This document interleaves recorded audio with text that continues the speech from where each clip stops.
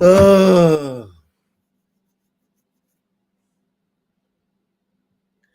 what's happening, guys? How's everyone doing?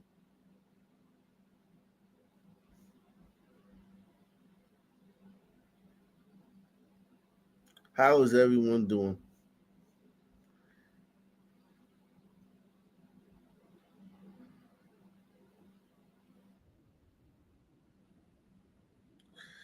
Yeah, man. I'm live on X right now, man. You can watch me on X.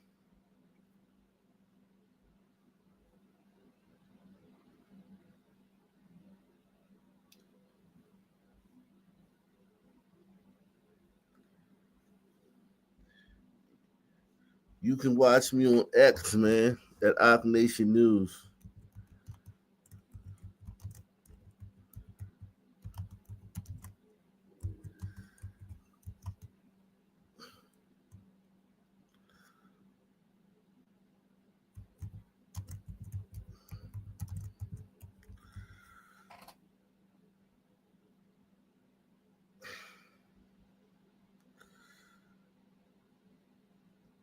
Yeah, you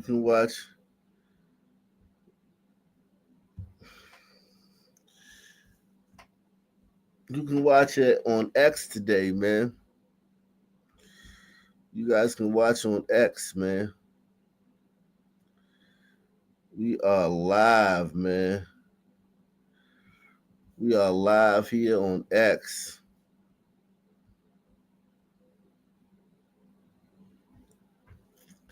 First time going live on X.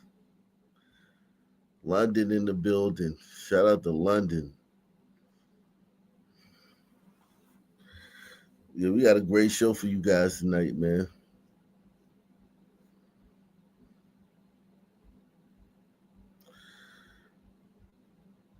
Sure the guests gonna come through.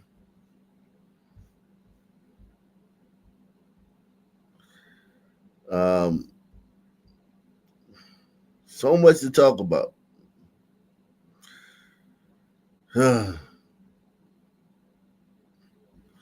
So much to talk about.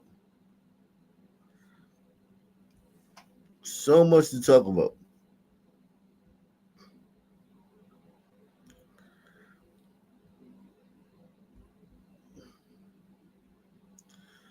So much to talk about.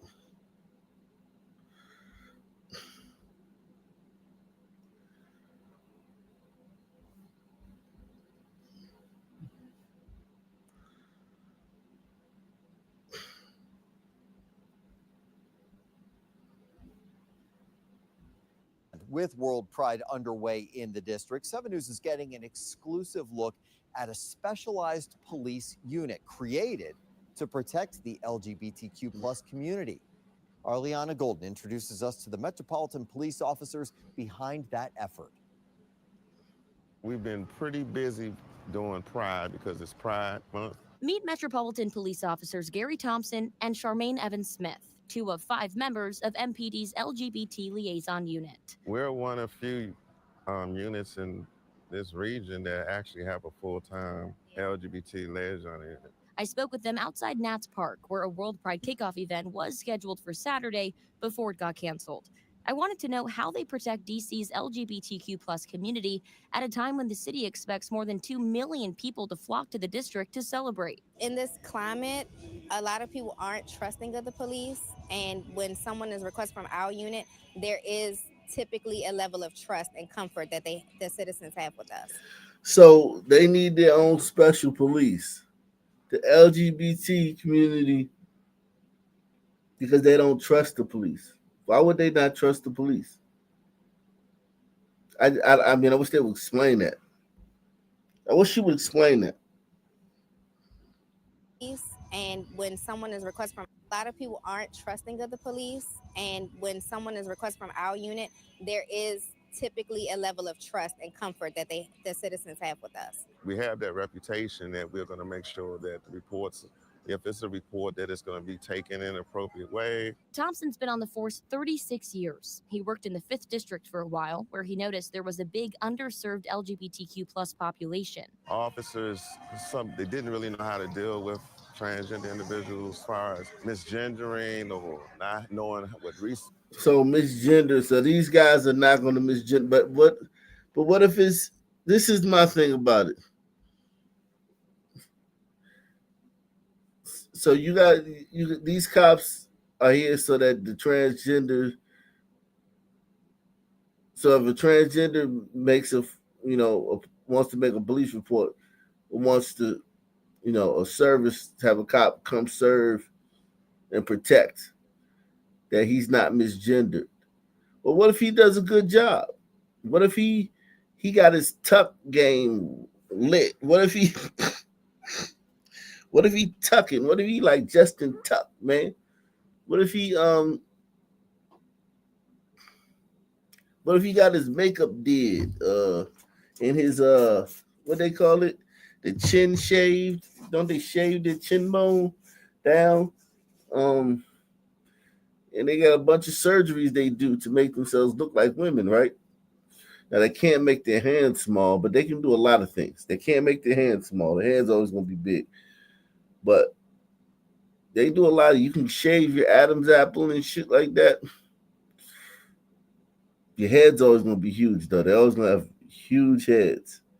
My head gonna be ridiculous. Like my head is, pause. My head is huge, like Peter Griffin, man. But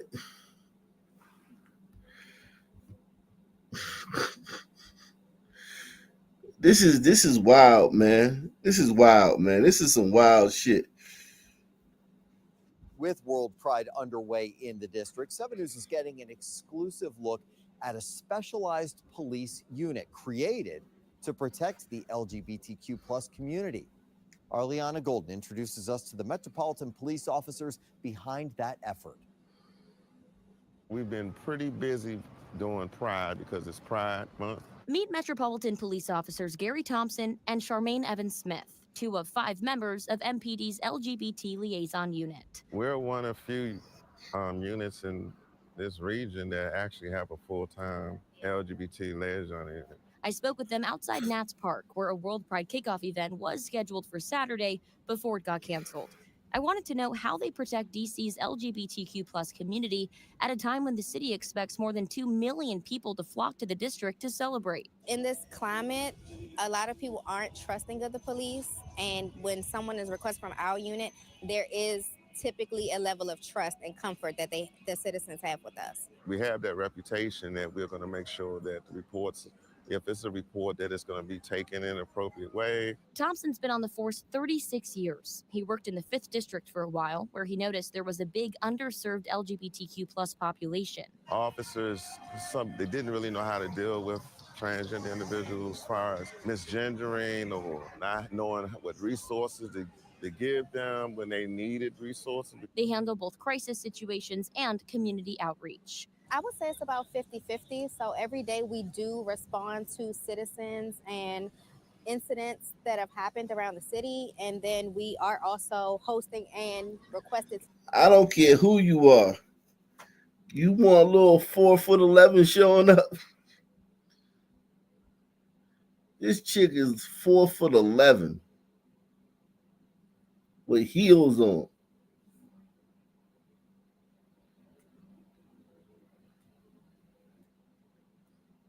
I don't care who you is. I don't care if you sweet.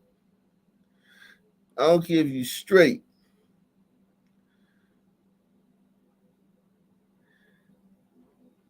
Maybe she could show up for a non-violent, maybe like a traffic dispute. But even no matter what, all these situations can turn up in a matter of seconds. They can go from 0 to 60. And you got 5'1". I mean, you got 4'11". Little Miss Fluffy here showing up on the scene. You won't end up having to help her. she gonna end up deputizing you in the middle of the if that shit go up, if it turn up, she gonna deputize you in the middle of her struggle with the suspect. Soon as the suspect grab her, she was like, "You've been deputized, sir."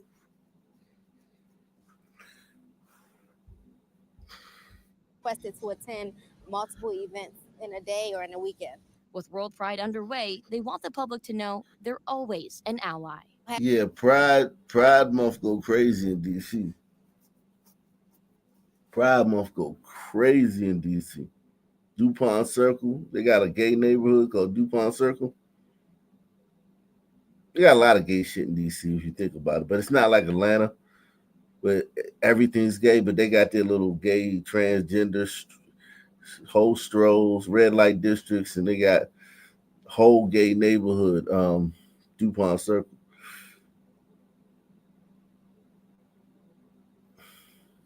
They turn up. Now they got their own police. Salute to M. Roddy. He said, salute from Akron, Ohio, the home of LeBron James. Shout out to LeBron James, man.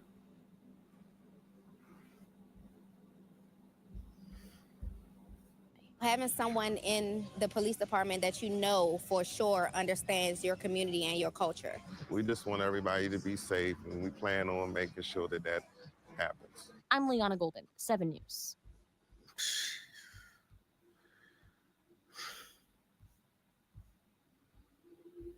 Jesus.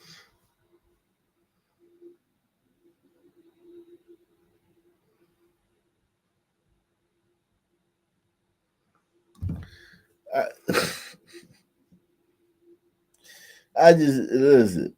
I'm not against it, man. Trust me. I don't want anybody to think that I'm against these people. You know, I have no ill will towards these people. None. And the fact that they keep acting like it's that, you just stay over there. I'll stay over here. You do your thing, man. I ain't mad at you, man. Do what you do, man. I definitely ain't mad at you, man. Do what you do, man. Live your life. Be great.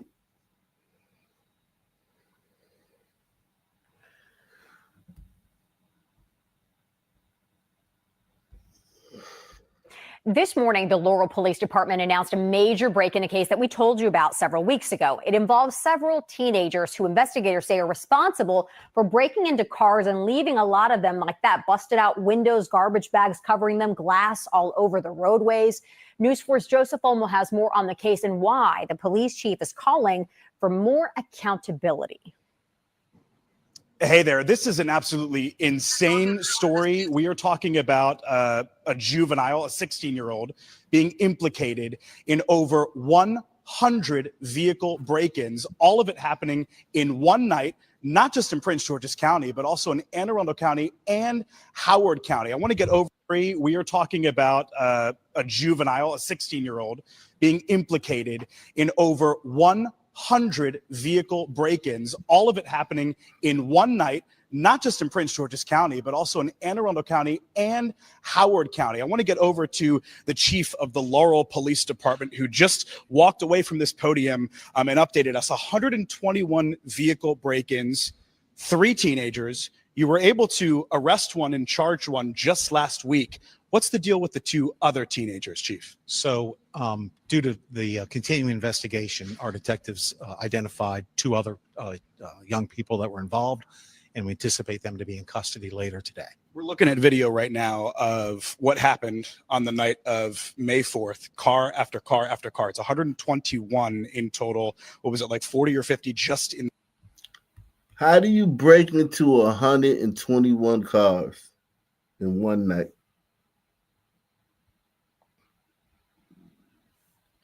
Like, come on, man.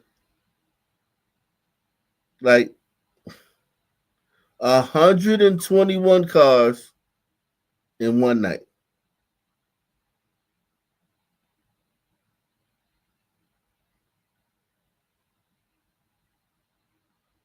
Like that's the definition of a menace to society. Like you got 121 people waking up needing to call Safe Light. Safe Light, like, listen, I'd hate to work at Safe Light in that neighborhood. Jeez.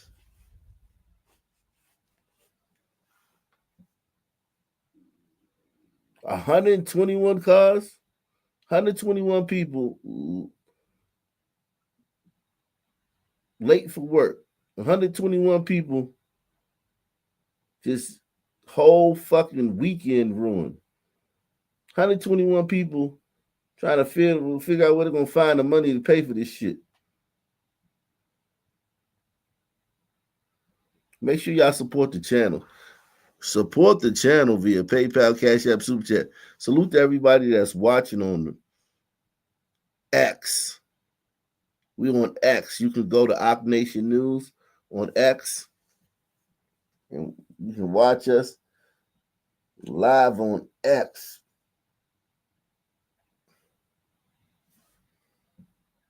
Formerly known as Twitter.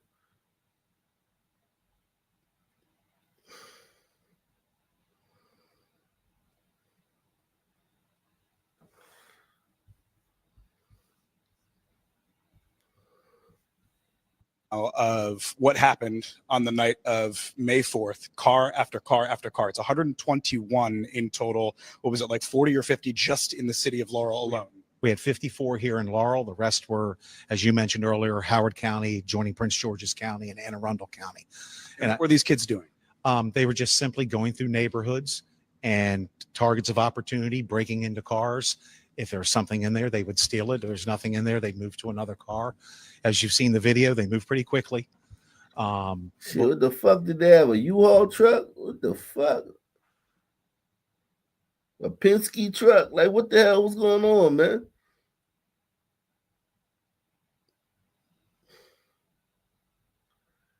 If they seen something,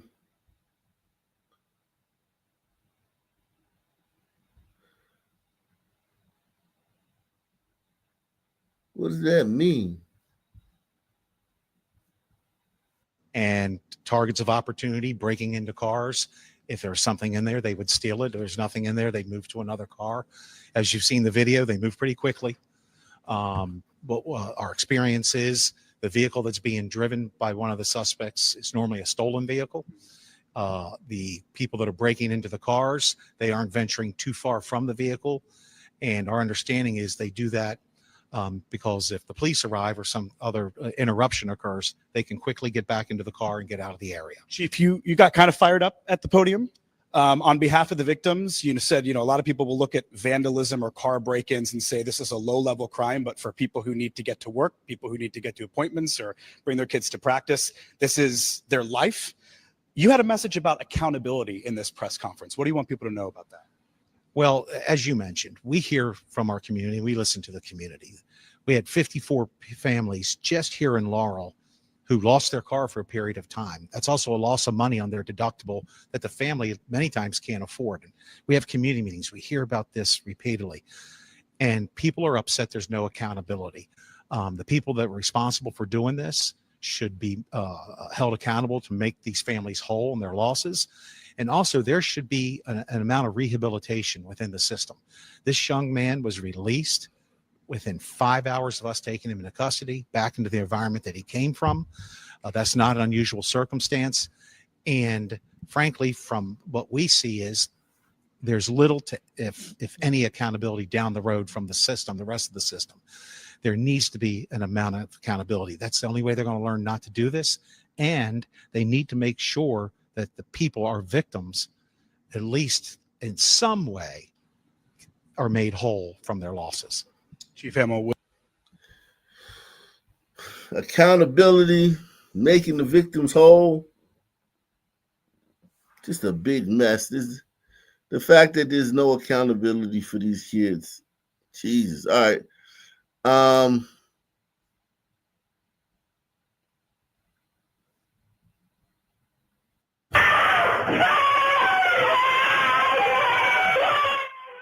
This is a case that's gotten national attention. A restaurant owner in North Philadelphia robbed at gunpoint while her kids watched in horror. And tonight, NBC 10 has new information about this armed robbery and a string of other crimes in Philadelphia and the suburbs. We first told you about the robbery of Shauna's restaurant in North Philadelphia yesterday on NBC 10 News. And now police say a person of interest in that case has been linked with close to a dozen other crimes throughout the region. NBC 10's Deanna Durante joins us live in Cheltenham Township with those details. Deanna? Fred, this is Marcus Neto. He is wanted in a pair of burglaries that happened here in Cheltenham Township back in March. Police say they've been looking for him for the last 6 weeks. And after seeing video we displayed on NBC 10 News last night, they tell us they now believe that he is the suspect in many other crimes. It was 9 p.m. on Sunday night when the owner of Shauna's restaurant and banquet hall was getting ready to close. A man walked in. She thought he was a customer until she saw the gun and his quick movements to steal money and her purse. You're going to pull a gun in front of my children at me? I worked so hard. The video is shocking, but sources say it's not the only video out there that shows the same suspected thief. Back on March 20th, in the early morning hours, we had 2 burglaries, one at the Goat House Creamery and one at an auto body shop, both in the Elkins Park section of Cheltenham. The Melrose Service Center and a local ice cream shop were targeted. Police here say when they saw the video from North Philadelphia, they knew this was their guy. Marcos Neto, he's an 18-year-old Portuguese male who had a previous arrest in Philadelphia for a similar offense. So he's Portuguese. Can we send him back to Portugal? Or what do they mean by Portuguese? Is his parents from here? Is he from there? Like, can we send him back? Like, I want to know. I mean, he's over here. If he's American, I mean, his mom will just pick him up from the police station. But if he's Portuguese, man, I'd like to be able to send him back, man. Get him up out of here. Once we identified him as a suspect, we did obtain an arrest warrant for him. We obtained that arrest warrant in early April. For the last 6 weeks, we've been trying to locate him and take him into custody. However, we've been unsuccessful. Fast forward to about a week ago, we got information that there was a robbery, point of gun of a business in Philadelphia, of a restaurant. Looking at that surveillance video, we were able to determine that he's actually wearing the same clothing he was wearing the night he committed our burglaries. If you look at this image above me, he's wearing the same clothing. And police say while those 2 cases may be connected to the same guy, there is more. Thursday, Northeast detectives in Philadelphia released information on Marcos Neto. He was a person of interest in a string of crimes going back to February. Break-ins across Northeast Philadelphia. We've all put up cameras. We've all put up, signs. We put up better lighting, and it's not stopping anything that's going on in the city right now. Frustrated victims. And you voted Democrat up and down the ballot, and you went woke, and you fucking voted for all these weird laws, rolling back fucking criminal justice, and you banned traffic stops. You fucking voted for goddamn fucking woke juice crew DA. We put up shut the fuck up, you fucking punk. This punk did everything he could to make the city dangerous, and now he's whining and shit about it on camera.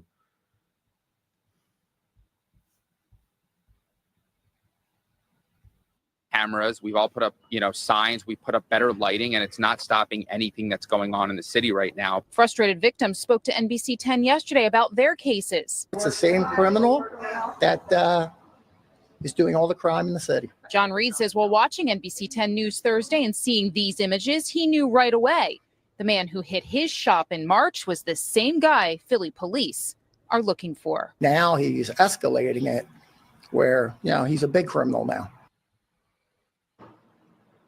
Now, police tell us that Neto is deaf and he speaks only via sign language in Portuguese, which is a concern. They also say the other concern. He's deaf and he only speaks in Portuguese sign language. Jesus Christ. This is a tragedy waiting to happen. This is a tragedy waiting to happen. Yikes.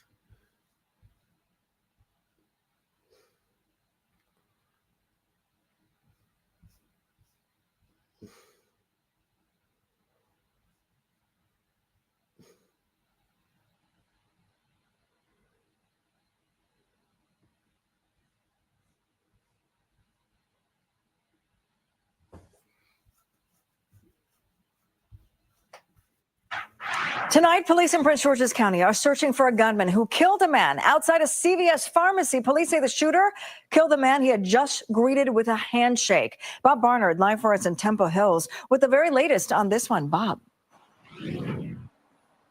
Hey there, Sharon. The shooting happened here just outside the CVS.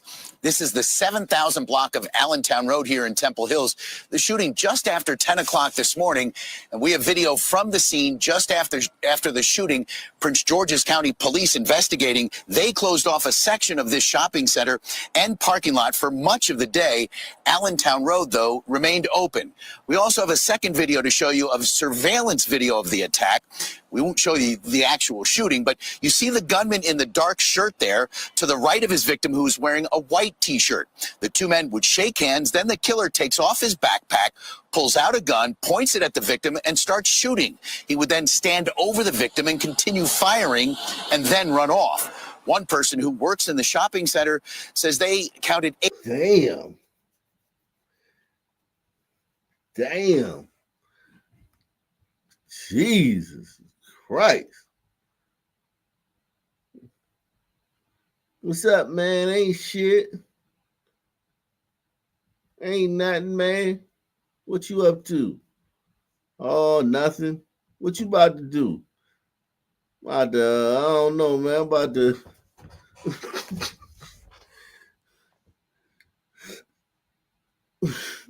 I don't know, just hanging, man. Nothing much, man. Okay, man. Good to see you, man. Good to see you, too. Oh, yeah, let me show you something.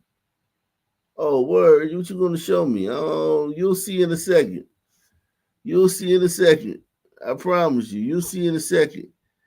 Am I going to like it? Well, it depends. Of surveillance video of the attack. We won't show you the actual shooting, but you see the gunman in the dark shirt there to the right of his victim, who's wearing a white T-shirt. The two men would shake hands. Then the killer takes off his backpack, pulls out a gun, points it at the victim, and starts shooting. He would then stand over the victim and continue firing and then run off. One person who works in the shopping center says they counted 8 .40 caliber bullet shell casings on the sidewalk. Another says she ran to the victim and watched him take his last breath. Here are two others reacting to what happened. I was coming out of AutoZone, and I heard a lot of screaming from the bus stop, and it came over towards the CVS, and I guess he was running, whatever, and next thing it was pop, pop, pop, pop, pop. That was it. I can see what happened as I'm looking at it right now. But as far as why it happened, I don't know. Now, police also say they don't know what led up to the shooting. For a time, 3 Prince George's County public schools in the area were on lockdown. Police say they don't have a lookout really for the suspect, but you can see him there, again, in a dark shirt, clearly armed. They have not yet identified the victim. This is the 27th homicide here in Prince George's County so far this year, compared to 39 in the first 5 months of last year. So 12 fewer this year, although with the deadly violence of late here in Prince George's County, you would think it was the other way around. Guys? Sonar is responsible. Wow.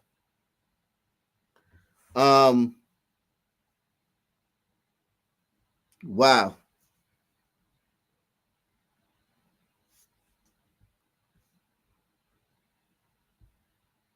Another breaking news update. The suspect in a mass shooting over Memorial Day weekend in South Carolina has been arrested in Illinois. Authorities tracked the suspect to Lake County. Our Charlie DeMar is here with what he's learned about the 19-year-old's ties to the area. Charlie. And Joe and Erica, the 19-year-old wanted on attempted murder charges in South Carolina was arrested by the Naval Criminal Investigative Service, or NCIS, and booked into the Lake County Jail. The Navy sailor is assigned to the Naval Station Great Lakes. The Naval Station Great Lakes in North Chicago, the Navy's largest training installation, is where 19-year-old Shawan Shamarian Williams was arrested Thursday afternoon on a warrant for assault and attempted murder in South Carolina. Cell phone video shows the chaotic shooting scene from Memorial Day weekend. 10 people were shot as they got off a boat in Little River, a community near the North Carolina border. We got shot coming off the boat. We were on the pier. Jeremy Evans was shot in his leg. He posted this video of his recovery and responded to Thursday's arrest by saying, "Justice for us all." When I got hit, I took my shorts off and I wrapped it around my wound. We were involved in a mass shooting. 10 of us got sprayed on this deck. Police say a private charter boat had just docked when an argument led to the shooting. He started shooting and running backwards. Back in Lake County, Williams was taken into custody by the Naval Criminal Investigative Service, or NCIS. The Navy says the 19-year-old was a hull maintenance technician seaman assigned to Navy Medicine Readiness and Training Command, Great Lakes. Police in South Carolina say Williams is expected to be charged with multiple counts of attempted murder and possession of a weapon during a violent crime, and more arrests are possible. And Williams was booked into the Lake County Jail on a fugitive of justice charge. He will appear in court Friday morning where the extradition process. Yo, you starting to notice a pattern? Who's starting to notice a pattern, man? Salute to Big Larry. Big Larry in the building, man. Big Larry in the building. Who's starting to notice a pattern? Press 1 if you starting to notice a pattern, man.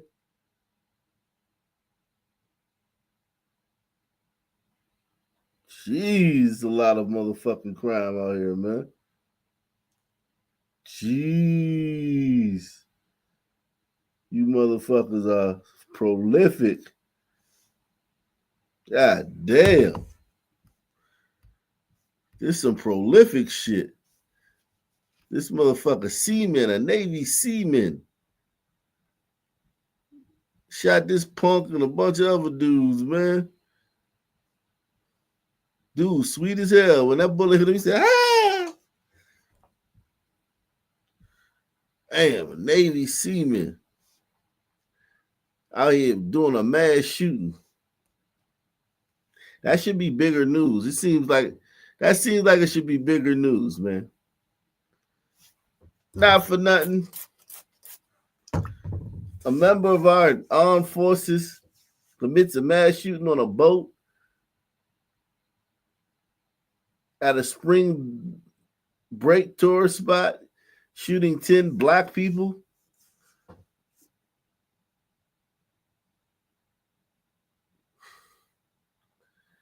That should be a bigger story, man. What you guys think? They small time in this story, man. This is a huge story, man. They small time in it, man. Salute to everybody watching on X. If you're on X and you're watching on X, salute to you, man. Make sure you give me a follow on X. We're covering this every night, man. Every night, fresh stories every night. Salute to everybody that's in the building, man. Make sure y'all support the channel, man. Sponsor the show, man. Sponsor the Shiggity show, man. Let's see if we get some new sponsors tonight, man. My man Mac Knight is in the building. Mac Knight, I know he's drinking something tonight, man. It's Friday night. I know he's drinking. Let's see if we can diversify our criminals, man. Let's see if we can get another. It's all black and Hispanic, man. Well, 95% black and 5% Hispanic. Let's see if we can get some different kind of criminals on the board, man. Tonight, a family is mourning the loss of a 27-year-old businesswoman who was stabbed to death in Sunrise. A second person was also attacked with a knife, but he survived. Good evening. Thank you for joining us tonight. I'm Juwan Strader. And I'm Lorena Englang. Police say the man who did it is now behind bars. And NBC6's Jamie Garolo spoke with one of the victim's family members. How are they doing tonight, Jamie? Well, not good. They are still processing everything that's happened over the last 36 hours. And while they're not ready to go on camera just yet, they did give us a statement. Tonight, we're learning more about the woman stabbed and killed in Sunrise early Wednesday morning. Haley Hosford's Instagram page highlights her success as an entrepreneur and expert stylist at just 27 years old. Hosford's stepfather tells NBC6 she was an incredible hairdresser and businesswoman.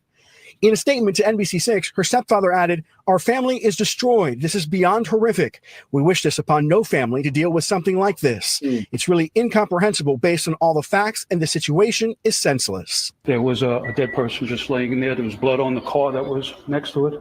And I pulled out, and as I was pulling out, all these cops were pulling in. I would say there must have been 15 cop cars. Yo, we halfway through the story, guys, and we've yet to see a picture of the criminal, man. Salute to Deluxe 247, a.k.a. Cal Ripken, a.k.a. the real MVP. Coming through once again. Halfway through the story, no picture of the suspect. Not even a description. They didn't even tell if it was a man or a woman. Like, was it a bear with a knife? Like, was it a fucking bear on a tricycle with a knife? Like, who the fuck was it? I'm starting to get worried, man. They ain't tell us nothing, man. And they have the suspect in custody, which is strange. Suspects in custody, no description, no picture, no identification, nothing. Was a dead person just laying in there. There was blood on the car that was next to it. And I pulled out, and as I was pulling out, all these cops were pulling in. I would say there must have been 15 cop cars coming in at the same time. Hosford was stabbed in the neck to death in the back parking garage of an apartment complex across the street from Amerant Bank Arena. Police responded to the scene after the man she was with called 911, also saying he was stabbed in the neck and throat. An officer found Hosford's body on the floorboard of a black Mercedes. She was pronounced dead on the scene. A steak knife was found on the front passenger seat. The man she was with rushed to the hospital. I saw it as I was kind of turning, and there was blood all over. I thought, I've got to call the police, but I saw them coming, and then I just left. The man stabbed was able to give police a description of the attacker. A short while later, police arrested Jackson. No!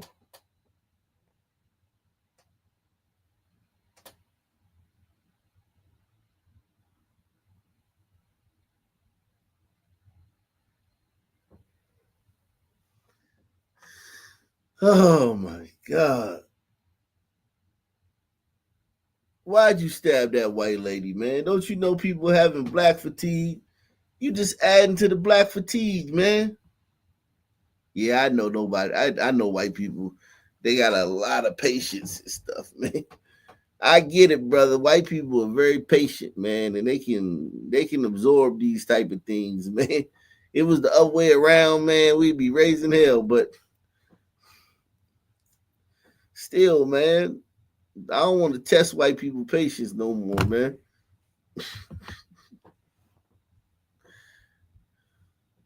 I don't want to test white people's patience no more, man.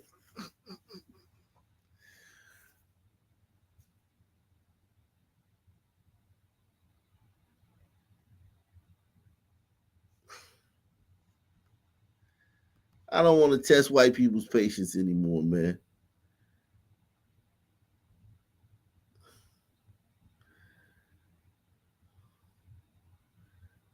Salute the marble not on X. Now I keep testing these white people patience, man. Stabbing people with steak knives and shit. This nigga went to the drugstore. No, he went to the supermarket and he got a steak knife, went to stab somebody, some random. This was probably random. He doesn't seem like he knew this woman, man. This woman seemed like she was just ambushed. She was with a guy. She was with a guy who wasn't prepared for this, man. And listen, no one's prepared for this, but I mean, you should be able to. This is why you keep a blade and some mace on you. If you're not going to carry a gun, carry a blade or some mace or something. So when you're out with your lady, man, you can protect her and yourself. You know what I mean? Because this could have just been an ambush, man. This young lady did not deserve to die like this, man. Whole life ahead of her, living her best life, out on the town, riding around in the Benz with a guy, and out of nowhere, fucking Jebediah fucking Jenkins comes out of fucking nowhere with a steak knife and butchers her in front of the fucking guy who she was on a date with, who was supposed to protect her. She was out with this guy. He was supposed to fucking protect her. And fucking Jebediah Jenkins rolled up and fucking slaughtered them both.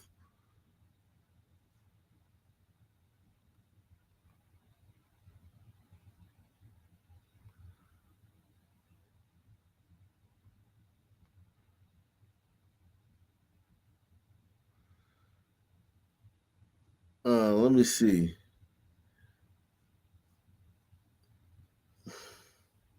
This shit is sad, man.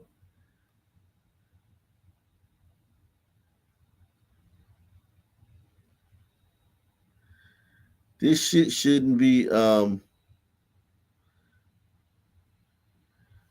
this is sad, man.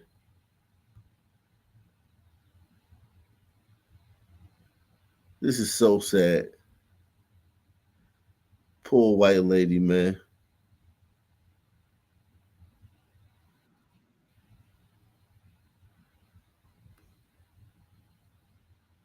Poor white lady got her TV turned off, man.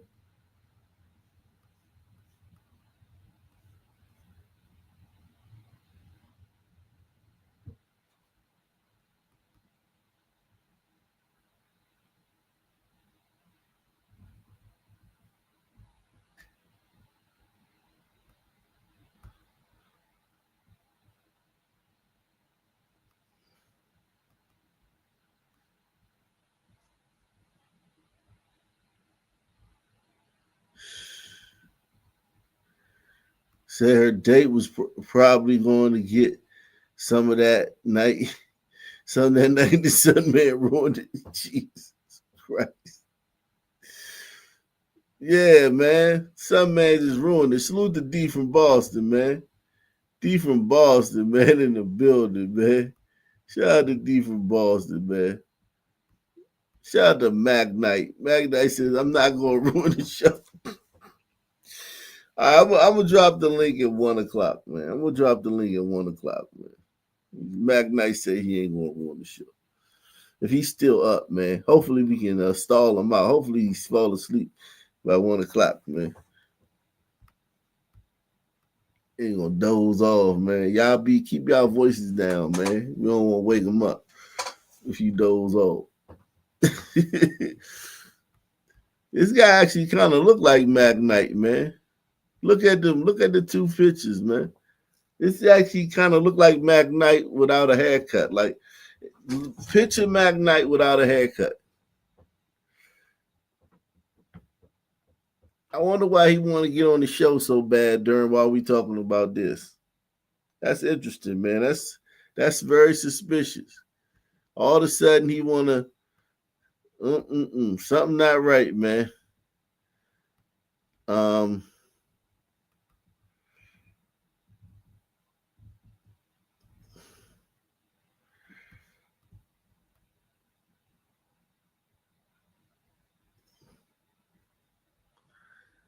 I don't know.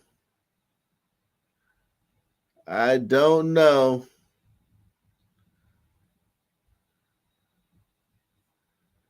Trying to figure out why Magnite trying to hide out on the show, man.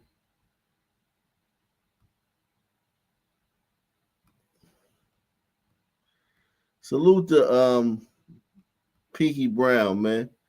Pinky Brown with the super sticker. This guy right here, man. Damn. Killed this beautiful young fucking white girl, man. Probably for no fucking reason, man. And don't get me wrong, she's not the most gorgeous woman, but she's pretty enough. She's pretty enough, man. She's got a light in her eyes, you know. She's young, you know what I mean? When you're young, there's a beauty in being young. All young people have a beauty in them before the world takes it away. She's 27 years old, bright, full of life, and is just out on the town. If her date would have had a can of mace, man, this would have never happened, man. Maybe she'd have got stabbed once. But if her date would have had a can of mace, man, this young lady would probably still be alive.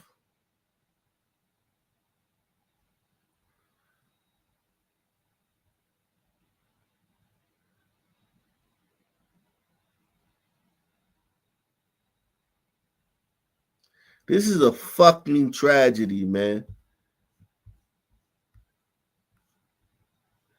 This is a fucking tragedy, man. This is a fucking tragedy.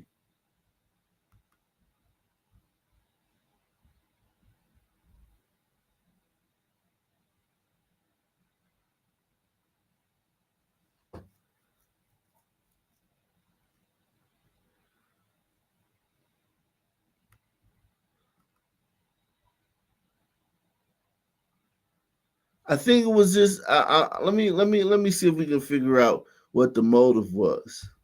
Tonight, a family is mourning the loss of a 27-year-old businesswoman who was stabbed to death in Sunrise.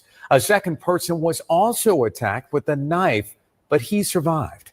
Good evening. Thank you for joining us tonight. I'm Juan Strader. And I'm Lorena Englang. Police say the man who did it is now behind bars. And NBC6's Jamie Garolo spoke with one of the victim's family members. How are they doing tonight, Jamie? Well, not good. They are still processing everything that's happened over the last 36 hours. And while they're not ready to go on camera just yet, they did give us a statement. Tonight, we're learning more about the woman stabbed and killed in Sunrise early Wednesday morning. Haley Hosford's Instagram page highlights her success as an entrepreneur and expert stylist at just 27 years old. Hosford's stepfather tells NBC6 she was an incredible hairdresser and businesswoman. In a statement to NBC6, her stepfather added, "Our family is destroyed. This is beyond horrific. We wish this upon no family to deal with something like this. It's really incomprehensible based on all the facts, and the situation is senseless." There was a dead person just laying in there. There was blood on the car that was next to it. And I pulled out, and as I was pulling out, all these cops were pulling in. I would say there must have been 15 cop cars coming in at the same time. Hosford was stabbed in the neck to death in the back parking garage of an apartment complex across the street from Amerant Bank Arena. Police responded to the scene after the man she was with called 911, also saying he was stabbed in the neck and throat. An officer found Hosford's body on the floorboard of a black Mercedes. She was pronounced dead on the scene. A steak knife was found on the front passenger seat. The man she was with rushed to the hospital. I saw it as I was kind of turning, and there was blood all over. I thought, I've got to call the police, but I saw them coming, and then I just left. The man stabbed was able to give police a description of the attacker. A short while later, police arrested Jackson Sagassi Jr. Police tracked down Sagassi at his apartment and surrendered. Detectives found a knife in his front pocket that appeared to be from the same set as the knife in the car. Hosford's stepfather also telling us, quote, "Our prayers are with our family, and we're looking above to Haley, and it's beyond devastation and sadness." Now, the suspect allegedly made a confession, although that confession was redacted from the arrest form. He is charged with premeditated murder. Police say the motive for the attack remains unknown. Reporting live tonight in Fort Lauderdale. So the motive for the attack remains unknown. You have the guy who took this beautiful young lady out on a date and couldn't protect her.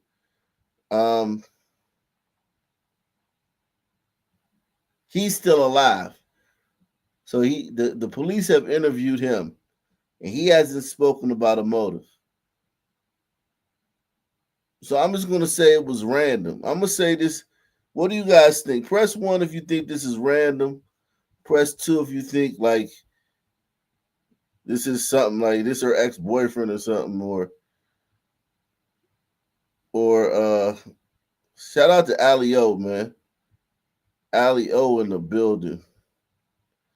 Or you think there's more to this?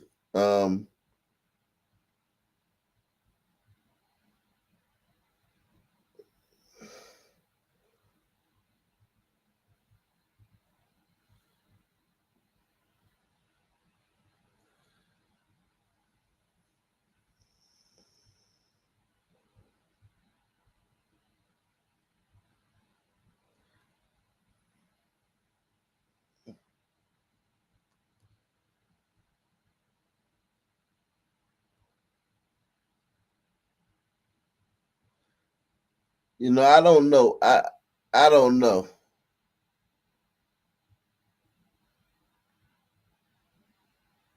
DNA.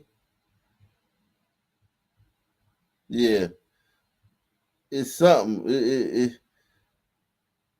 This guy right here is.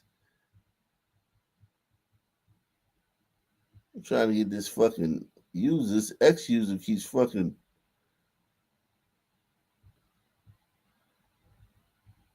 Oh, okay, so this X user's getting me to. Some X user that invaded my chat. He keeps putting.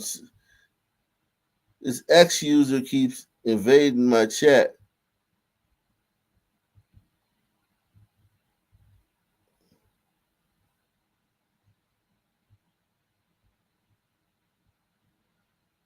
Okay, he gets me to ban other people. Okay, I see how he does it.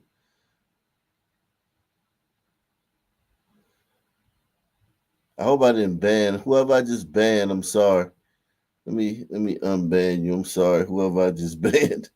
So I didn't ban you on purpose. I'm trying to get him out of here. Every time I do something new, like it's new challenges, man.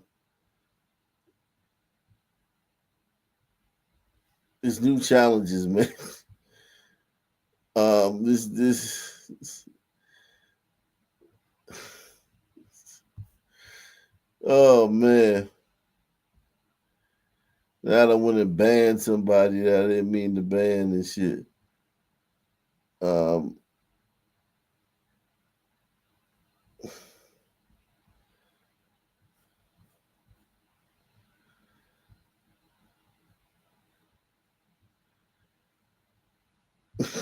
Jesus Christ. Yeah, I wish you could see the chat that I'm seeing. It's some ex user that literally is just fucking with me back here in the back chat. And every time I try to get rid of him, it like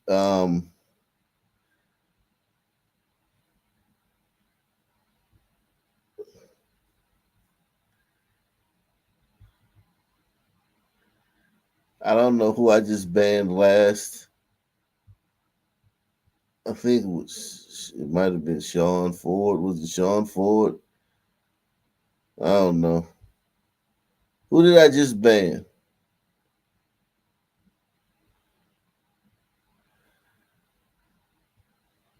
Wow, this is crazy. This guy's done invaded my chat. I didn't invade. Hey, I got you. I'm getting to you. I'm just. It's just something going on with this. Like I'm streaming on. Salute to Mac Knight, man. Mac Knight sponsoring the show, man. I'm streaming on X, and I'm trying to and the X comments are showing. Some X comments are showing up in the chat, but the guy is like bombing my chat where I can't see y'all. Like I can't see you guys. I can't see you guys. I can't see you guys comments. I can't see you guys comments.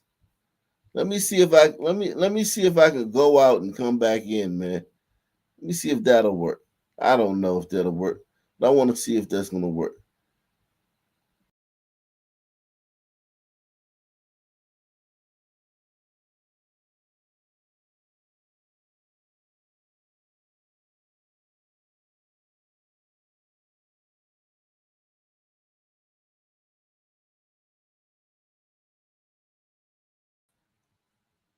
All right, that worked. I got him out of here, man.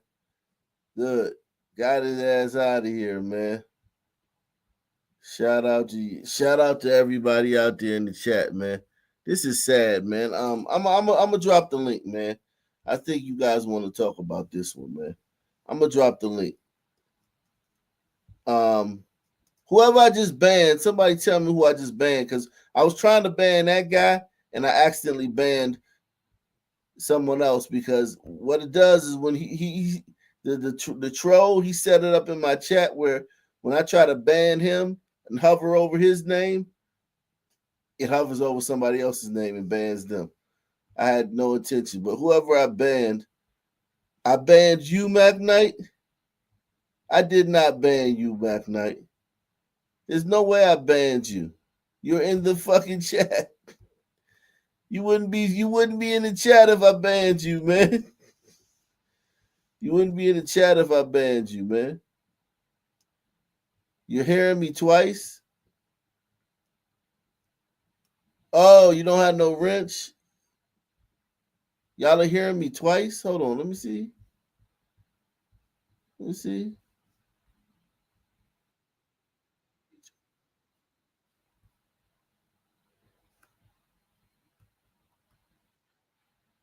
You hearing me twice?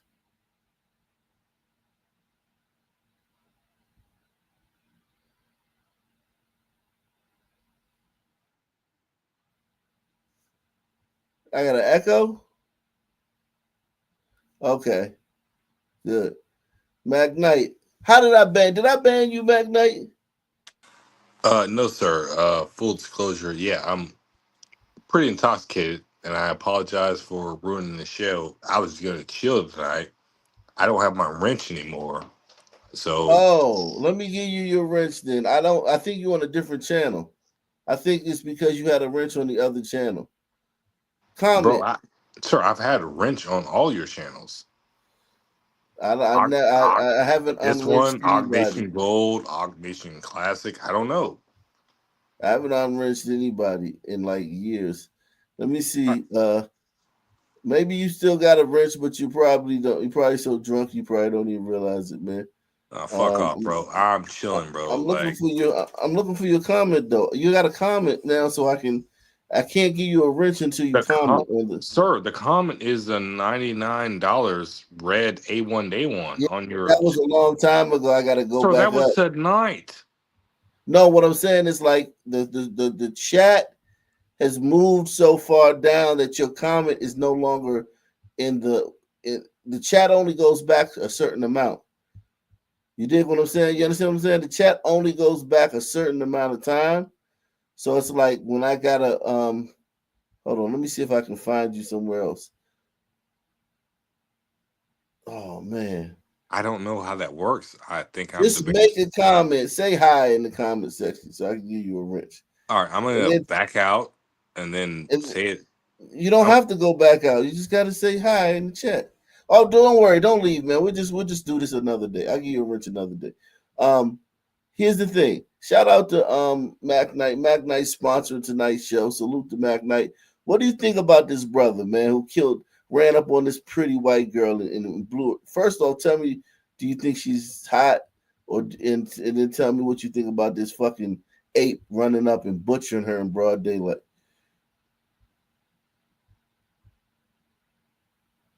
Unmute yourself.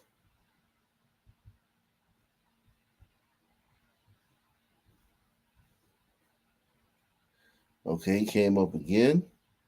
You're up twice, dude. yes, sir. Yeah, I'm here. Nope, Okay. twice. I'm good. All right, let's go. All right. So go ahead. What do you think about this young lady? Is she hot? Is she hot to a hot? She kind of reminds me of hot to a girl. Nah, that's that girl next door, man. You know me, man. If it ain't snowing, I ain't going, bro. Shit. Now tell me this. What do you think about this ape caused this ape to you think it was completely random? I mean, I'm not tripping, bro. Oh God, damn. Shit. What happened, sir? um, I was just trying to get in here, man. What happened? Well, she was attacked by this guy with a steak knife. Her and the guy she was with were attacked with a steak knife while in a parking deck by this guy. So you did a show on that. There's like a white girl and a white guy. They got the guy got stabbed on the bench or whatever. I think that's the same thing. You remember Well, that? that It was was a a few years different ago. incident. Yeah, that was a different incident. Different, but the same incident. Yeah, but this time the girl died. So Uh, sad, man. play the story, man. Let's see where we're going with this. Very, very sad story here, man. God damn, man. I know.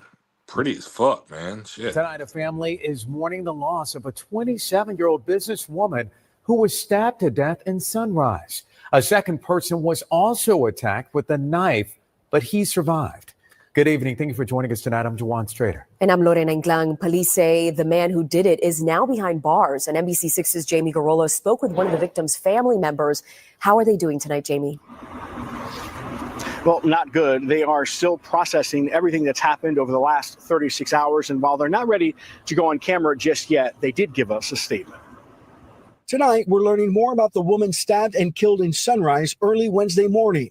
Haley Hosford's Instagram page highlights her success as an entrepreneur and expert stylist at just 27 years old. Hosford's stepfather tells NBC6 she was an incredible hairdresser and businesswoman. In a statement to NBC6, her stepfather added, "Our family is destroyed. This is beyond horrific. We wish this upon no family to deal with something like this. It's really incomprehensible based on all the facts, and the situation is senseless." There was a dead person just laying in there. There was blood on the car that was next to it. And I pulled out, and as I was pulling out, all these cops were pulling in. I would say there must have been 15 cop cars coming in at the same time. Hosford was stabbed in the neck to death in the back parking garage of an apartment complex across the street from Amerant Bank Arena. Police responded to the scene after the man she was with called 911, also saying he was stabbed in the neck and throat. An officer found Hosford's body on the floorboard of a black Mercedes. She was pronounced dead on the scene. A steak knife was found on the front passenger seat. The man she was with rushed to the hospital. I saw it as I was kind of turning, and there was blood all over. I thought, I've got to call the police, but I saw them coming, and then I just left. The man stabbed was able to give police a description of the attacker. A short while later, police arrested Jackson Sagasy Jr. Police tracked down Sagasy at his apartment and surrendered. Pantheon, what do you think about this situation?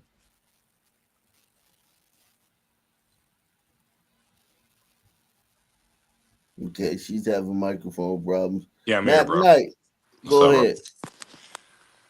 ahead. So from what I saw, her boyfriend got stabbed. Pretty ass white girl, like girl next door, man. She wasn't with one of these good old boys, you know. She wasn't with a Kyle Rittenhouse or who's the guy in New York?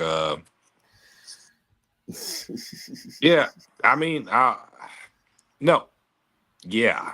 Daniel Penny. Daniel Penny. She wasn't with a Kyle. She wasn't with a Daniel Penny. Beautiful ass white girl, man. Real talk, man. Beautiful ass white girl. And he was probably like, he probably came up, you know, he looked homeless as fuck. She probably came out there to give him money, and he was super scared about that shit, and he attacked. He probably actually tried to defend her at the last second, and he got killed.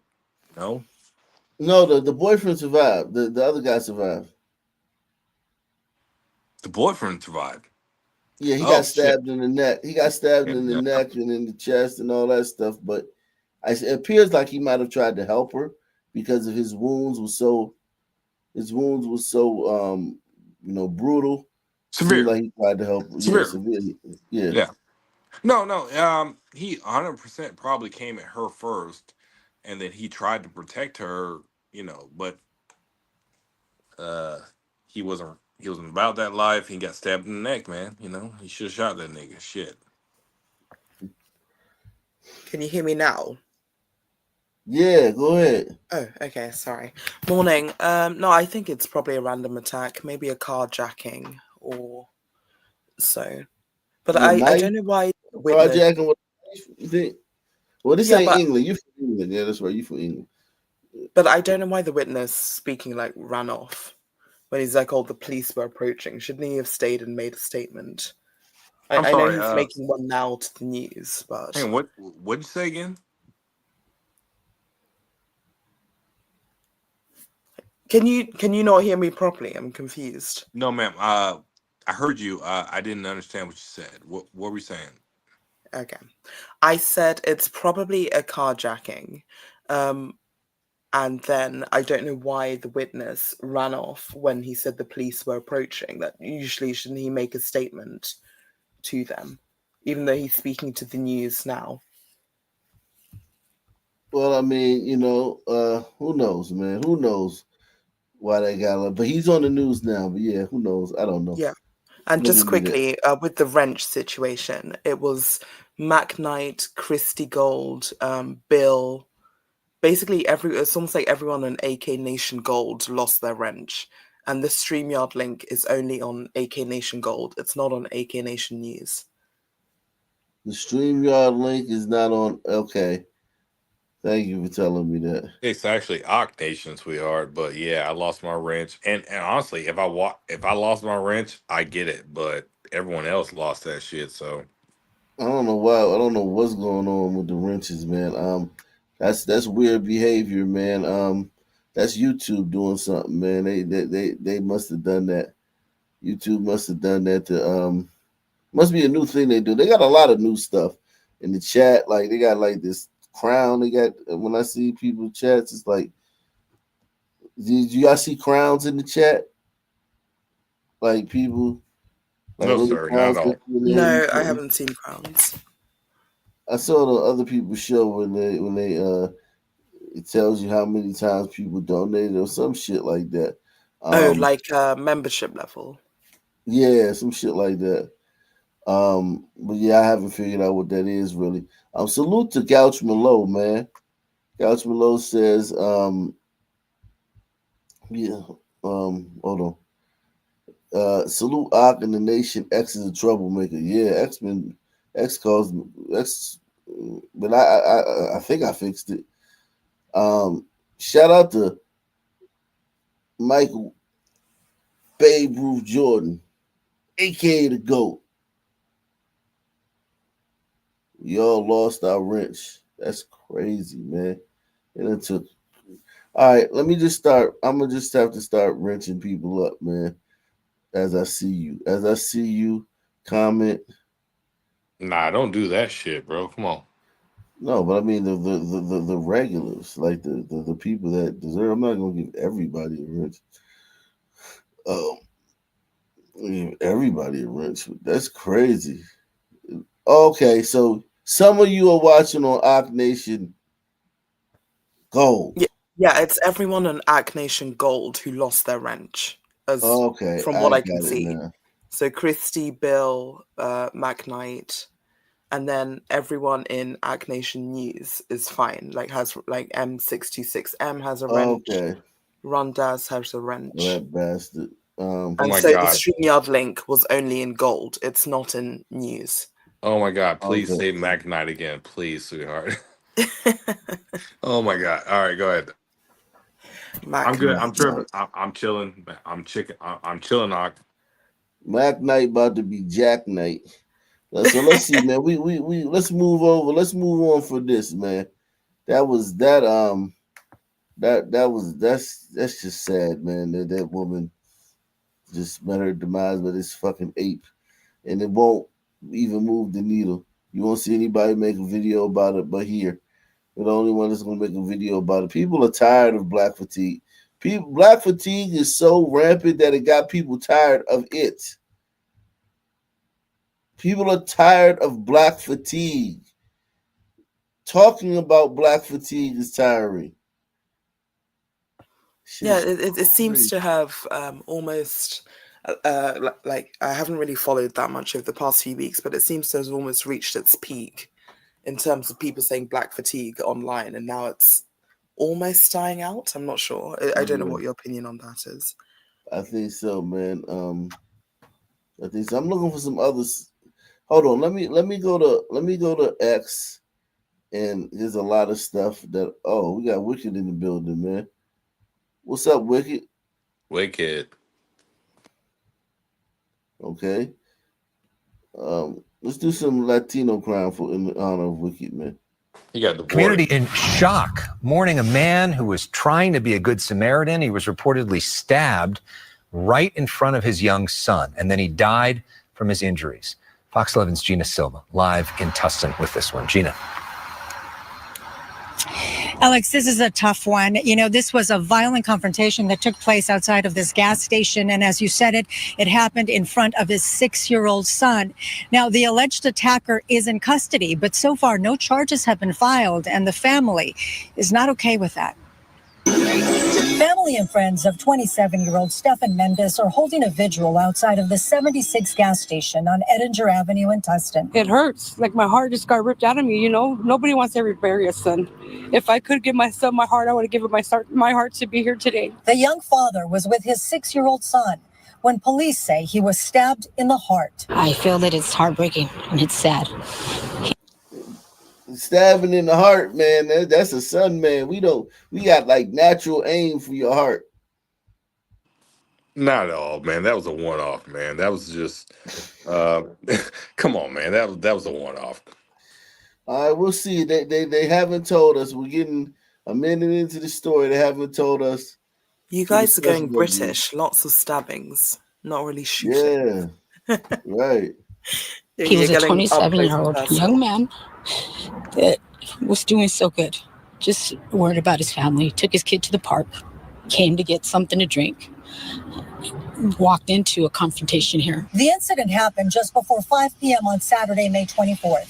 Tustin police say officers responded to multiple 911 calls, reporting an altercation outside of the gas station. When they arrived, Mendes was suffering from a stab wound to the chest. He was rushed to a nearby hospital where he died. We were told that he was defending the clerk inside the gas station. He was defending the clerk inside the gas station.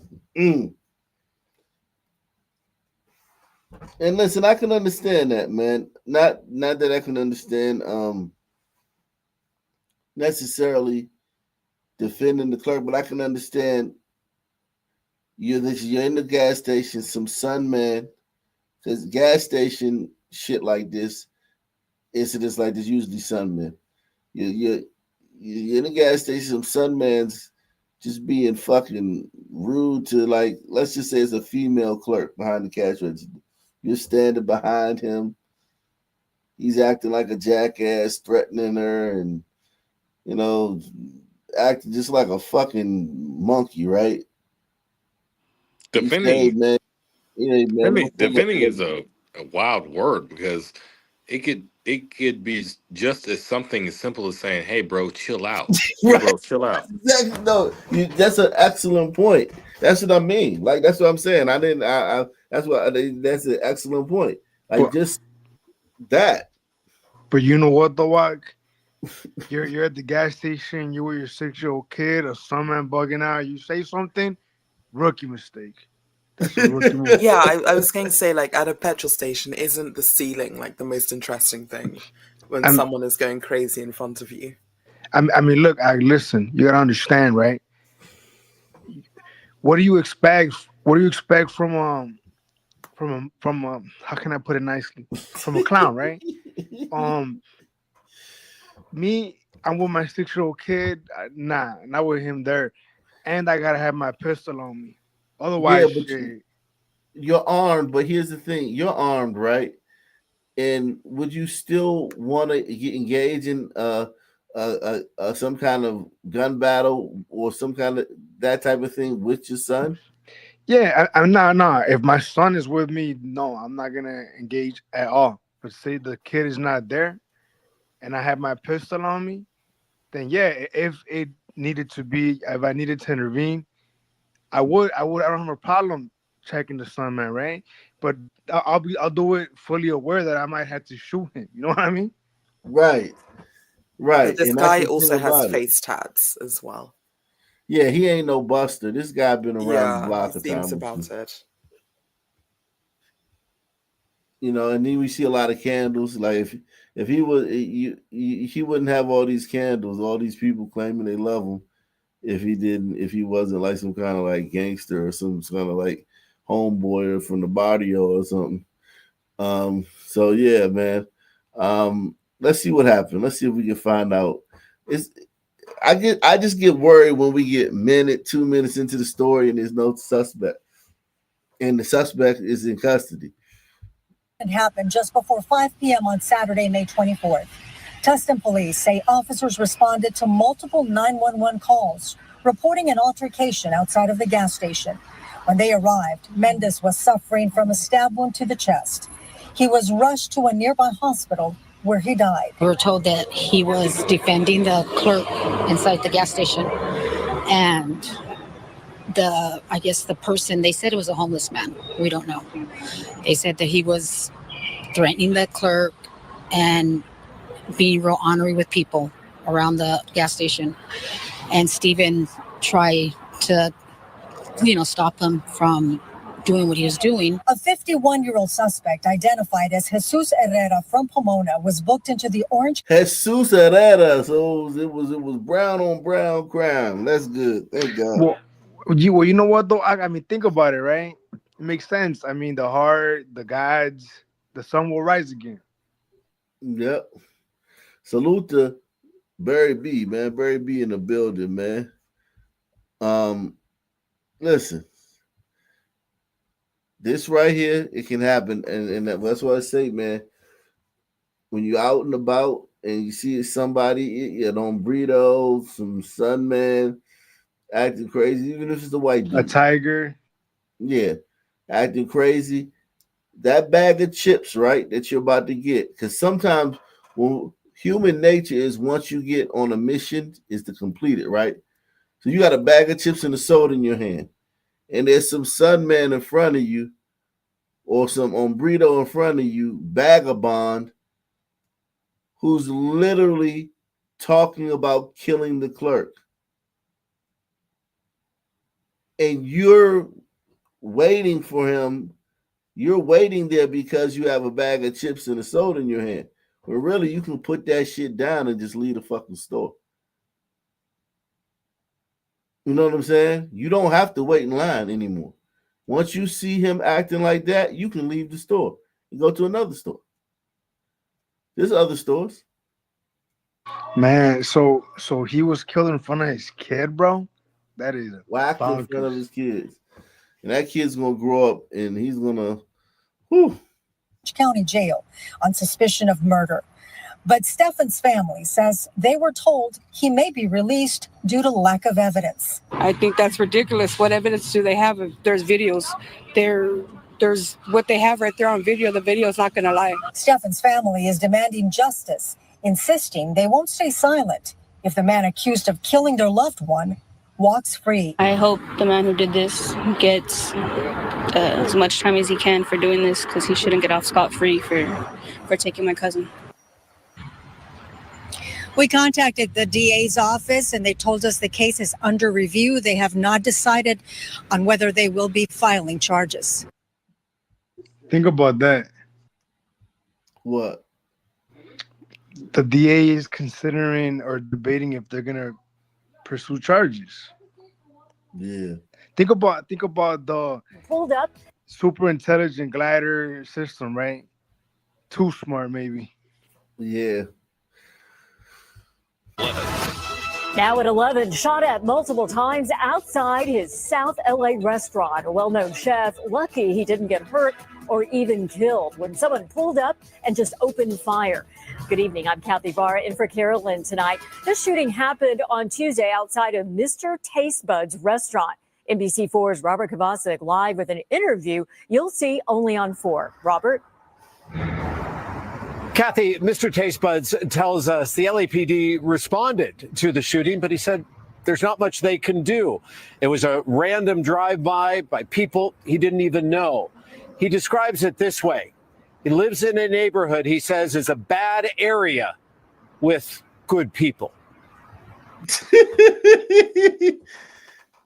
AKA that's an a black neighborhood.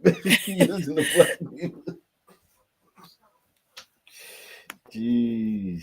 Well, hang on. I mean, they could be good people. Let's be honest. It's California, you know. They're good people. They were good. Neighborhood with good people.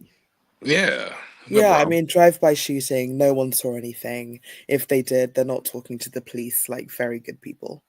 And they're all going to vote for Democrat, and they're all going to fucking cape for the next fucking son man, the gangster that gets fucking his fucking gets his knee skinned when he's running from the cops. They're all fucking pieces of shit at the end of the day. They're all complicit in the neighborhood being a fucking shit stained piece of shit. But there are some people that take good care of their children and take them on vacations and are nice to people and give money to homeless people. But they're still fucking complicit in all this shit. All of them. All of them. You see the fucking mayor of this fucking city? What's this, LA? The mayor of this city, that fucking bird brain bitch. Remember with the fucking fires and shit? No, That the bird chief, brain. the chief of sister, right? police. The chief Yeah. of police.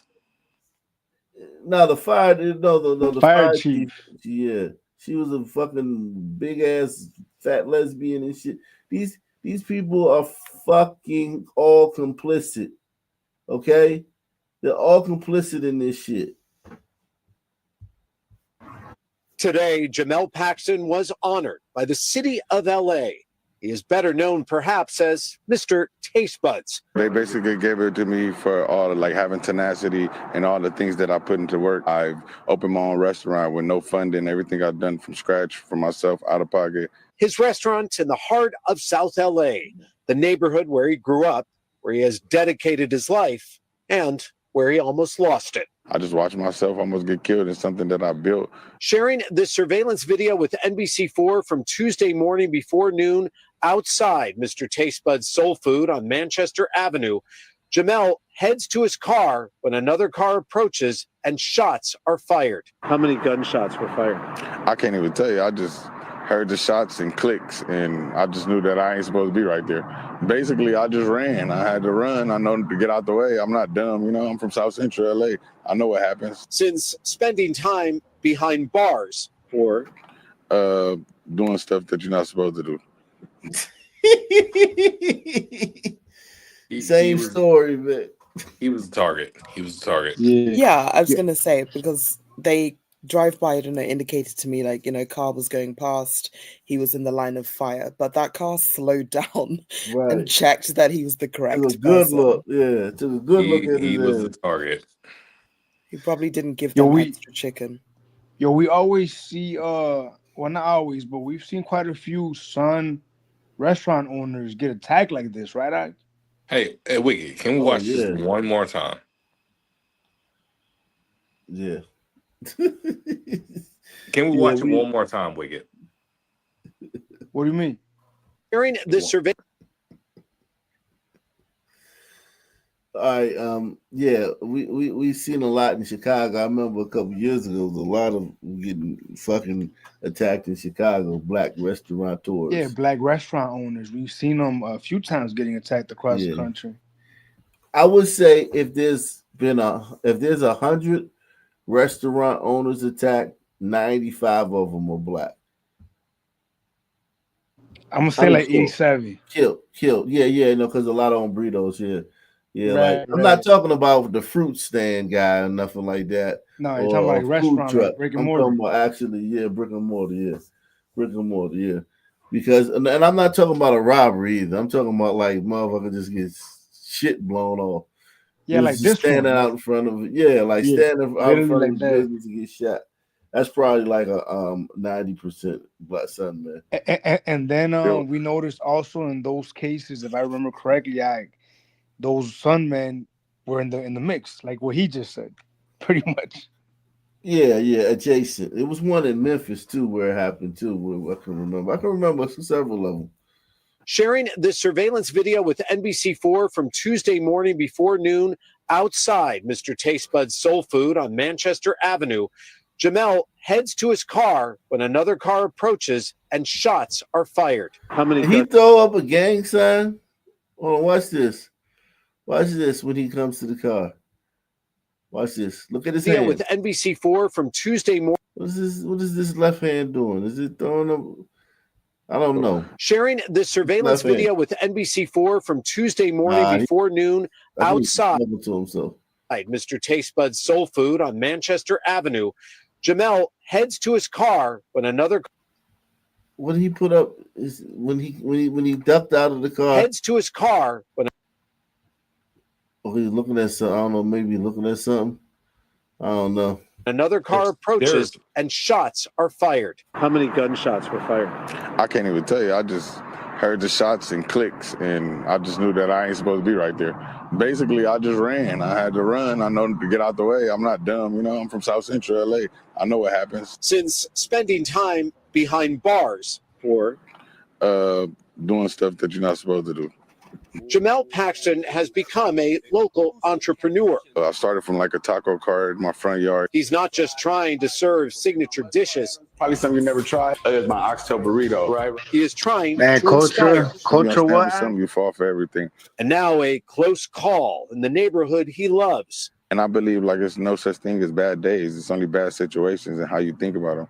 But it will not stop his dedication to doing better, including opening a recreation center this coming Sunday. Still believing in this neighborhood. Opening a death center. Okay. No problem. Tragedy right there. But I don't know. For me, he's talking like it was a random shooting. Like, is he not acknowledging that it was targeted to him? Yeah, I mean, I think being from South Central, like he said, he may be kind of like desensitized to that type of activity. You know what I mean? Like, and plus also, let's also remember, this is South Central LA. Like, a lot of dudes are riding around looking for guys in opposite gangs who wear certain colors. And he has on blue now, but in the picture, the shooting, he had on a red cap. So I mean, out there, so dudes can just see you, and they just bro, sparkle. It happened too fast, bro. Like they're pulling up, they wouldn't saw that red cap and and react to that shit that fast. Come on, because they paused as he was in the window. For me, that's to get like as he was in the car, like that's to get a better sight at like, is that him? Yes. And then as soon as he popped his head up, they were shooting. Yes. Yeah. Are they still doing that with the colors over there? Yeah, I don't think it's as much as it was in the 80s and shit in the 90s, but I'm still what I'm still saying is that like him growing up over there, random violence is very common. That's what I mean. Yeah. Random violence. One of the craziest shit I've seen from LA Act is how the Sunmen, they like if you were a Crip, you couldn't use the B word in words, or if you were a Blood, you couldn't use the C word. So they would have to like flip it, like you know what I mean, like go around the letter. I was like, what the fuck? I'm not doing that. Yeah, it's a lot of shit. That's how they create their own language, man. That's how language evolves over time from shit like that. I believe like there's no such thing as bad days. It's only bad situations and how you think about them. But it will not stop his dedication to doing better, including opening a recreation center this coming Sunday. Still believing in this neighborhood as a place to grow, learn, and thrive. How does he put this random shooting, as he calls it, in perspective? Well, Jamel Paxton is a religious man, and he believes there is a plan for him. But he says he tells people right now they are living in survival mode. And Kathy, he says you can't live in survival mode when you can't be happy because you're always worried about something that's going to happen and what is going to happen next. Which just led me to ask him, well, why don't you just leave the South LA neighborhood you call home? And he said, because it would be like leaving my child. Live. See, So like, how long are we giving him? A year? 2 years? 18 months? I mean, he could live to be 80 because it's just random shit. Like, who knows? I mean, but yeah, if that is a beef, if it's really a beef, yeah, I'll give him a year. If it really is a beef, I'll give him a year. But this is also LA. There was 3 shot and 2 dead in LA. Let's go up to Ohio, man. There's so many stories. I really haven't even got to any of the stories in the title. There's so many stories. This is 21-year-old Devontae Dixon. Police say he is armed and dangerous, and at this point, he could be anywhere. And late today, the Franklin County Sheriff's Office releasing body camera video showing what happened before, during, and right after Wednesday night's shooting. We have team coverage tonight of all these late developments in this story. Jeremiah Wilcox breaking down how the officers are doing tonight. We are going to start here with Aaron Simonek with the latest on the manhunt for Dixon. Jessica, Mike, a difficult week for law enforcement here in Central Ohio. We're continuing to learn more about the moments that led up to one man shooting at 2 Mifflin Township police officers and learning more about where that suspect is at this hour. 2 officers were shot last night, doing what they were sworn to do, just doing their job. Law enforcement leaders in Franklin County coming together to show the moments 2 Mifflin Township officers were shot several times by suspect Daviante Dixon Wednesday night. What started as a traffic stop leading to Dixon taking off. So this thing materialized pretty quickly. What appeared to be an innocuous traffic stop quickly turned into a very violent situation. And these officers had really seconds to respond. Officers briefly chasing the 21-year-old before he pulled out a gun and began shooting directly at them. Police say you can see Dixon being shot, but eventually fled the scene. His whereabouts are still unknown. The 2 officers wearing bulletproof vests, but were still shot several times. They were rushed to Grant Medical Center, where their recovery continues Thursday evening. The manhunt for Daviante Dixon also happening around the clock. We will not rest until this individual responsible for this act is apprehended and brought to justice. We are fully committed to working with our law enforcement partners around the clock to ensure that happens. Dixon has a lengthy criminal record of aggravated burglary, obstruction of official business, and weapons charges. Investigators using drones and helicopters to track Dixon down, unsure if he's still in the area. And really a team effort with law enforcement. The Columbus Fraternal Order of Police issuing a $10,000 reward for anyone who has information on Dixon's whereabouts. For now, live on your side in Columbus. Okay, so that was the beginning of the story. So I'm going to say, if he was out of the car detained, why wasn't he in handcuffs? Or maybe it was like immediately he got out of the car, he started running. He got the other side. What? Well, I mean, it's very easy to say that from the comfort of our home, right? But this incident we just saw, right? A Hotep and the liberals will see that story and say, "Yeah, man, we fighting back, man." But what goes over their head, like we're not taking it no more. But what's going over their heads, Zach, is this son word. It's almost guaranteed that he's deleted son man before. If he's willing to open fire on the cops like that, come on, yeah. Oh yeah, he's a terrorist. Now, breaking news from NBC4. The 21-year-old man accused of shooting 2 Mifflin Township police officers on Wednesday has been captured.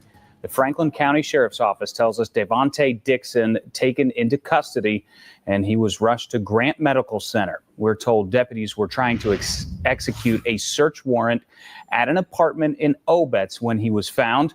Authorities have searched for over 2 days, even offering a $40,000 reward for information leading to an arrest. NBC4's Jackie Gillis has been following this investigation since those 2 officers were shot Wednesday night. Jackie joins us now live from Obetz, where the Franklin County Sheriff's Office gave an update about an hour ago. Jackie, what can you tell us?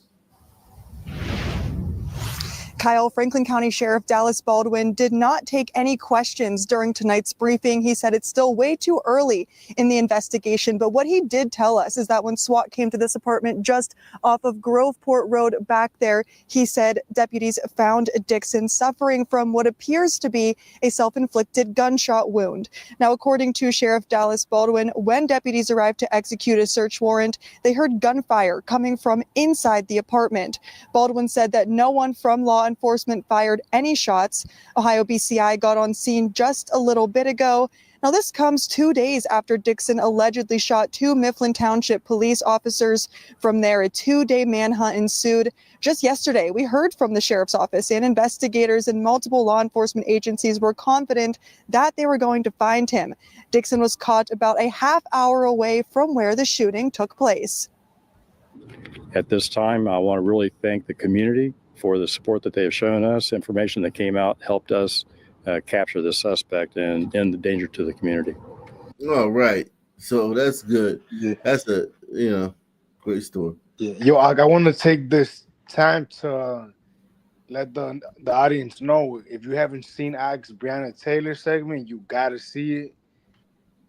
It was very good. It was damn near one of a kind. Like your Breonna Taylor coverage.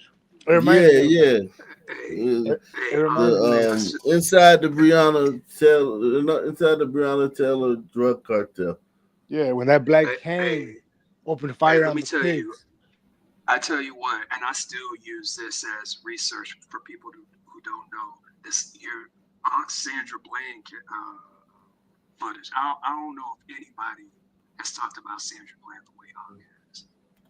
Oh, we about to get into that right now. I'm talking about, because because I know people that live in that area, and I've told them about it. I'll show your video, and of course they stopped talking to me after for like 2 weeks because they kind of get red pill from stuff, but they come back. Yeah, this one right here, this guy right here is sparking outrage in the black community. The black people have found something else to be outraged about. So it's basically Austin Dominique Bumpass, a Georgia man booked in the Cobb County Jail on May 20th, 2025, is at the center of viral attention after his mugshot and charges spread across social media platforms, sparking widespread concern about his safety behind bars.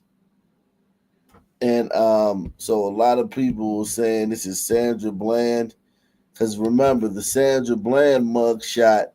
I was just about to say that. Yeah, she was high as giraffe pussy, and they thought that, and they trying to say that because they trying to say she was dead in her. So this reminds them of that. And now remember, black people are saying that Sandra Bland was killed by the cops. They're not saying that she killed herself. Remember, she killed herself in but they're saying that she looked like she was dead in her This is so crazy. I'm gonna show you the her mugshot where they say she was dead in, and this woman is like lived in BLM, infamy for like 10 years now, off just because of this mugshot. They're saying she was already dead in that picture. Because the police in Texas, they had to assassinate Sandra Bland, man. Right. It's crazy. I heard that the cop that stopped her was dating her cousin's sister's ex. Yeah, exactly. 6 degrees of separation. Exactly. This one says, has anyone seen him since this photo was released? Remember how they did Sandra Bland. And Sandra Bland was kind of cute too. In them little videos she would be posting. I bet you. Hey man, to each his own, man. I ain't knocking you, man. Wait, hold on. You said Sandra Bland looked cute in that mugshot? No, not in a mugshot. I'm talking about it. Yo, she was dead in that mugshot, bro. What's wrong with you? Now I'm talking about because she used to upload a bunch of videos talking about Black Lives Matter. Hey guys, Black lives, they matter. And that's why they think the police assassinated her, because she was it all makes sense now. Yeah, no, but it's like, so when you listen to Ox, it's like when you listen to Ox video and like all the stuff that she was going through, like being cut off from her family and things like that, it's like you're like, wow. This one, look, the arresting officers beat him. Y'all know what's going on. history repeats itself. We ain't never free. All right, where they beat him at? They beat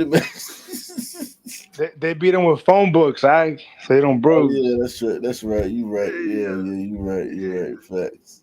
But he still has color. Like Sandra did look a bit grey in her photo. Uh-oh.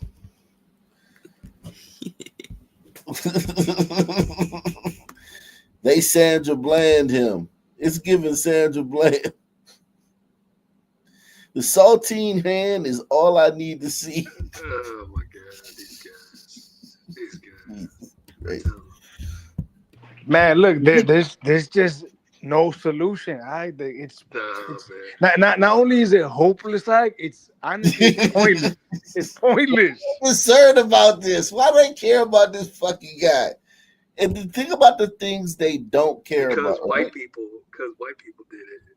Exactly, but think about the things that couldn't get any traction on one of these black sites. And they're all like, oh my God, where is he? We need to find out what's up. Yo, these people are niggers are nuts. Yo, I'm not no lie, Chief. I heard a sister tell me recently that she gets her news. Take a wild guess from where? Shade Room. The Shade Room. This one says, listen to this. It says, them folks got too much power over us. Man. Yep, they sure do. They sure do. Not enough, if you ask me. Right. But isn't it interesting how like all of this is so entrenched in pop culture that we all saw this and we all individually immediately thought of Sandra Bland. Yeah, and nothing happened. She killed herself, and she's look at this, lips turning purple. What again?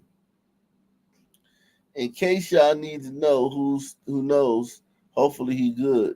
When a person is dying or has died, their lips may turn blue or bluish purple due to lack of oxygen in the blood. This condition called cyanosis is invisible. Jesus Christ, you did look great. You know what? I myself didn't think of Sandra Bland. I literally, when I saw this mugshot, I literally just think of, America. Just another day in America. He said, oh, now we're worried about his safety. Meanwhile, he was picked up for reasons for booking, fugitive from justice felony, purchase, possession, manufacture, distribute, sale of marijuana, possession of Schedule 4 controlled substance, trafficking in illegal drugs, possession of cocaine with intent to distribute, trafficking in cocaine, legal drugs, receipt of possession of transfer firearm, possession of firearms or knife during commission or attempt to commit certain felonies, open container violation. This guy's was a long rap sheet. Damn. How far did you have to scroll to just get to that comment? Because every other comment is, how's he doing? Where is he? Is he alive? Yeah, this is the... Legend has it he's still swinging as we speak. I'm telling you, man, these people are annoying. And Sandra Bland, I'm not going to say she was a piece of shit like that, but like the whole incident of what happened to her is literally like the way black people can just go online and look this up. You know what it's like? It's like Kyle Rittenhouse. It's like that black dude saying Kyle Rittenhouse shot 3 black people in the back. Remember the Carmelo Anthony spokesperson? He got on stage and said, Kyle Rittenhouse, we got video of him shooting 3. That's the same thing with Sandra Bland. Look, Sandra Bland, listen, look at Sandra Bland, man. This is Sandra Bland.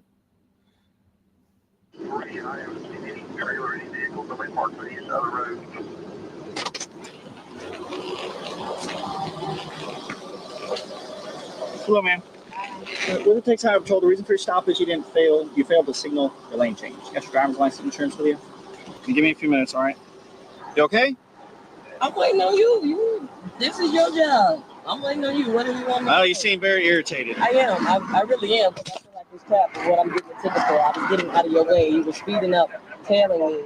So I moved over and you stopped me. So yeah, I am a little irritated, but that doesn't stop you from giving me a ticket. So. Are you done? You asked me what was wrong, and I told you. Okay. So now I'm done. Yeah. Okay. You mind putting out your cigarette, please? Don't mind. I'm in my car. Why do I have to put out my cigarette? Well, you can step on out now. I don't have to step out of my car. Step out of the car. Step out of the car. No, you don't have the right. Step out of the car. You do not have the right to do that. I do have the right. Now step out or I will remove you. I refuse to talk to you other than to identify myself. Step out or I will remove you. I am getting removed for a failure. Step out or I will remove you. I'm giving you a lawful order. This is so this is just the cop, and he didn't like her attitude. It seemed like she escalated, but it didn't seem like she was doing too much. What do you guys think? I think it's an escalation, because even if you're pissed, once you encounter the police, just follow their commands and then sort it out afterwards. If you want to do the complaint, do it afterwards. But riling a police officer in an interaction is never going to work out for the person being stopped. And I don't know why that common sense is always missing. Well, it seems like we've come a long way, because it seems like nowadays people are. She was fairly tame from what we've seen now lately. Lately these cops have to sit here and practically. Oh, I just want to interrupt. Sorry, your volume is really low. I don't know It's if it's super just low. me. Super low. I can really hear you. Yo, my thing about it is that cop, right? I mean, I'm sure he's been around some people long enough to know that. I mean, if you have a bird cage in your house and the birds are chirping all night or all day, that's what they do. You can't get mad at the fucking bird for chirping. Yeah.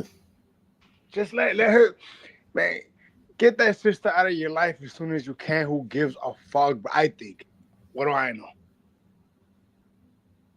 Yeah, he got pissed off, and he did kind of escalate it, but in no way is this like the assassination of some Black Lives Matter activists. Like they trying to make it seem. It's just a fucking cop that probably was, tired of hearing. Who knows what he'd been through that day? Just tired. I don't know, but I feel like once you see a police officer, at least have that initial sentence, you can then read what type of officer he's going to be, and you need to tailor your encounter to that response. Right. Yeah, because she should have known by his first few statements that he's not playing. He's not going to take any. You can't tell me what to do. But you gotta understand though, these people and these Black people in these fucked up neighborhoods don't give a fuck about anything you just said at all. Oh yeah, no, I know, but that's where the common sense is missing, because we can all see it. Because they can't, they continue to get into these situations. I mean, you've seen it. And I'm in DC. I've seen it in DC in particular. Some people cursed out these cops from the rooter to the tutor. I'm telling you, man. Don't give a fuck, and literally nothing happens to them most times. So it's not like they have they've had consequences from doing that. Yeah, it's kind of like, it kind of gives you the impression that this Sandra Bland thing was a nothing burger. Yeah, it's just. Yeah, it looks that way. Hey, how's my mic? My shit's still on. Yeah. You're a lot better now. Yeah. Yeah. Let me see. Let me play this. Get out of the car now, or I'm going to remove you. And I'm calling my I'm going to yank you out of here. Okay, you're going to yank me out of my car? Get out. Okay, all right. 25. Let's do this. Yeah, we're going to. Yeah, don't touch me. Get out of the car. Don't touch me. I'm not under arrest. You don't have the right to take me. You are under arrest. I'm under arrest for what? 25. For what? 7 County FM 1098. For what? 290. Send me another unit. Get out of the car. Get out of the car now. Why am I being apprehended? You're trying to give me a ticket I for said your get failure? out of the car. Why am I being apprehended? You I'm just giving opened you a my lawful car order. door. You just I'm opened going my to car drag you door. out of here. So you threatening to drag me out of my own car. Get out of the car. And then you I will stun light me? you up. Get out. Wow. Now. Wow. Get out of the Really, car. for a failure to signal. You're doing all of this for a Get failure? over there. Right, yeah. Yeah, let's take this to court. Let's do Go it. ahead. For a failure to signal. Yep, for a failure to signal. Get off the phone. On my school. Get off the phone. I'm not on the phone. I have a right Put to your record. phone This is down. my property. This Put is your my phone property. down. Sir? Put your phone down. Right now. Put your phone down. For a f***ing failure to signal, my goodness. Come over here. Y'all are interesting. Come Very over here now. interesting. You feeling good about yourself? Stand right here. You feeling good about yourself? Stand right For there. a failure to signal, you feel real good Turn about around. yourself, don't you? Turn around. You feel good about yourself, Turn don't you? around now. What are you? Put your hands Why behind your am I back and being turn around. arrested? Turn around. Why can you tell me I'm why? giving you a lawful order. I will Why tell am I you. being arrested? Turn Why around. won't you tell me that part? I'm giving you a lawful order. Turn around. Why will you not tell me You are what's not going compliant. on? I'm not complying because you just pulled me out of my car. Turn around. Are you f***ing kidding me? This is some bull. Hands behind your back. Because you know this is straight bull. You full of straight. That's how y'all is, some scary cops. South Carolina got y'all scared. That's all it is. Scared of a female. If you would just listen. I was trying to sign the ticket. Whatever. Stop moving. Are you serious? Stop moving. Oh, I can't wait till we go to court. Oh, I can't wait. I cannot wait till we go to court.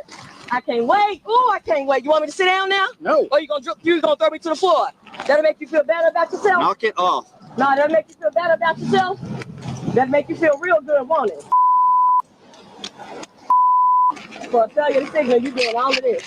In little ass Prairie View, Texas. My God, they must want. You were getting a warning. Until now, you're going to jail. No, I'm getting for what? You can come For read. what? Come read right. I'm getting a warning for what? Stay right here. For what? Well, you Stay just right pointed me over there. I said stay right Get here. your mind right. Let me. Oh, I swear on my life, y'all some a cop for a signal. You I gonna got her take me to control. jail? She's in handcuffs. What a. What a. You about to break my wrist? Stop moving. I'm standing still. You Stand keep right moving here. me. God damn it! Stand right there. Don't touch me. For a traffic signal, you doing all this bullshit.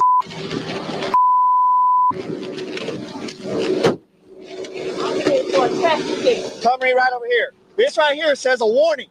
You started creating the problem. You asked me what was wrong. Do you have I'm trying to anything tell on you. your person that's Do illegal? it feel like I got anything on me? This a maxi I'm gonna dress. remove your glasses. This a maxi dress. Come on over here. Have on me. You're about to break my wrist. Can you stop? You are about to break my wrist. Stop now! Stop it! Stop resisting, man. If you would stop, and I would tell you. Now stop! You are such a. You are such a. No, you are. You're yanking around. For a traffic signal. You are yanking around. Signal. When you pull away from me, you're This make you resisting feel real arrest. good. This make you feel real good, don't it? A female for a traffic signal. For a traffic signal. I know that make you feel good, officer. Ain't seen it. I know it make you feel real good. You're a real man now. You just slammed me, knocked my head in the ground. I got epilepsy, you mother. Good. I hope I Good. You should have thought about that before you start resisting. All right. Yeah, this is real good. Real good for a female. Yeah. Okay, guys, what do you guys think about that? And the whole time she just kept Sandra talking took it shit. to 1,000. She took it to 1,000. Yeah, it's still, I stand by what I said earlier. It's just just lack of being able to read a situation. And again, from a warning to being arrested to all the other things that followed. You know, you can't take 5 minutes. Oh, yes, officer, I did. Sorry, officer. Because, I mean, she admitted to not having the turn signal or indicator. A warning. Pay the fine. Object in court. Simple. Let me show you her record though. This is her this is something that a lot of people don't know about Sandra Bland. And listen, this does not make her. I'm not justifying her death, even though she killed herself. salute to Don Wrinkles, man.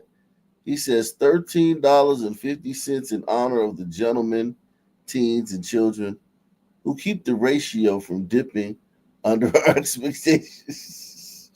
Thank you for keeping tabs on their zany antics. Zany, yeah, what a way to describe him. Talk about an understatement. Shout out to Don Wrinkles. So, in June of 2004, right, Sandra Bland was charged by the Elmhurst. That's in Illinois, Wicked. Yeah, it's a very nice glider area.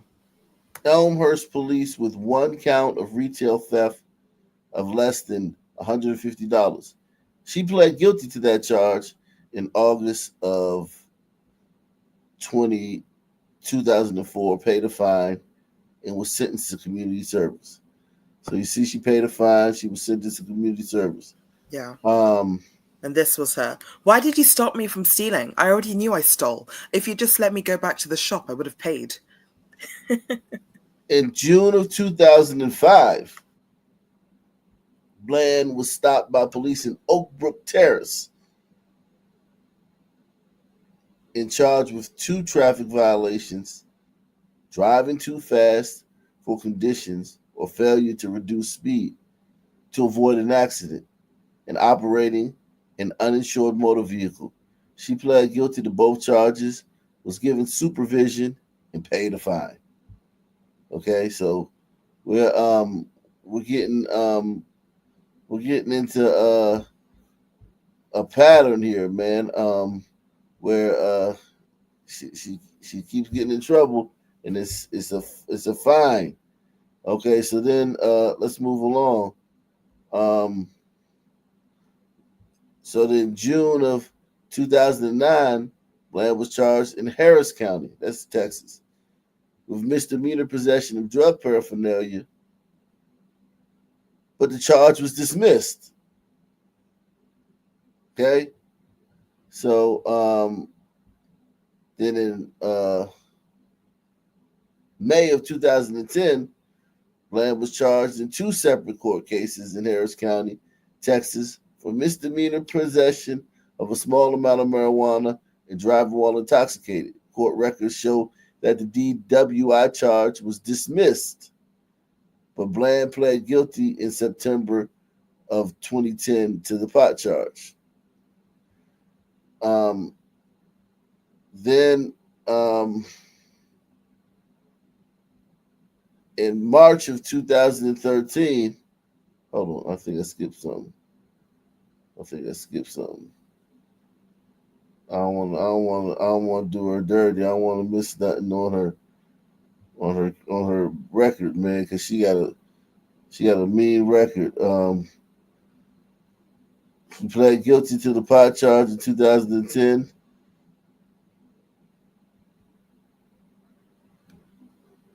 God damn, she got so much shit going on.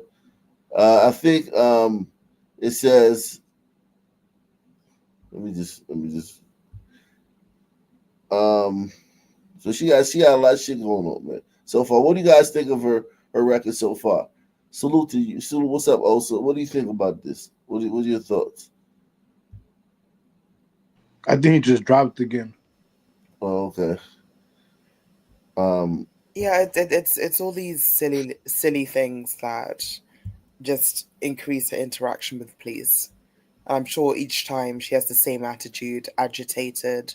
Why did you stop me? I mean, the driving thing started a decade before she ended up dying. So yeah. So in March of 2014, approximately 5 days. So basically, she's been stopped a lot, right? So and it's some that, because the way I did this video, I can't find this article for some reason. This article has been scrubbed. In 2013, Bland was stopped in Crestwood Township. You notice it's always a different place. It's never the same place. yeah, Crestwood very Township. transient. Yeah, while driving the 2013 Cadillac DeVille, it received 2 citations for speeding 21 to 25 miles per hour above the limit and for operating an uninsured vehicle. She was fined $200, which, according to Cook County records, has not been paid.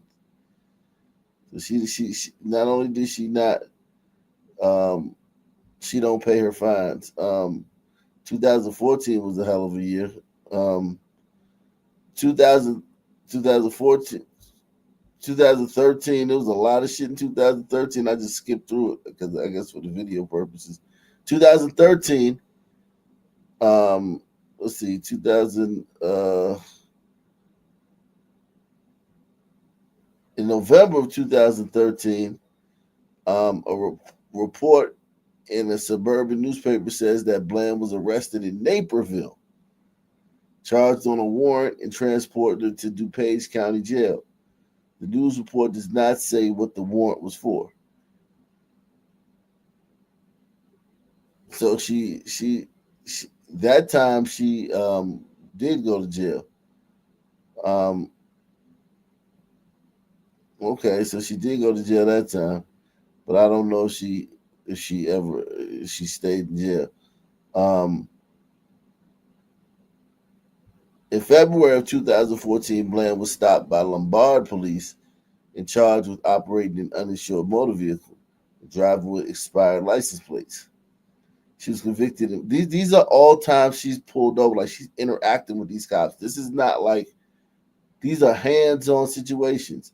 She was convicted in both charges and fined, but as of May 2014, court records show she still owed $2,769 in fines, and the judge ordered that Illinois Secretary of State be notified of her failure to pay.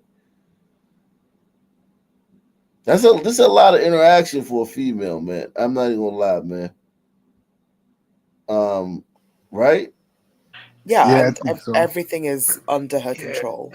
Yeah. Driving 20 miles over the limit, unnecessary. Yeah, I just hope that they sent her family the bill after she passed on, because I'm sure she owed that money. They got 1.9 million so for wrongful death, so they should be able to pay this off. Right. What? March 3rd, 2014, Naperville police cited Bland for operating an uninsured motor vehicle. Court records show she was ordered to pay a fine, but was cited twice for failure to pay. In June of 2014, the court ordered that Illinois Secretary of State be notified, in the docket list a $1,313 balance still due. So, like, every time she gets in a fucking car, she gets pulled over. Yeah, like, it's almost like she's an addict. Driving while black. Right, exactly. Yo, but how did her family get money when she hung herself? They say that, you know, they just paid her. A lot of times they just pay off the shit. You know that, right? Yeah, no, I know that, but damn, that's some bullshit. Salute, nation. Yeah. What's up, man? But yeah, so she's got multiple interactions with police. This was not anything uncommon. It's kind of like George Floyd, like acting like he didn't know, like, oh, the police, oh my God, like, motherfucker, you've been arrested 1,000 times. Stop it. Like, this woman she know police, you know what I mean? Her and police is co-defendants. Co-defendants. Man, yeah. talk about long history. They got the same lawyer and everything. Yeah, so this whole act of like, oh, I don't know, you've been pulled over 1,000 times. Okay? But maybe because she's doing different counties, it's a new experience for her each time. Yeah, that's true. Yo, it's pretty cool how her family did a 180 though for that money, because then they turned her back on her when she was alive. Well, they all do. When she was in custody, she called several people to ask for bail, and not all of them told her that they were, because she's always in these situations, right? Right, she's been locked. Yeah, she's always calling people for money. Always got fines and shit like that, and the people were like, no, they didn't know this time she was gonna kill herself. It's just like, no, it's like some, like, your crackhead. Your cousin uncle keep asked calling you. Yeah. No, I can't even do it, cuz. Right. Yeah, he gonna Say kill it. himself, and Yeah, it's like, oh shit, I say didn't know you gonna yourself. kill yourself. Hey, Yeah, right. like, you know what I'm saying? We begin with breaking news. For the first time, we're seeing Sandra Bland inside the Texas jail where she was found dead on July 13th. In the video, you can see Bland being brought in, booked, fingerprinted, and photographed. Good afternoon. I'm Kate Sullivan, and Rob is off today. CBS 2's Mai Martinez joins us live from the newsroom with more on the video that was released just a short time ago. Mai. Well, Kate, the video was released in part to address theories about Bland's death. One in particular, that she was dead when her mugshot was taken. Authorities in Texas say the conspiracy theories have led to death threats against county personnel and threats against facilities, including the jail where Bland died. Sandra Bland was alive and well during her time, in the Waller County Jail up until Monday morning. And Waller County Judge Trey Duhan hopes releasing hours of jail surveillance video will prove that to anyone who ever doubted it. You've got people putting information out there that is trying to convince people that she was murdered and deceased before she came to the Waller County Jail. In the video, we see Bland's arrival at the jail on July 10th and different moments from throughout her 3 days there, including Bland going into a bathroom to change out of her clothes into a jail jumpsuit. Again, on social media, there's been some very crazy speculation that Waller County Jail, all inmate photos are taken in street clothes and such. And so it was unusual for her mugshot to be taken in the orange jumpsuit. That is incorrect. You can then clearly see Bland walking around the booking desk to have her mugshot taken. She's been sleeping in the holding cell. And this is where the infamous... These guys were supposed to kill her. These guys working this job was like, yo, we have to kill Sandra Bland. Right. And this, what's up, y'all? How y'all feeling? Y'all can hear me? Yo, what's up? Peace, everybody. Yeah, man, I love this video. I love this whole Sandra Bland thing. I remember showing this to my kids years ago, you know what I'm saying, to show them what not to do. And yeah, this whole thing just got out of control. Right. It was a great example. I mean, even my children could clearly see, they were probably like, I don't know, like 9, 10 years old at the time. They could see like she had an attitude. I didn't have to convince them. You know what I'm saying? I didn't have to persuade them 400 years of history. They just looked at it and they were like, yeah, that doesn't make sense. Yeah. Yo, Osa, I love what you just said, bro, when you said what not to do. Oh, yeah. Yeah, hell yeah. But, as Sun people, I'm telling you, like, straight up, as a Sun man, right, for me, it's really, really hard not to get into it with the police. And I'm very mild mannered, you know what I'm saying? Yeah. Like I'm very mild mannered, but for some reason, it's just something in me. Sometimes, you know what I'm saying? I was like, I don't like that confrontation with them. But I don't have the same run-ins that I had anymore with police all the time because I'm not doing a bunch of illegal shit. So you're not running into them. Yeah, so I can't even say that I'm over it for real. You know what I'm saying? I can't even say I'm not like that anymore. I just don't be running into police like that. And then, then common sense, even if it does happen, they deal with so much shit that you're better off being cool anyway. Yeah. That's how I feel. They deal with so much shit every day. You could literally be like, yeah, I got a gun in the car, but look, I'm on my way home. They might just let you, if you just tell them, you know what I'm saying? You have a much better chance of them. They could just look you up real quick. You ain't got no warrants or nothing like that. You ain't causing no trouble. They've never seen you before. They're gonna let you probably go home. I don't know. Yep. You know what I'm saying? I don't know, but that's just what I mean. Here's the thing. If they got a emphasis on guns during that time, because sometimes they get emphasis on they tell the police to look for certain stuff. Of course. Because so they could probably still lock you up for that. But at the same time, it won't be like an aggressive lockup. They'll just be like, they just step out the car, tell us where the gun is, and right. You know what I'm saying? Sun men, we're assholes. So it's like, you know what I mean? It's hard to get through that without conversation. Let's just be honest, man. Some men are assholes. Hell yeah. In that situation. Salute to 6'8" Aquarius.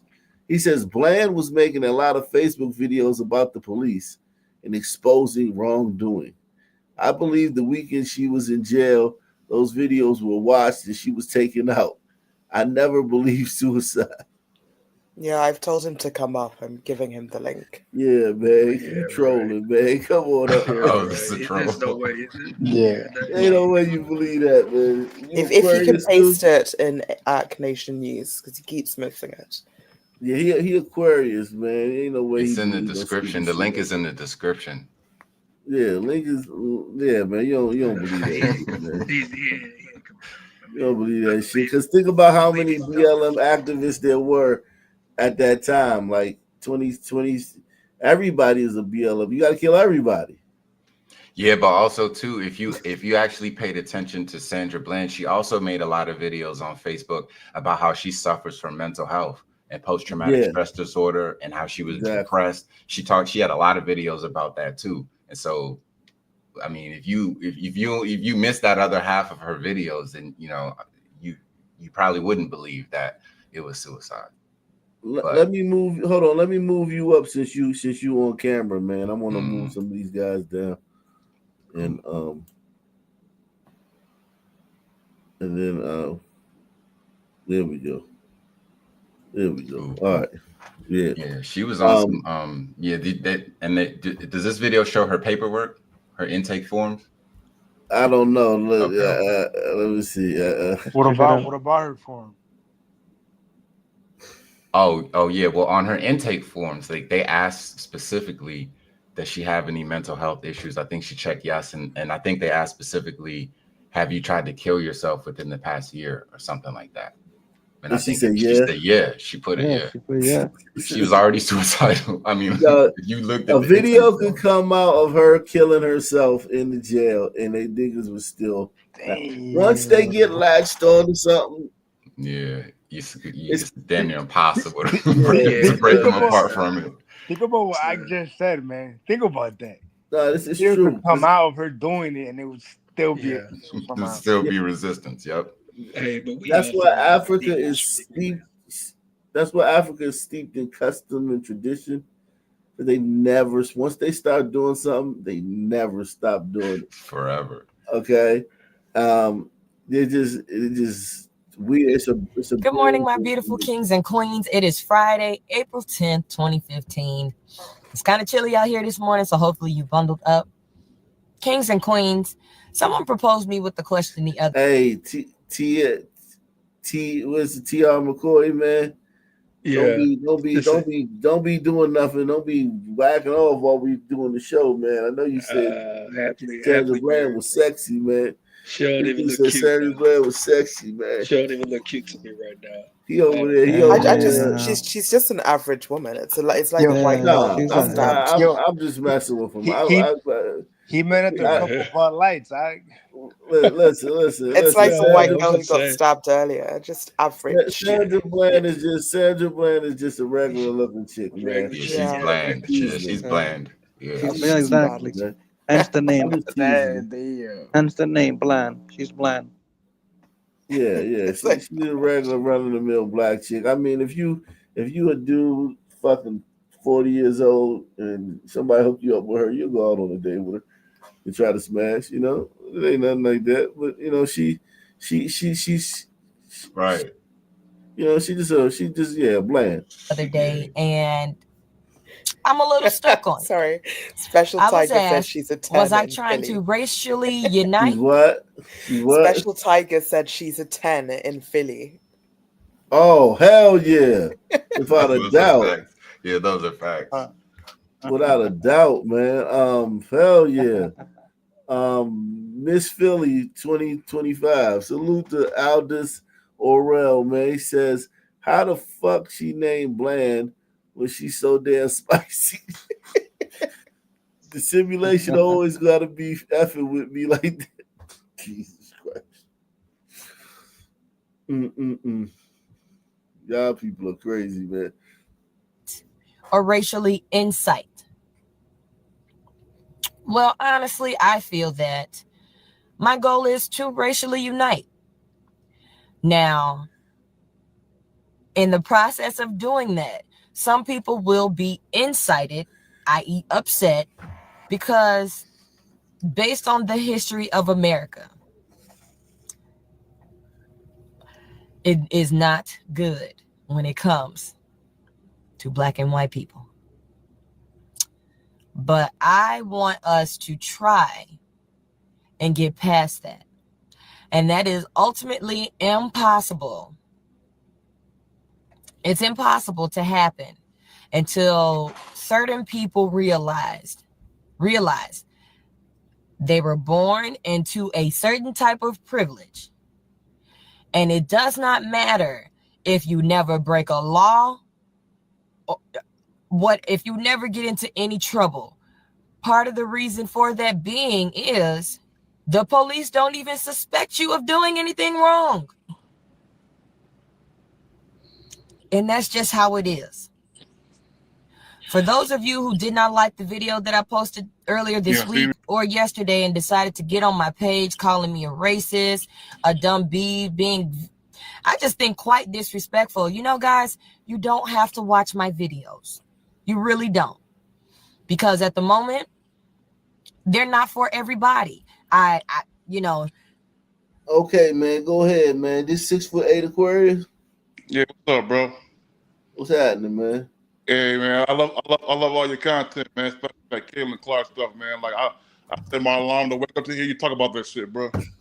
Salute to you, man.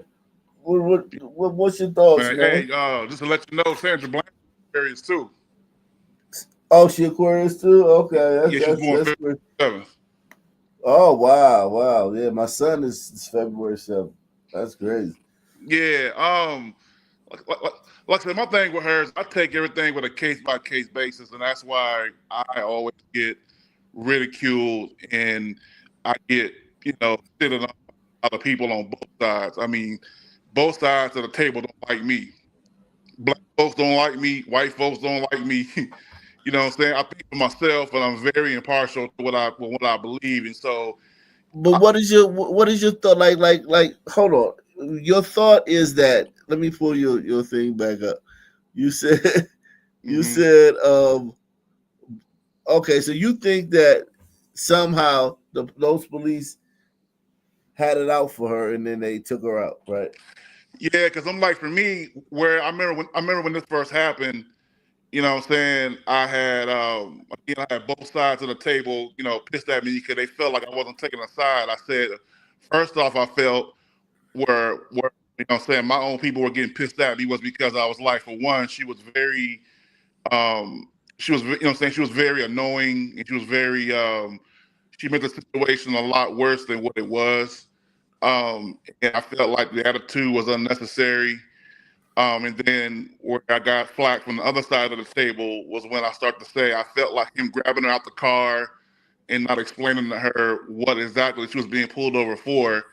Me, I felt like that was unnecessary and uncalled for as well. And the fact that, the cuffs being on her hands and the wrist hurting and all that kind of stuff right there, I felt both of them really fucked up.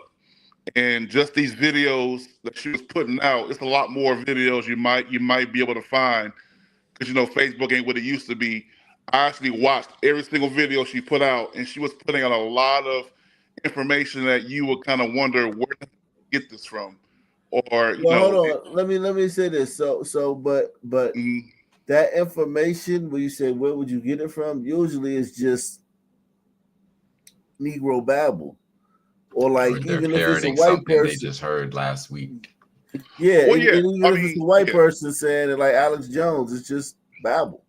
Well, see, like wherever she got it from, it could be something she learned yesterday, something she read in a book last week, or whatever. Yeah, she was smart though. I'll give her that. She was very smart.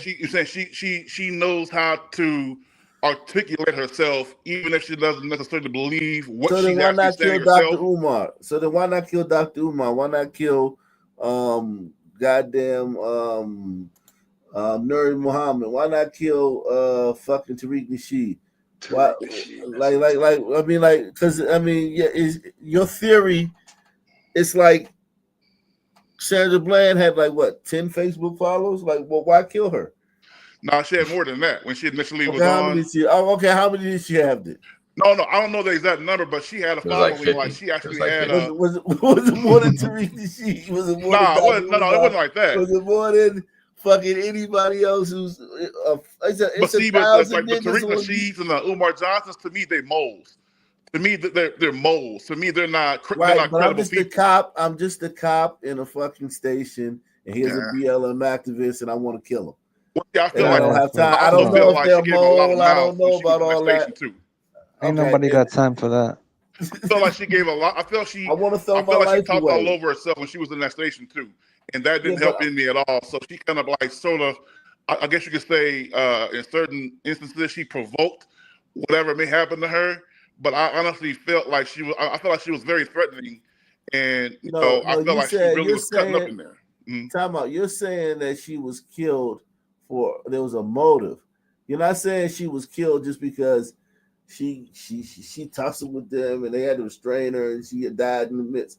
You're saying this is Sandra Bland, the lady from Facebook. We have to kill her because there was a conspiracy to kill her. She's a danger.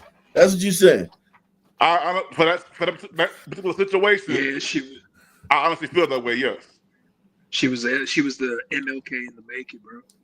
So 6 foot. So you feel like the things that she was really talking, they were really like deep. You think like some deep level conspiracy things she was exposing that nobody else on the internet had information about, and you think that in that way she may have been an intellectual threat? Is that what you're saying? I think it was things that I've heard a lot of different people's perspectives on things, and when I was hearing her talk, it was kind of like, whoa, like you know what I'm saying? Like she was clearly bipolar. Speaking truth to power. She was clearly bipolar. Like certain things she was saying, I felt like she might want to chill a little bit when she was saying certain things. I didn't think it would lead to her. I didn't think that it would. I didn't think she would end up, dying. However, she died, because of it. But I felt that what she was saying was very powerful, and I felt like she believed what she was saying. You know what I'm saying? I felt, me too. What was she saying that was so powerful? Yeah. What I'm saying, it's been so long ago. Like I said, I know it was years ago, sure but 6 foot, like 10 years ago. So I don't. Hey, but 6 foot. Let me ask you this, because I know you said that you take things on a case by case basis. Okay, so like, what about this case in particular with the evidence that's being presented here in front of you? Does that evidence sway your opinion about suicide? Because you said you never believed it was suicide, but did you look at this actual case? I know you said it's a case by case, but like, did you look at this actual case to see what happened? Yeah. Did that sway your belief on suicide? Wait, you mean you're talking about Sandra Bland still, right? Yeah, because I don't know if you know this, right? But Sandra Bland, her family, right? So the police or the government, they did an autopsy, right? Standard autopsy, right? But of course, nobody believed it. So her family got a second independent autopsy of their choosing, of their choice, whoever they wanted, whoever they thought was going to bring them justice. And the results of that independent autopsy were exactly the same. There were no signs of struggle. There were no signs of force. There were really no clear indications of like homicide. So suicide was the only explanation, even after the second one. I don't know if you knew that, but that's a big thing. The family ordered that. So does that have any effect on your opinion about whether or not it was suicide? I mean, not necessarily. I don't believe everything I read. You know what I'm saying? Again, everything is case by case. I don't follow the crowd. Hold on. That's the most Sunman response ever. I don't believe everything I read. An independent autopsy. Do you know what an autopsy is? It's the only thing to read about her death. If you're not going to read anything about, if you're going to read anything about her death, it's the autopsy. It literally tells you everything. So if you don't believe what you're saying is you don't believe anything that you read, because if you believe anything, then you can believe an autopsy report. How can you not believe an autopsy report? No, I didn't say that. I just said that a lot of things. It's a lot of documents. A lot of things can be tampered with and messed around with. Not the autopsy report. It came from two places: the government itself, and also an independent. Those are the only two sources of an autopsy that should be deemed valid for any intelligent human being, and those are two very valid sources. An independent one that the family chose if I got to choose, then that's the most powerful thing that could happen, right? But also the state has to do one. And so those two things would matter the most. It's somebody's job to do that, right? So why would we dismiss it? Why would we find reasons to dismiss it when those are clear indicators of suicide or not? If the issue is about whether or not she committed suicide and you talk about a case-by-case basis, what would be clear evidence of suicide to you if not an autopsy report? I'm not saying I don't believe. I'm not saying it's a fact that I know for a fact that she committed suicide or she didn't. I'm just saying the only person that knows is probably her, right? I mean, and officers who were around, whoever was. How would they know? How would they know? I mean, we don't. I don't know how they would know, but we don't know if they know or not. We don't know.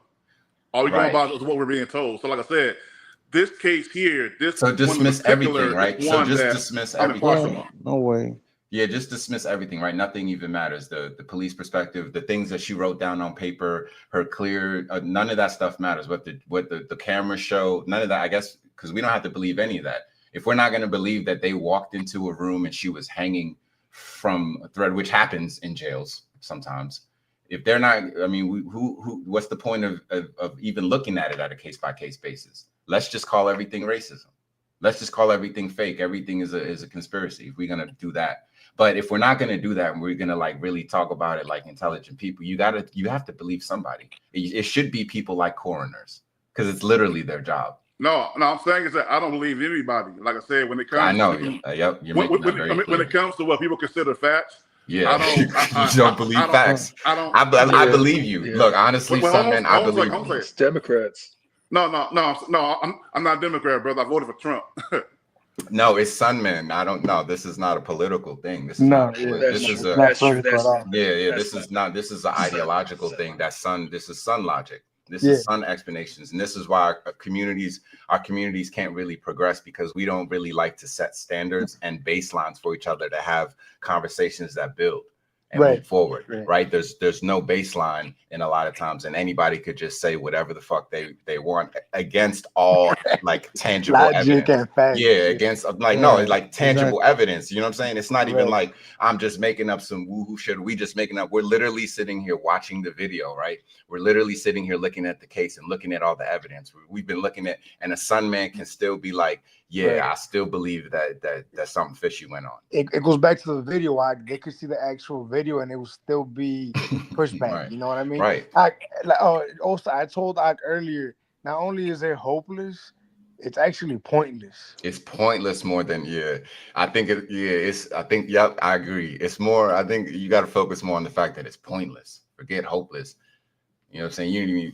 It's just kind of pointless a lot of times because then you can't. What the hell is the point of talking and having a conversation if you're not going to establish some type of like baseline, right? It's cool when you shooting the shit and it works for us as some people. Like when we shooting the shit and we just quote unquote we just need vibes and stuff like that. That's all we need is vibes. But like when it's time to like really talk about things and really have serious structured conversations is very difficult a lot of times because we move with how we feel. We don't move with a lot. We don't have to. There's no requirement in our community to do that. So I get it. It sound weird. 6'8". I know you probably think that like you standing up and trying to do the right thing or whatever. But it's not that at all. But like I said again, is that if you guys got to know more understanding of me. Is that my thoughts and opinions on a lot of things? I'm hated in my community more than anything or anybody. So, all of us are hating on our community. We hate each other. Period. But I get that. Right. So what I'm saying. So like don't try to make yourself like special. It's a hateful community, and so everyone gets hated on. Everyone gets hate. No. It's not about making myself feel special. It's about me, thinking for myself, and I don't really have I don't have an allegiance to anybody. You know what I'm saying? I don't have an allegiance to anybody. I don't have a preference to anybody. I'm not biased to anybody. So when I see a situation, I hear a situation, I look at what is presented in front of me, and I make my own determination as to what I believe. Exactly. And like I said, it's not based on anything tangible. You made that very clear. No, not necessarily saying that it's not tangible. It's just that I just if I see enough for me to make an opinion or make a a synopsis on what I see, I get, like I said, I get called everything but a child of God if I'm not a tribal black man. You know what I'm saying? Also, can you imagine if the cops deleted every some person that was saying the shit Sandra Bland was saying? Can you? That's what I'm saying.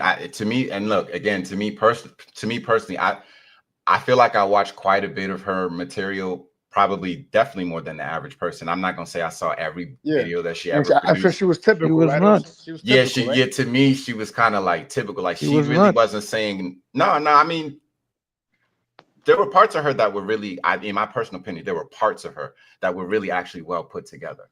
But you know she was bipolar. I mean, you could tell. That has No, nothing to do. but That the has nothing to do argument with she her was making, intelligence. the argument she was building.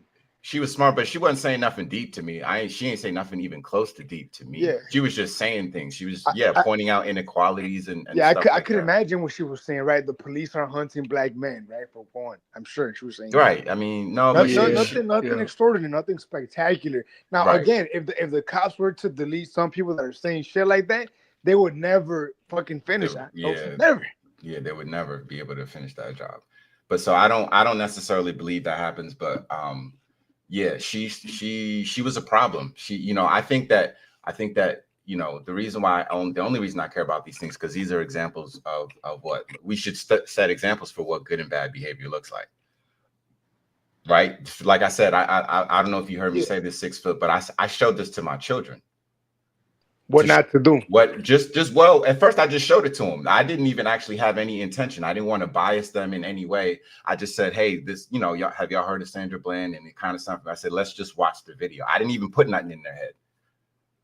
I just paused it. I said, what do you think about that? And they said on their own cognition, she had an attitude.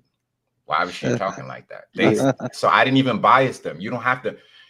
You know what I'm saying? Like we bias a lot of this stuff just to make it seem like that. I told him, I've been pulled over by police. I don't know. Did you watch the video?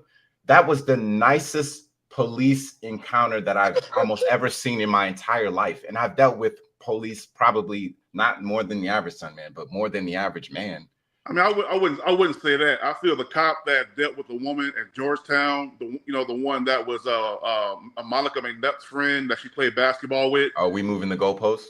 No, I'm moving the goalposts. I'm saying that cop was extremely No, I just wanted to be clear, just so. And she had a weapon. No, I'm saying I'm saying this guy was nice, but that cop was very respectful, and he still got attacked with a knife. Yeah, I don't know if you've been. This cop was respectful, and she lost her shit. A nice guy, you know what I'm saying? He was not a nice guy at all. The guy that woman was dealing with at Georgetown University, that guy was down there pleading on his hands and knees for her to please come with him, and she determined to stab him, and they ended up shooting and killing her, and that's why you never heard it on the news because she was blatantly in the wrong. Like there was nothing she could do, there's nothing you could say about her murder. Because the cop was just being so nice. I couldn't believe how nice he was.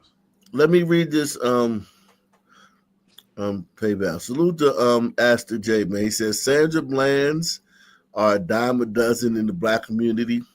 She wasn't nothing special. And in the end, those close to her were sick of her shit. I bet we could go to TikTok right now and find 1,000 Sandra Blands for no. 100%. Really quick. I don't know if you've been listening tonight, but Oso's been putting a master class, Che.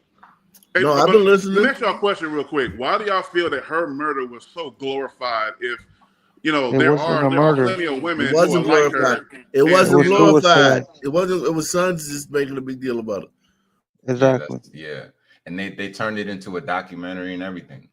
Nah, but I'm saying there have been plenty of women who speak like her and talk like her that have died. You know what I'm saying? Either but you don't know on death or whatever. But you don't know a single one. Like you can't even name one in your own personal life. Can you name one? Far as getting shot and killed, Natasha by the police. Damn. That you personally know. I mean, it wasn't police, but I'll say Natasha Hollins. I'm from LA. Yeah, but you know people who've been shot. I'm sure you probably know a lot of people who've been shot. That's crazy enough to fathom on its own. But with all the people that you've been shot, black people, you can't name one that's been shot by the police. As much as they're shooting us, don't you think we should all at least personally know one? I mean, I don't hang out like that to know one person. I know what I see on.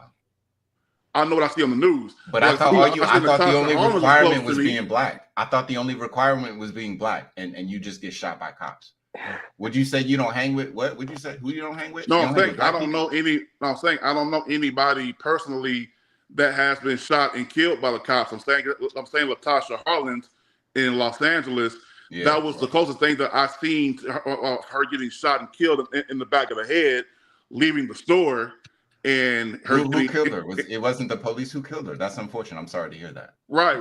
But I'm saying where the injustice came in, I guess, was when the woman only got probation for shooting her in the back of the head when she was leaving the store, which was kind of, back then very awkward and very, you know what I'm saying. Yeah. It you know what I'm saying, and that's kind of what sparked the LA riot. Hold on, let me stop you right quick. So if this guy gets arrested, he's I'm probably having a hard dead. time seeing other avenues to the same power without begging other people, without it running through their sympathies. I don't have the stomach to try to convince anybody else to see me as fully equal and fully human anymore. I'm 53 years old. I'm exhausted by it. I can't fight the same fights my parents fought. I don't want my children to fight the same fights I fought. Sure. I'm exhausted by that. And so I'm very much solution oriented at this point. And if somebody else can give me a solution of full and true equality that's better, I'm more than happy to hear it and take it. But you can't tell me that your solution is that you have to convince other people to be your muscle. Yo, can I ask him a quick question? Beyonce says, Yo, brother, quick question. And I'm being sincere. You seem like a relatively reasonable man, fair man. Do you understand what Osa's saying? Can you see where he's coming from? Can you agree a little bit? Not really. No, I agree with he's saying 100%. I know where he's coming from exactly. It's nothing. All due respect, it's nothing that I haven't heard before, or nothing I haven't said myself about other situations and other cases that has allowed me to obtain the amount of black fatigue I see on a daily fucking basis. But Wicked though, like peep this, right? It doesn't matter if he agrees with me because it's not my. You know what I'm saying? It's not my opinion. Like this is just how it is. Like this is just how the Sun Man is. It doesn't matter whether people it is what it is. But the point I'm making to this brother, right? The point I'm making to you is like your corner argument, your corner point, right? Earlier, have you evolved on it at all with this conversation, or are you still like? Oh, that's a good question. No, I've heard all sides about it, and like I said, I haven't touched the situation in a very long while. So talking about it tonight is something that I haven't done in about 7-8 years. But I'm just saying is that I still feel that both sides were wrong, and I felt that she escalated the situation to the point where if somebody wanted to take her damn life, she put herself in a position for that to happen. But what do you think about Osa's point regarding the coroners? No, I get that. I get that. Like I said, I understand what's there, what's presented. I understand that, and I see that. But again, is that it doesn't matter. So you think it was manipulated? It's just that I know that every single thing that people consider facts and things that we see and things that we report are not always what it is. It's not always true. So I'm not saying These are professionals who are giving a report. They're not some guy on the street. It's gonna be like this forever. He's locked in. Yeah, all right. Yeah, respectfully, he's locked in. Yeah, this is how dudes do jail sentences. Black niggas is in the cells talking like this all day. This is how they make the time fly. This is how these type of conversations. I will give him this. He's not getting loud and he hasn't threatened anybody. I commonly saw when I was involved in conversations like this in the street or in the hood. A loud person wins, and eventually somebody's going to threaten somebody. The reason why. Hold on, no. I think we got it. We got it, man. We heard it. We got it.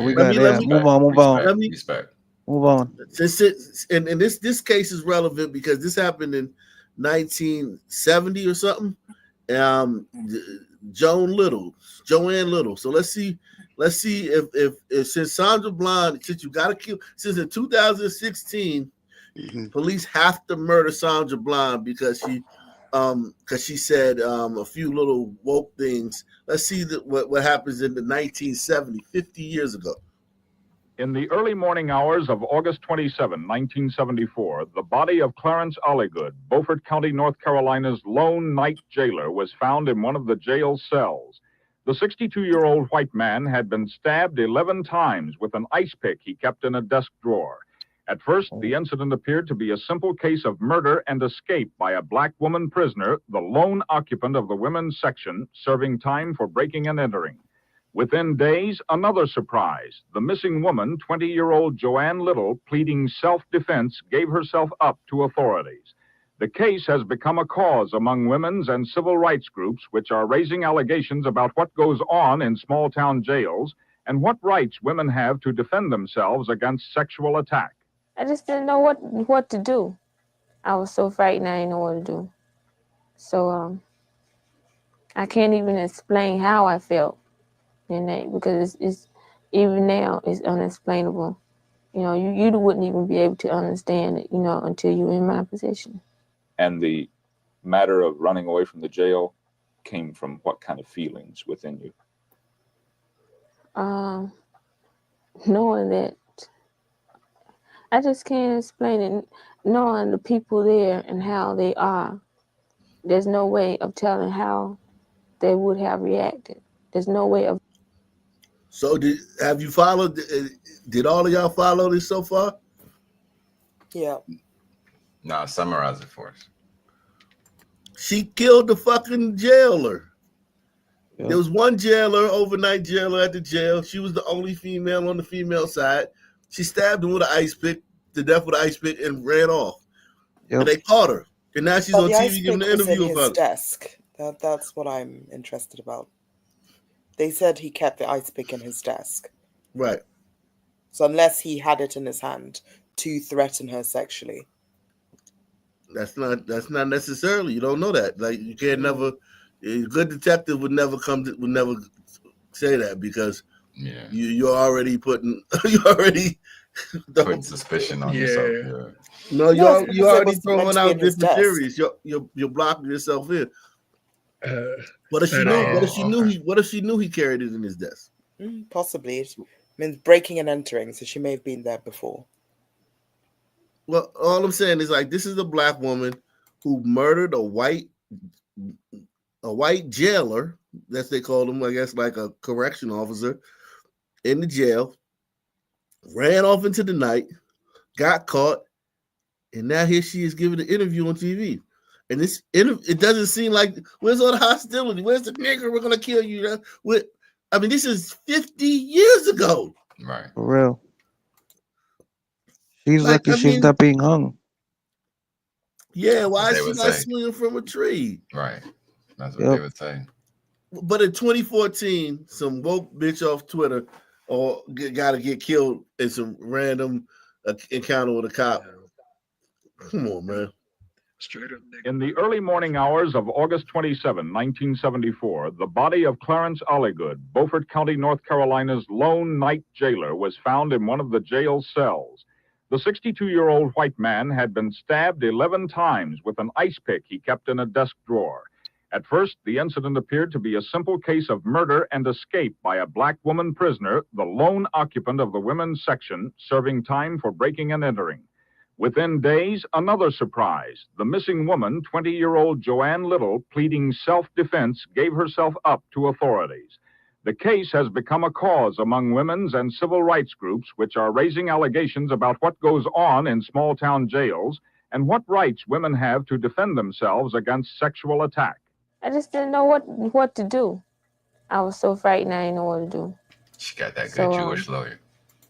I can't even explain how I felt. Because it's even now it's unexplainable. You wouldn't even be able to understand it, until you're in my position. And the matter of running away from the jail came from what kind of feelings within you?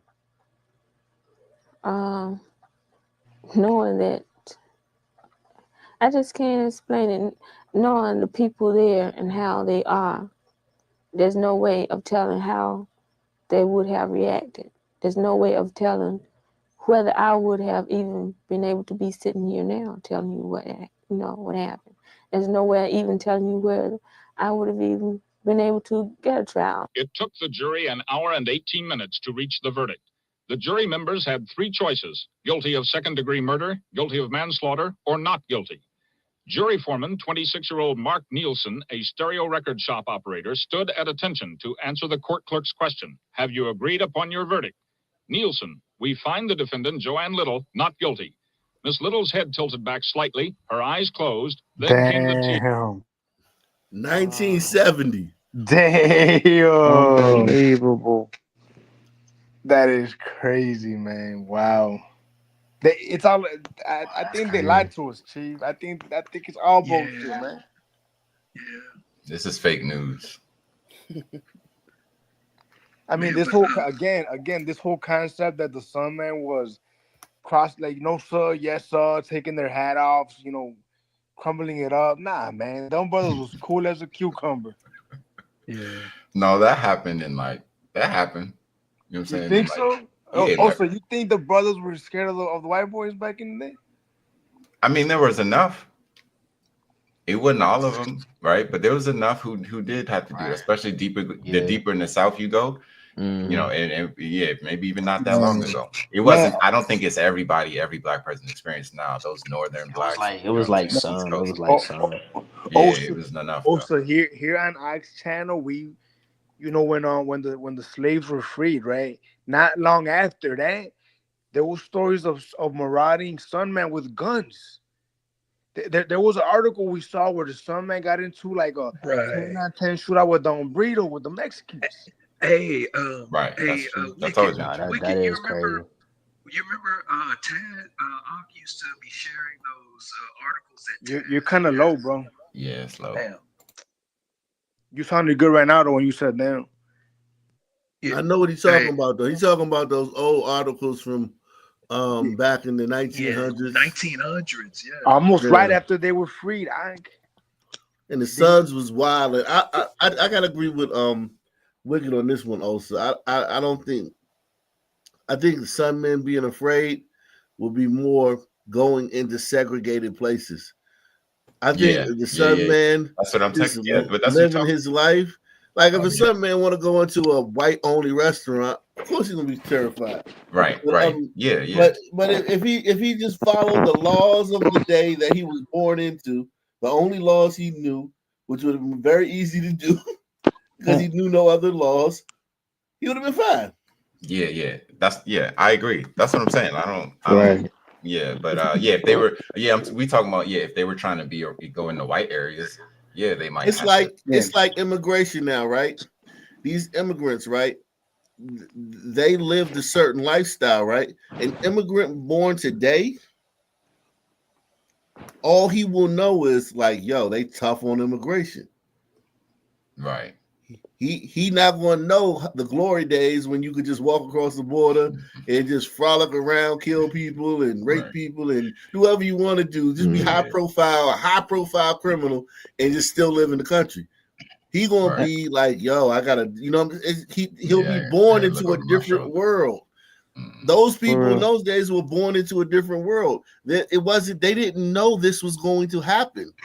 So they nothing was lost. Right. We're looking at them as if they lost rights.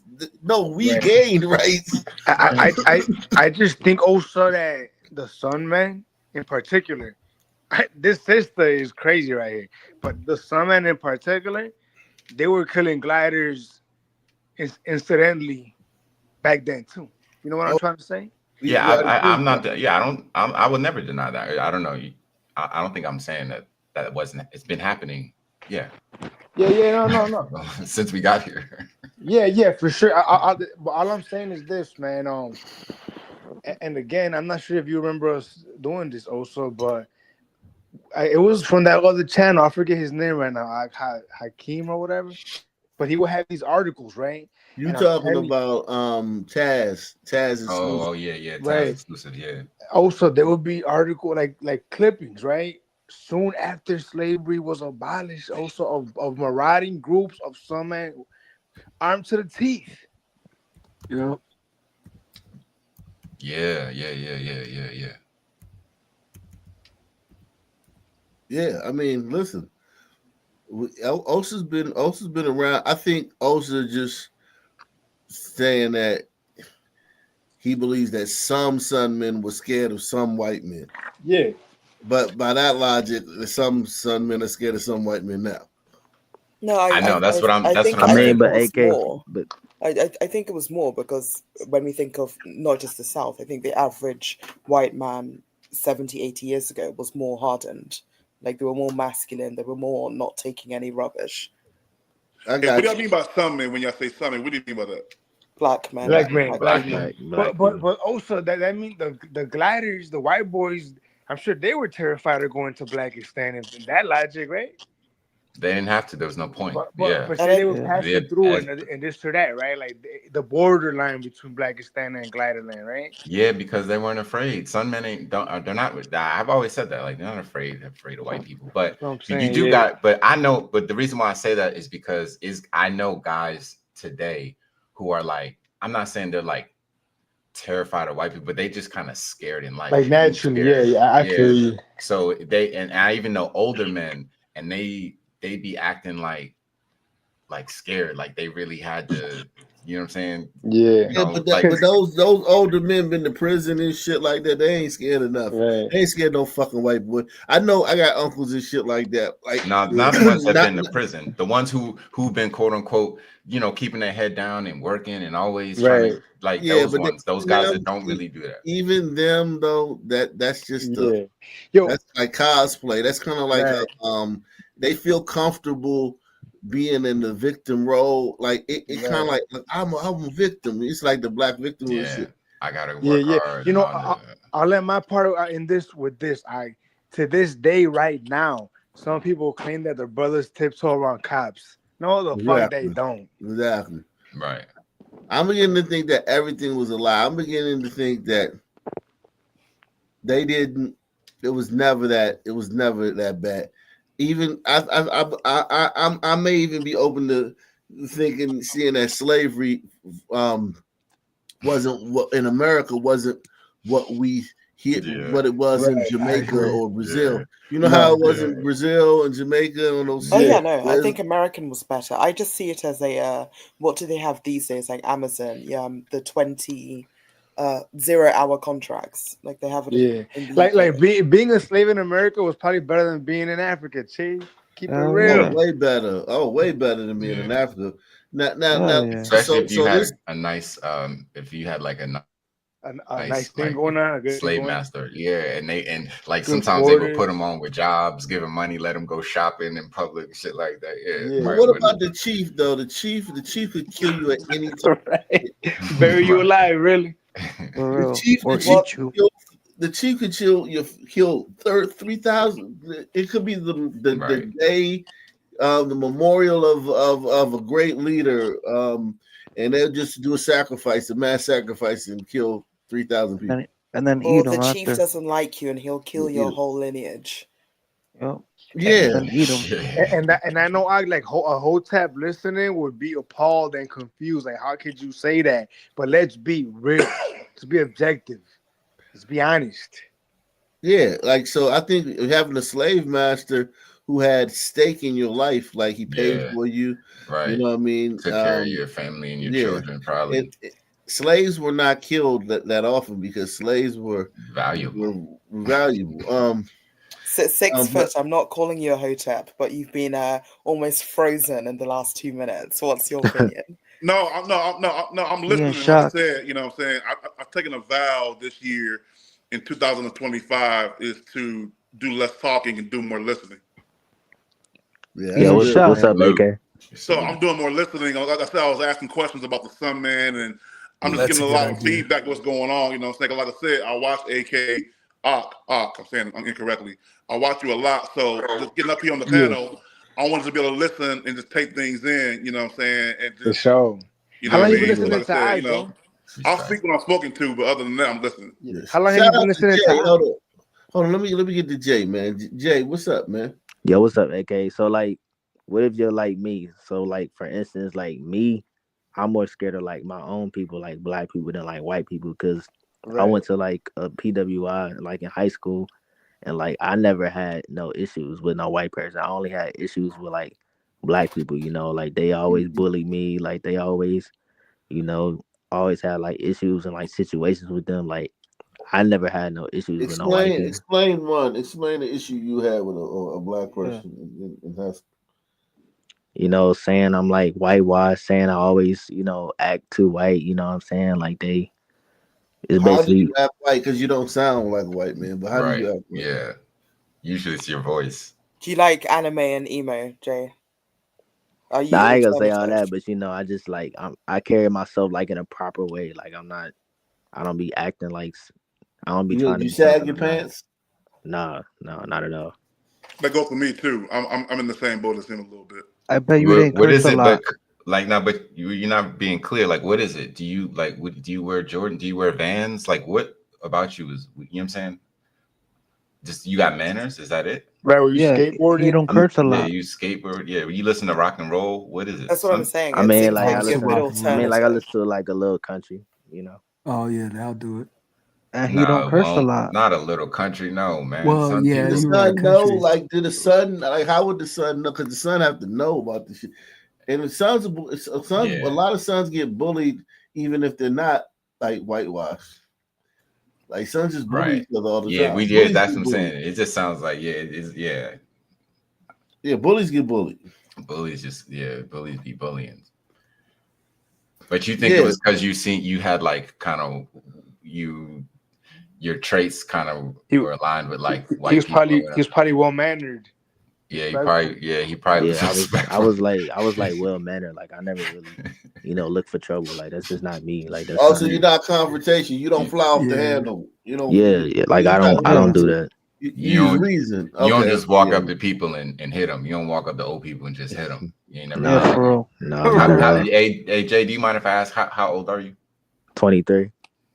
Oh yeah, okay. Did you know any of you people who played that game where they just walk up to older people or anybody and just knock them out? I knew one person. He didn't go to my school, but yeah, I knew him. The knockout game. The knockout game.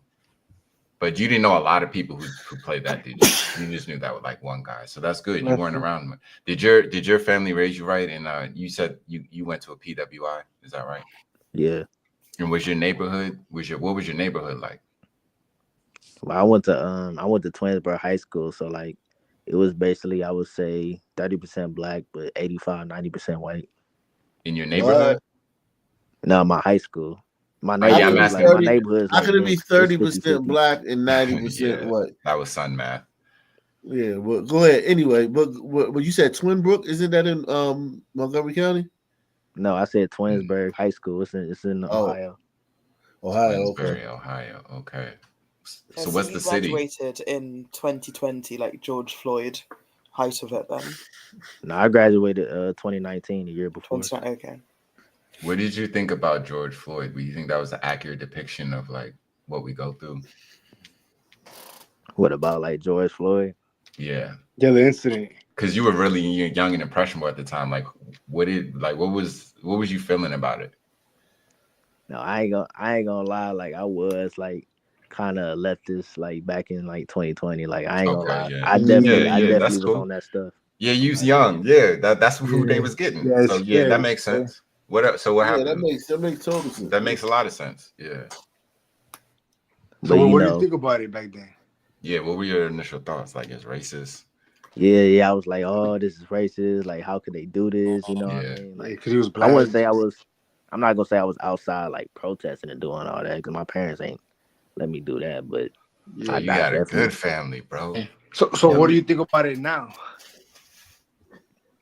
I mean, now, you know, I just feel like he shouldn't have been doing what he was doing. I mean, he was a criminal. I mean, yeah. What do you think about the gold casket? I mean, that's just that's just crazy. Yeah, I forgot about that. That's nuts.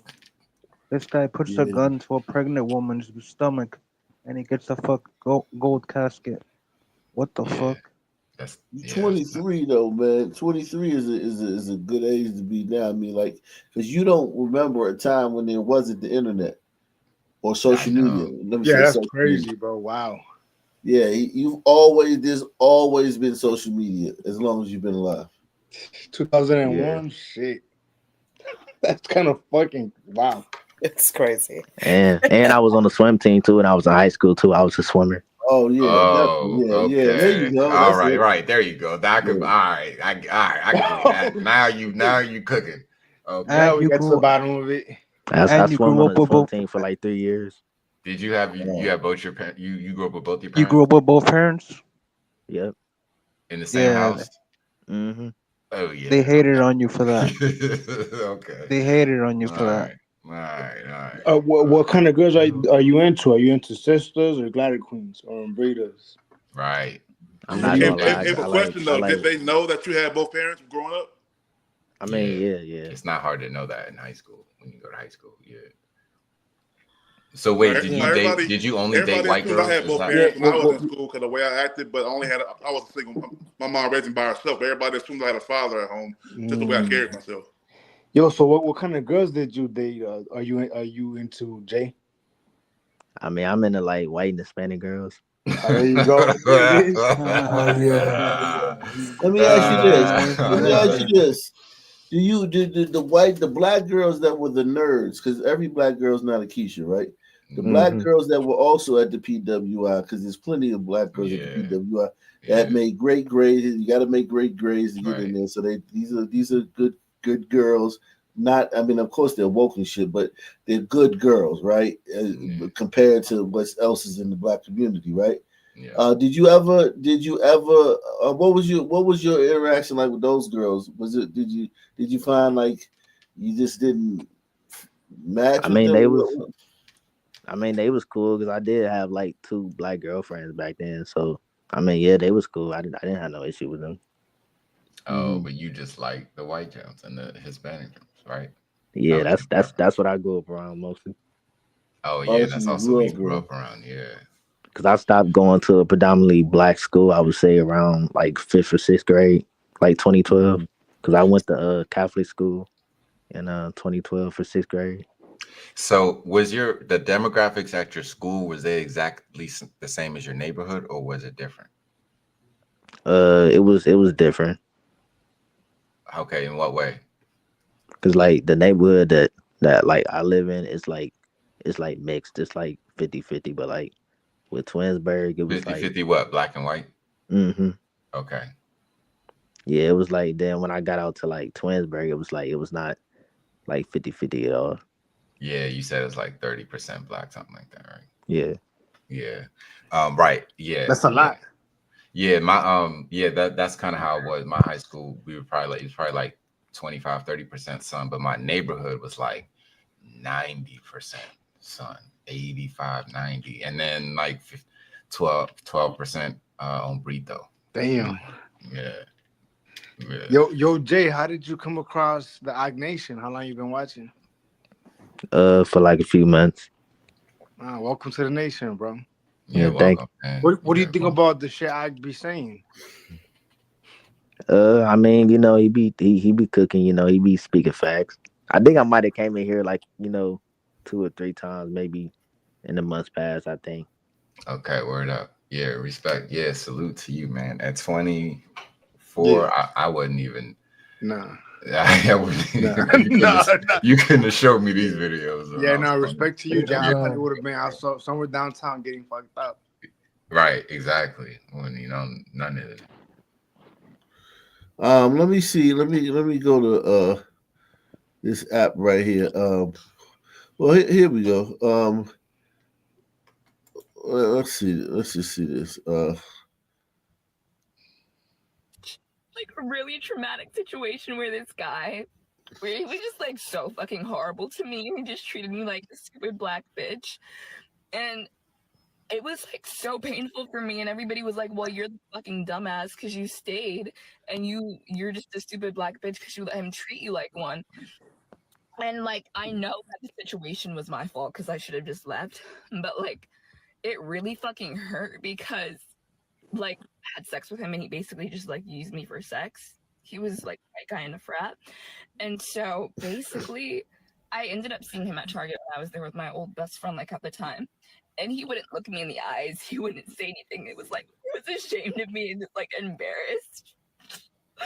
Which is like how most people get about me, and it was like so fucking painful. And so I stood up for myself and said what I needed to say to him. And he ran away from me when I was speaking to him. And my friend was like, that's humiliating. Like she was like, you just embarrass yourself, and like that's pathetic for you as a black woman to do something that stupid. Oh, the friend was definitely smashing them. I never get why people cry on camera, man. This shit is crazy. So fucking bad. I would say that's probably not a race thing. Like when I People crying on camera, man, is like the most pathetic thing ever in fucking life. But doesn't that happen so much in university? Just dating someone and they pretend you didn't exist after a one night stand or something. Yeah, that's not my experience, but I'm just saying it's not ethnic based. I would say. Yeah, no, she doesn't. Everybody does she's that. privileged. She's privileged. She doesn't know. She doesn't even know how brothers would do her. If she thinks that's bad, yo, she thinks that's bad. Black man would have left a baby in her. She would have went home and some girls. It'd have been like 10 girls at her door trying to come outside, bitch. Right. Beat her ass. Yeah. Yep. worth being looked in the eye. Like, it hurt so fucking bad. And looking back, and that was the guy who, like, when I asked him to stop during sex, he held me down. Like, that happened a few months after the Target situation. And I was, like, telling my friends, I was like, I'm just fed up being treated like this. It's like every person that I would run into would do this shit to me, like, take advantage of me. And they were like, then just don't be a stupid black bitch with a fat ass. And it was, like, so painful for me. Oh, yeah, fat ass. Won't you let us see? Of course, that's what captured you, Ak. I don't believe you, you liar. You don't have no fat ass, you liar. You just want clout. Anybody, they'll just tell me to stop. And they were like, then just don't be a stupid black bitch with a fat ass. And it was, like, so painful for me. Because I feel like if I tell anybody, they'll just tell me to stop being a stupid slut. And it's like... this is like the last place because like I can't talk to my friends about it. Like I can't talk to my parents about this. Is she really crying? Like is she like showing tears? This feels straight. Is she shedding tears? Like is she really crying? Enough as it is. Well, she seems genuine. I mean, I don't even see tears coming out. Did you hear what she said? There's never tears though. Did you hear what she said? She said, my friends asked me to stop being the stupid black bitch with a fat ass, and it was painful. Yeah, that shit. That man, I don't know. That shit feels like engagement porn. I mean, I'm just saying, like it's just what she's saying is nothing to brag about. Exactly. Yep. Exactly. You know what I'm saying? Especially on so camera. Yeah. So why would you make that up? Like I don't know, but anyway, no, man, she's genuine. She just got fucked. Yeah. I mean, she didn't. I don't know about anything. Yeah, it was a white boy, and now she was a white boy, and now she woke. Like she was fucking white boys in college, and now she done got woke, and now she regretting. I would say she probably fancies them, but goes too hard with the black. I'm suffering, my people. This and it's too much. Yeah, she's confused. Yeah, she's confused, and also like you just have the natural getting played out. Like when I get played by girls, I be hurt and shit. I be in the days. You know what I'm saying? That shit hurt me when girls play me out. You know what I'm saying? Or girls dog me out. So I mean, this is just how she reacts to getting played out. Right. You know. Right. Yeah. Social media is the only place where you fucked every bitch and you won every fight. You know what I'm saying? Right. So let's. How old are you? 21. How old she look? 32. My big sister 32. And little sister?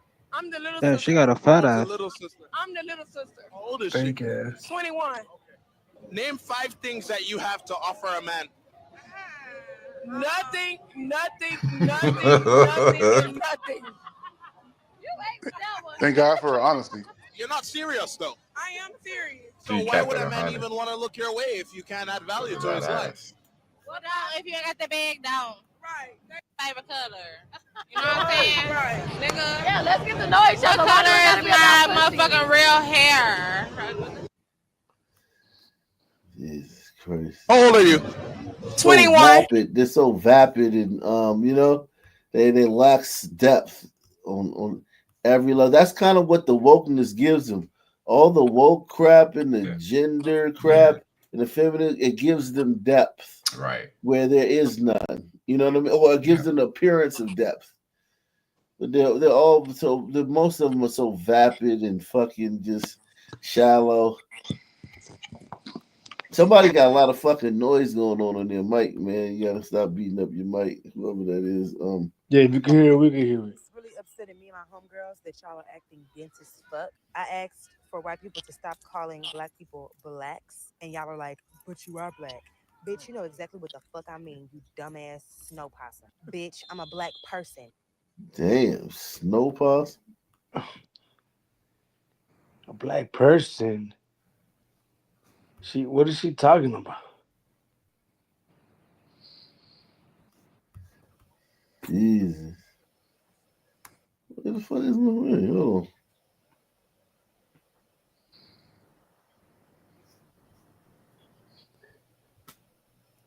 Okay, hold on.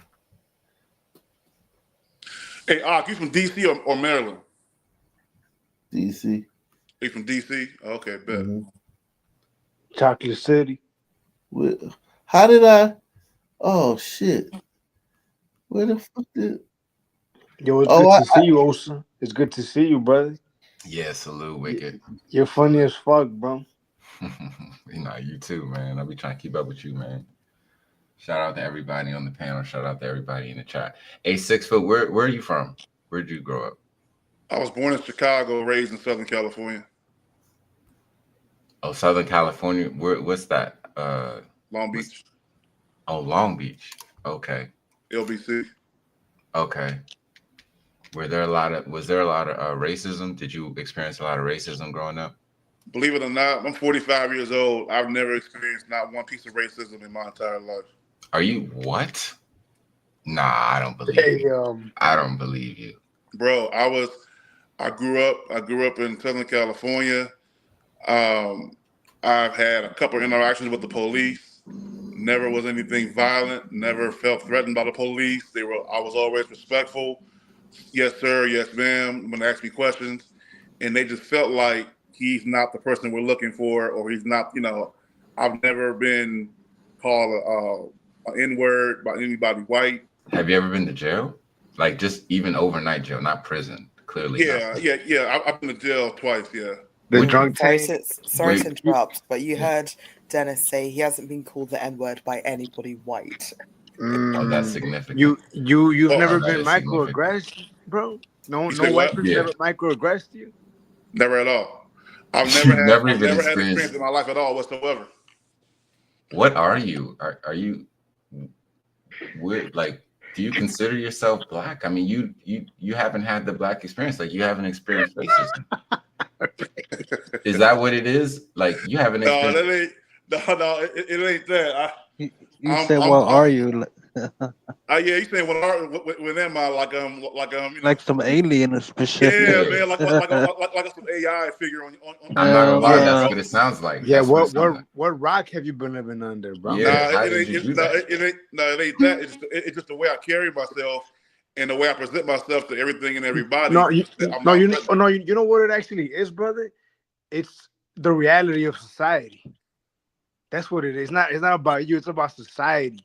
This made up racism that these hoteps want to force down our throats. Right. That's what I'm saying. It's like everybody around me that I grew up with, they all experienced racism in some shape, way, or form. I was in the military. I never experienced racism in the military.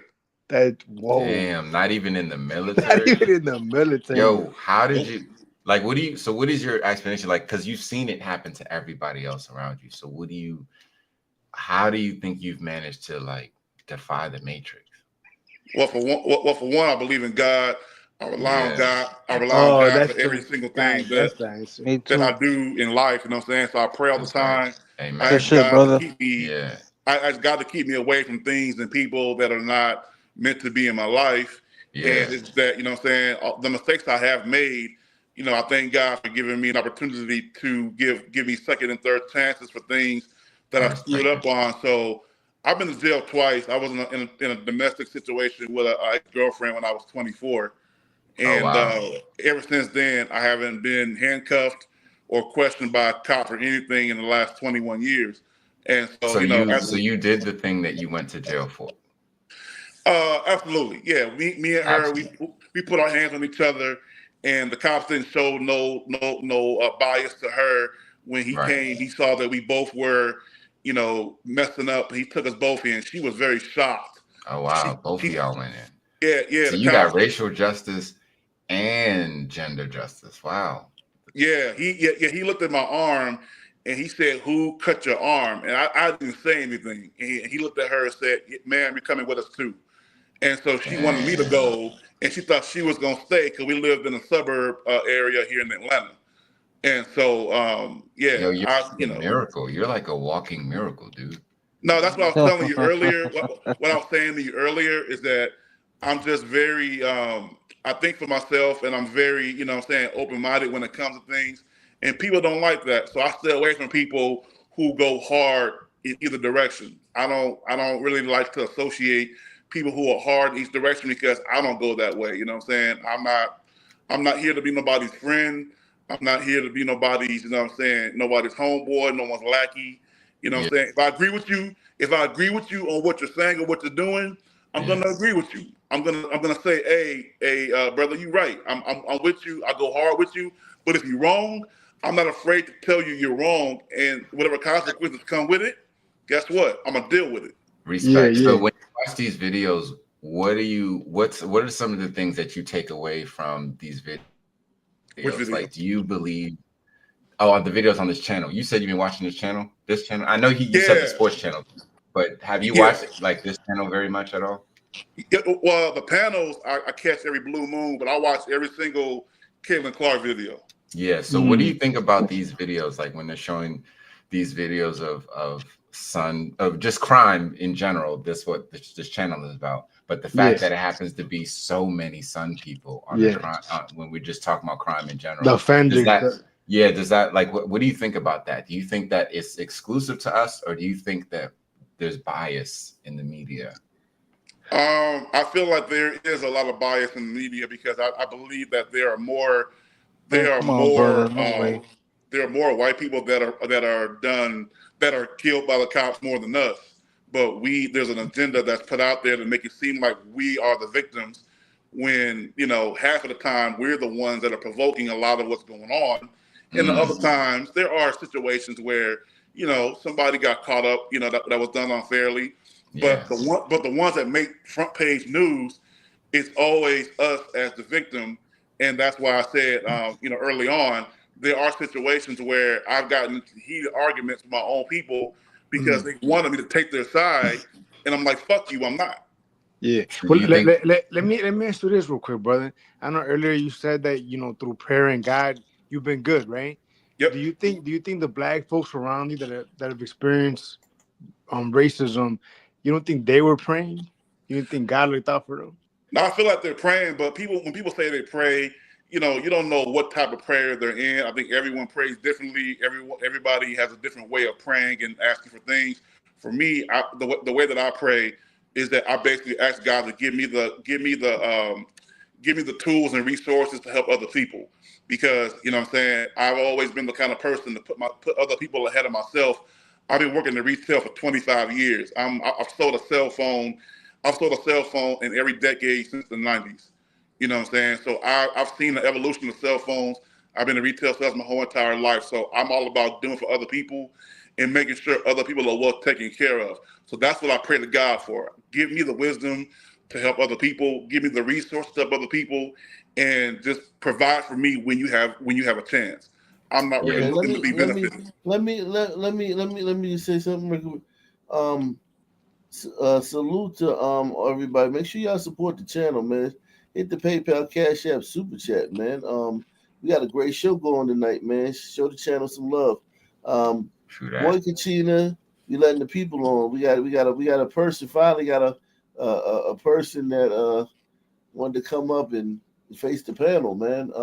Shout out to 6'8" Aquarius, man. Hey, but you know what though, bro? The reason why I fuck with Ock and I like what Ock does with the Caitlin Clark stuff is because I am absolutely hated on social media and people in real life because I defend Caitlin Clark.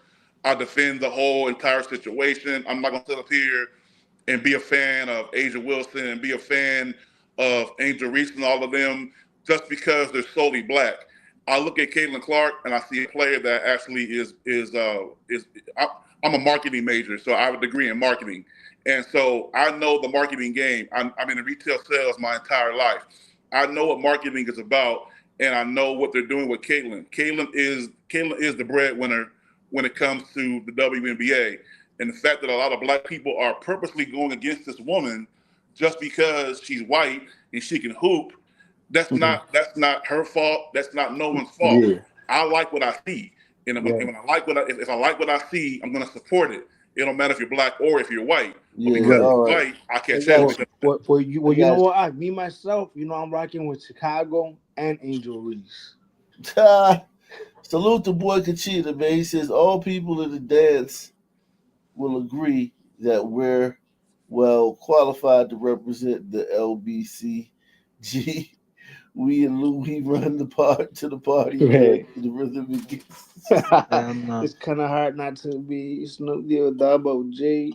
The high school that I graduated from, Snoop Dogg went there, Warren G went there, Nate Dogg went there, Willie McGinnis, Cameron Diaz went to my high school, Tony Gwynn. Tony Gwynn. What's my man played an NFL receiver for the Redskins? Jackson. What's my man's name? Deshaun Jackson. Deshaun Jackson. Deshaun went to my high school. I'm trying to think of who else. Yo, everybody, chill out. We got a sister on the screen. We got a sister on deck. Yeah, let me hear what the sister It's is. really upsetting me and my homegirls that y'all are acting dense as fuck. I asked for white people to stop calling black people blacks, and y'all are like, but you are black. Bitch, you know exactly what the fuck I mean, you dumbass snow possum. Bitch, I'm a black person, not a black. Like I said, a black is a fucking black and mild, bitch, not a human being. Dumb hoe. Fucking snow possum, fucking snow earthworm, fucking snow lice. Y'all just everything that's white and fucking raggedy and dirty. Yeah, she said a black and mild. Yo, Osa, she'll go to work and it won't even cross her mind that somebody at HR would want to speak to her. Right. Her head high. Right. Yeah, like if a white girl that did that probably wouldn't even go to work on Monday. Right. She be like, fuck that shit, man. You can fire me from home. I'm not giving you the fucking joy to fire me in my face. I'm going home. You can't fire me, I quit. Yeah, exactly. Right. Facts.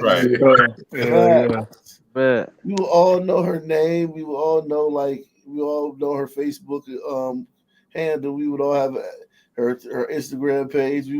She would have got doxxed. Yeah, her home address had been put on the internet. Yeah, shit.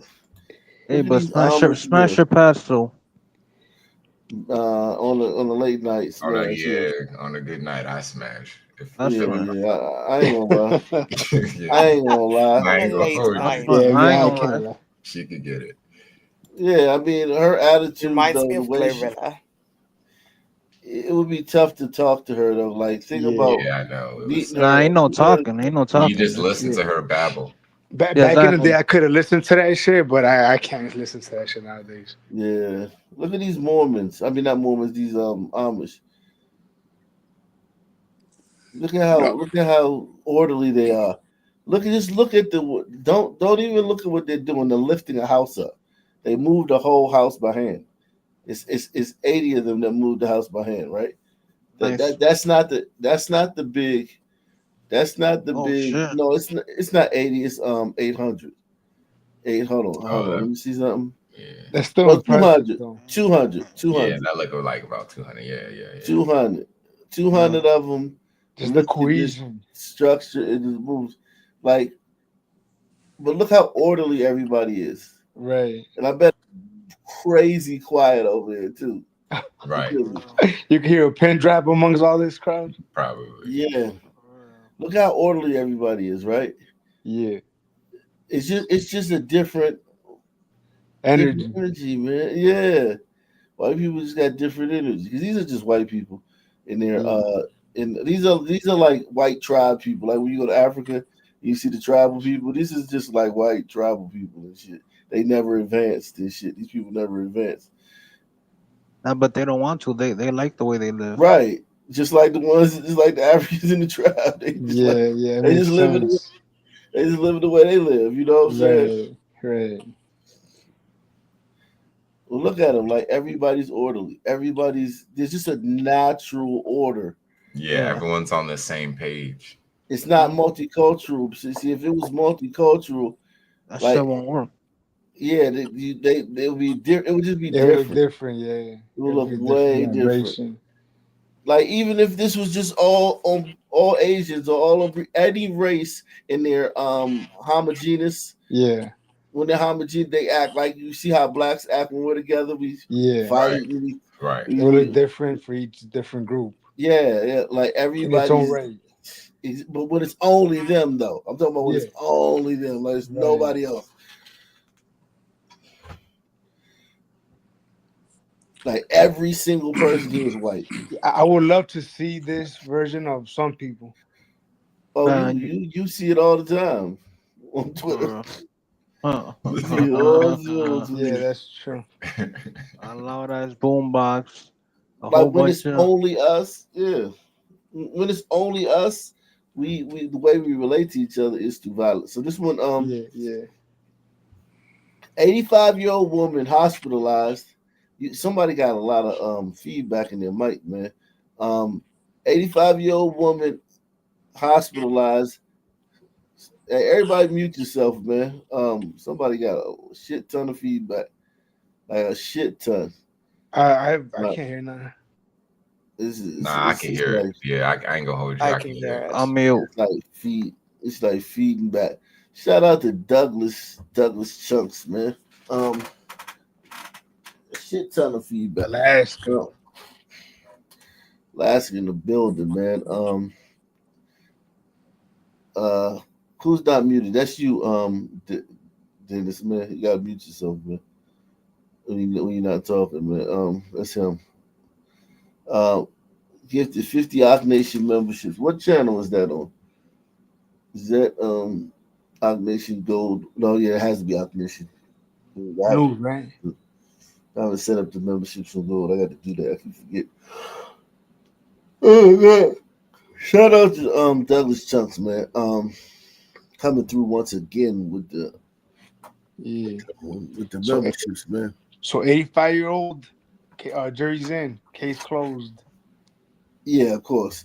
85-year-old woman hospitalized after being punched with brass knuckles and face planting while getting robbed by a teen in Lakewood, California. Man. Horrific. Yo, Lakewood, that's next door to my city, man. That's crazy. Damn. The woman was walking when the teen confronted her and yanked her purse. The victim's daughter said he had brass knuckles, so he socked her before pulling her purse away from her, said a neighbor. He totally surprised her. She had no idea this was going to happen to her at all.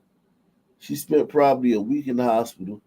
She has like 16 stitches on the side of her head from what happened. The suspect has since been arrested, but authorities aren't releasing his name because of his juvenile status. I'm surprised he didn't kill her, though. Did it say what part of Lakewood it was at? Or no? Nah, I just said Lakewood. Video released from the Lakewood Sheriff's Station showing the moment an elderly woman is attacked while walking down the street in the middle of the afternoon, falling hard on the ground as her purse is snatched from her hands. From what I understand from the daughter, he had brass knuckles, so he socked her. before pulling her purse away from her. This neighbor says her cameras caught another angle. The suspect following the woman said to be in her 80s before the attack. That's a little ass kid. That's definitely a son turd. That's a little, he's like a little kid, Of dude. course, it's a son turd. Jesus Who Christ. else? He totally surprised her. She had no Damn. idea Firing this was gonna squad. happen to her at all. The suspect was located and arrested. Investigators say the suspect, only identified as a juvenile, was arrested on May 19th.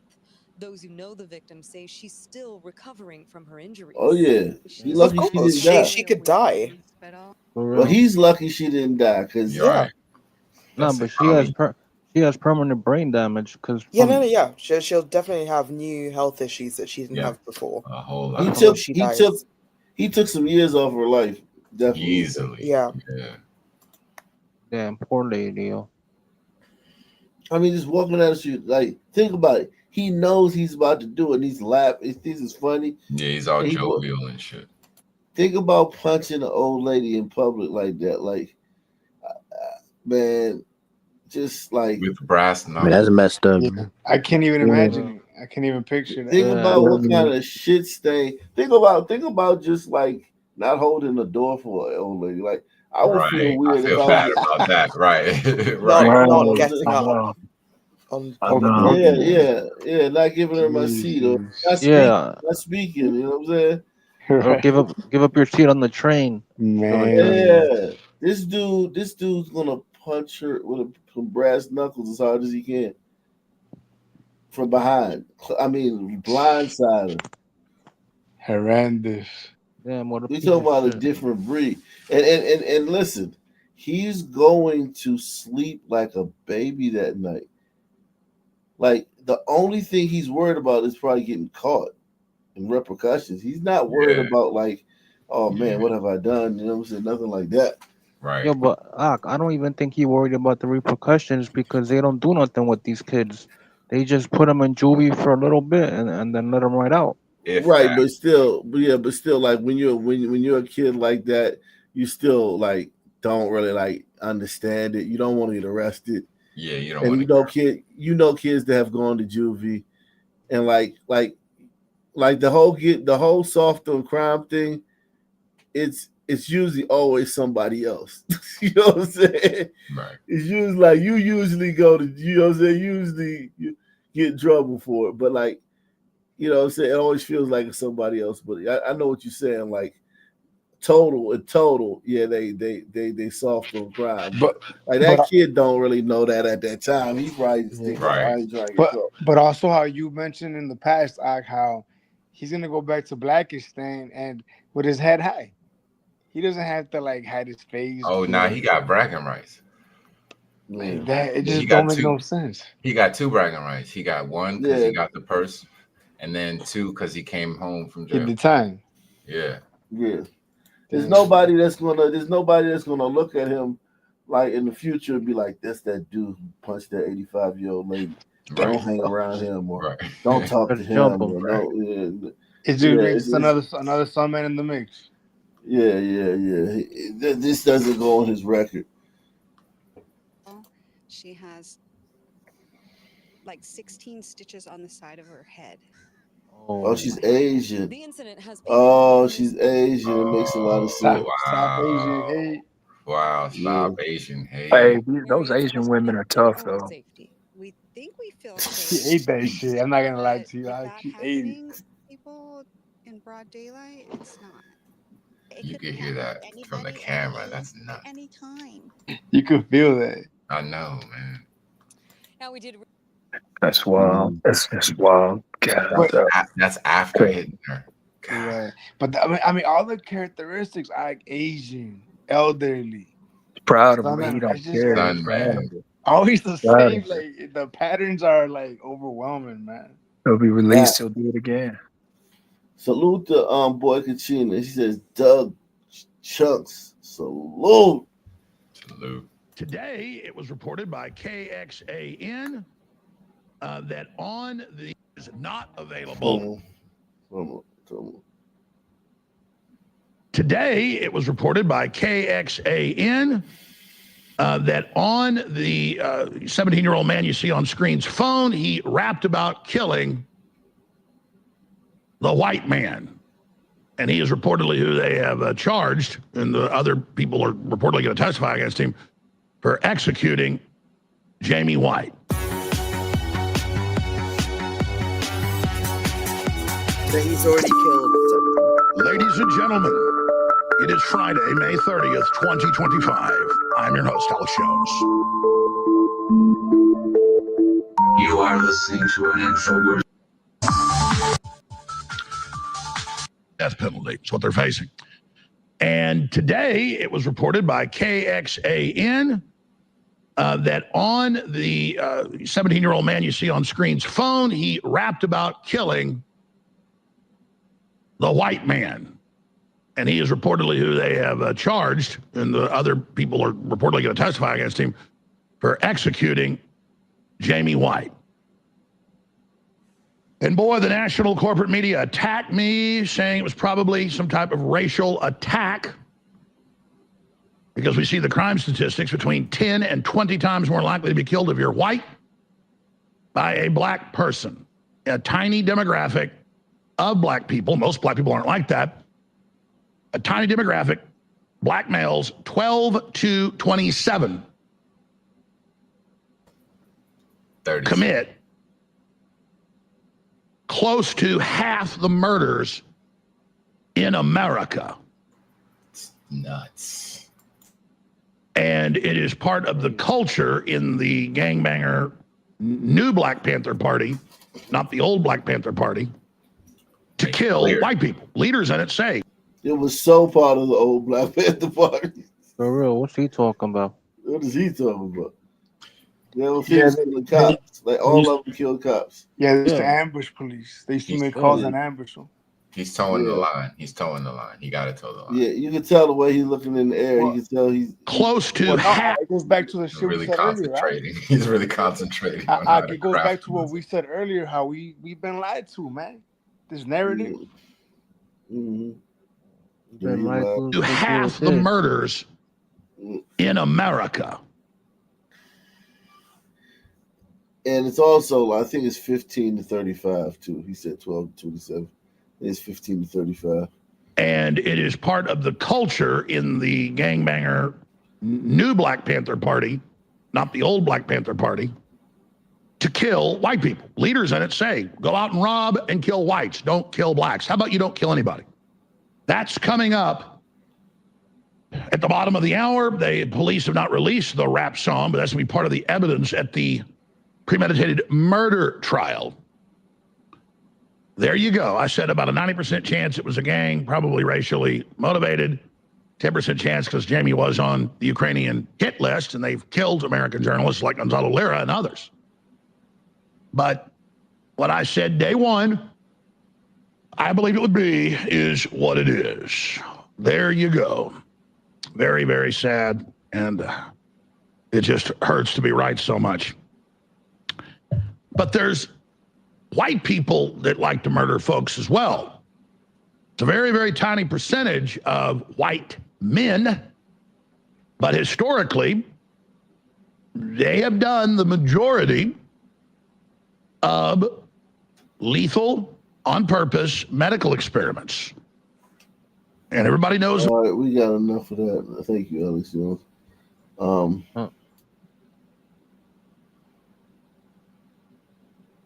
Okay, she was simply asked to leave.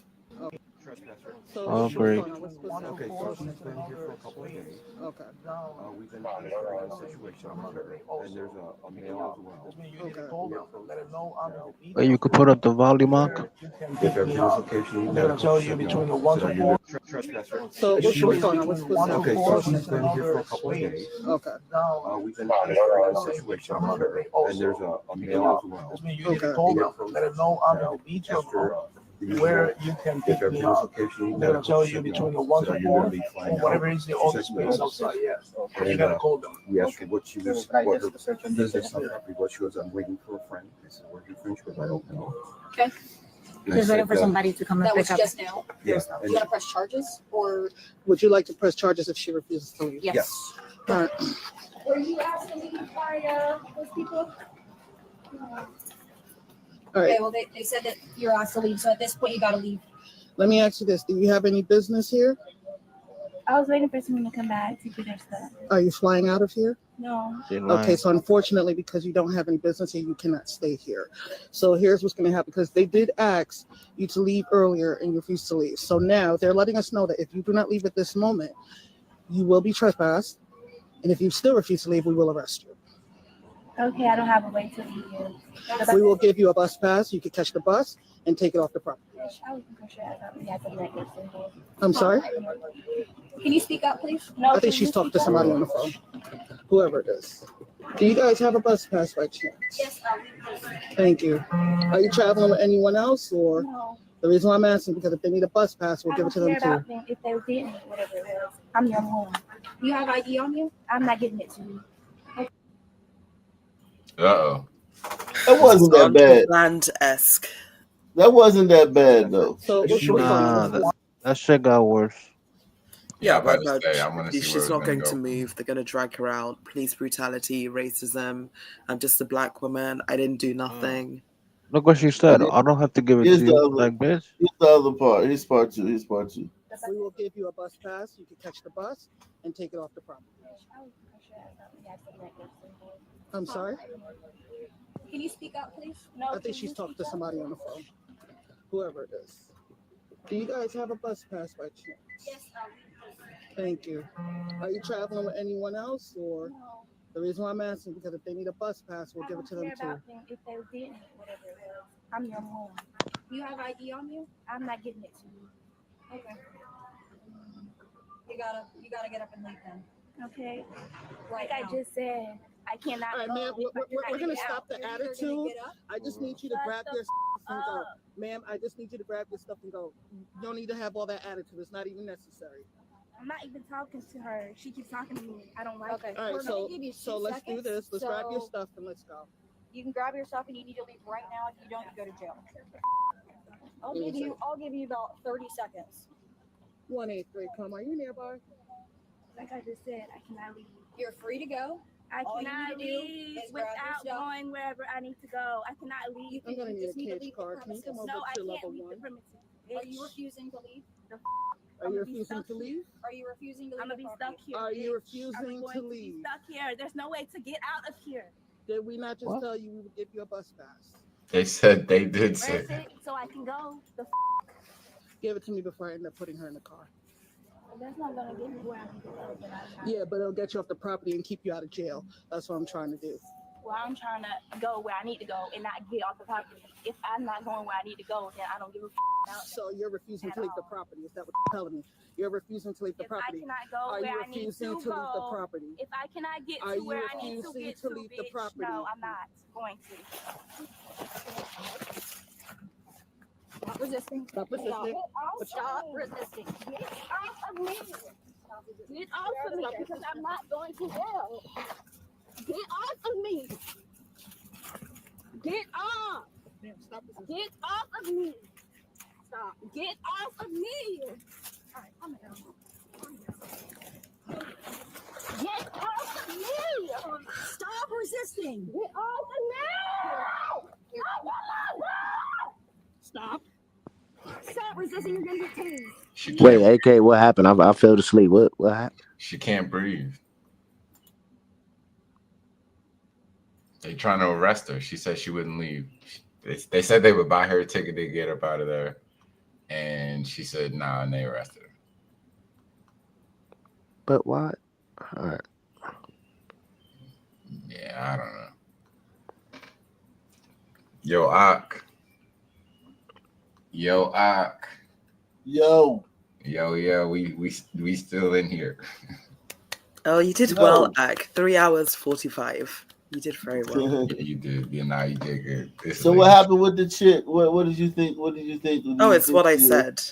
Can't breathe. Police brutality. Didn't do nothing. The situation just wasn't like that deep. It didn't need to go that far. Can go some more. Part 3. Burners in the back. Burner account. Get my stuff. I mean, especially if they was willing to buy her ticket, like it didn't need to go that far. For no Right. reason, I'm not going to jail. I'm not going to jail. Get my stuff. Get my stuff. Ow, get off of me. Please comply. Stop flexing. Please walk. Yeah, see, she's totally at fault for this. Those cops are very nice.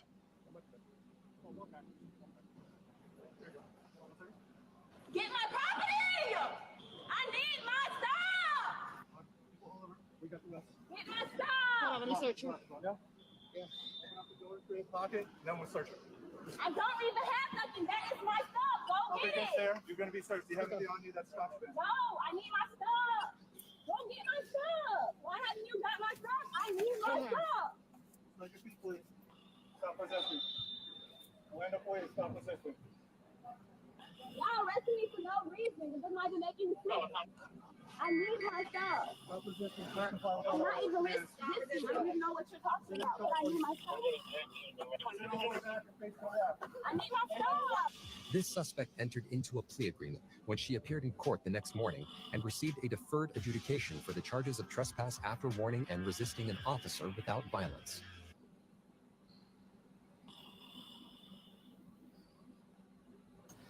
Uh-oh. Wake up, Ock. It's Ock. He's out. What? I'm not out. I'm right here. Resting your eyes. Hey, Ock, man. Hey, Ock, bro, you tapped out, bro. You was in the chokehold, bro. You tapped out. Yeah, nah, I'm just listening to y'all content, man. Y'all perspective, man. Yeah, but yeah, you know what's interesting though? Like, I think for her, the Sun woman, like, she's embarrassed. You know what I'm saying? Like, she's embarrassed. She probably really has nowhere to go. You know what I'm saying? And like, all her stuff is in that bag. Like, her whole life is in that bag. So she's embarrassed. And then the cops approached her. You know what I'm saying? And then they offered her a ticket, but she's not humble enough to just shut the fuck up, take it, and leave, right? Like, her ego has been touched, and once the ego is activated, yeah, we just. I got a big ego. Yeah, exactly. It's hard to turn back once we turn it on. So what are your thoughts on the situation? Even though she was in a bad way, I mean, you do agree that she was still wrong, right? Yeah, she should have been arrested. She was committing a crime, and then she gave him attitude. She was cussing at him. They're very patient with her. Yeah, that's what I'm saying. The cops are very, very respectful for us. So like I said, this one right here, I can't do nothing but say, yo, man, it's that's all on her, man. You know what I'm saying? I don't care who, not you guys, but just in general, who don't agree with me.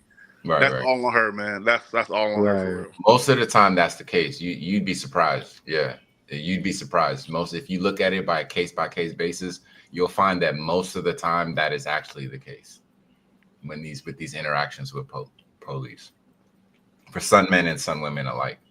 Where was that at? Where that take place? Doesn't really matter. It happens all over the U.S. Doesn't really matter. That could have been anywhere. That could have been where I'm from. Could have been where you're from. It's just wherever we're at. No, I was asking so I could do some research. Just kind of see, kind of look into it. That's what I was asking.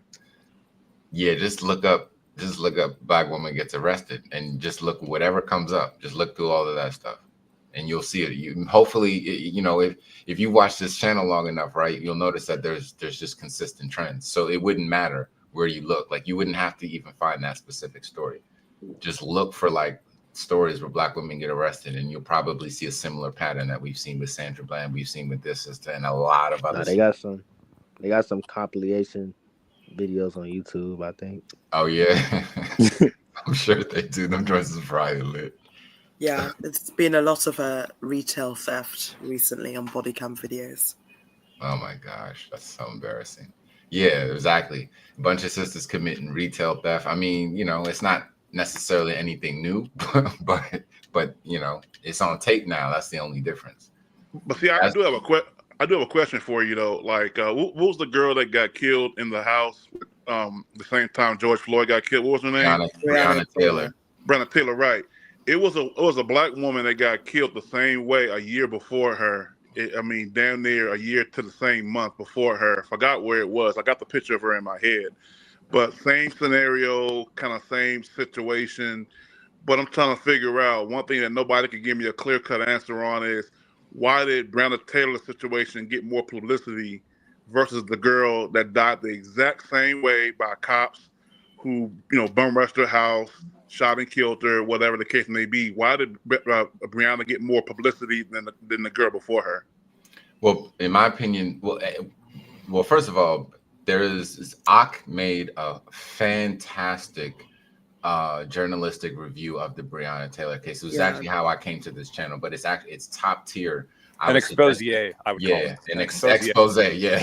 A very, very well put together expose on the Breonna Taylor Chronicle. So I think that's a good place to start if you really want answers. But just from my opinion, I hope those two situations were not the same, because the details of the Breonna Taylor's incident were lied about a lot. And what most people think it is not even close. Right. Oh no, I know that one. I know it's left field. It's just I wasn't in. I just didn't feel like arguing with people when that situation first happened.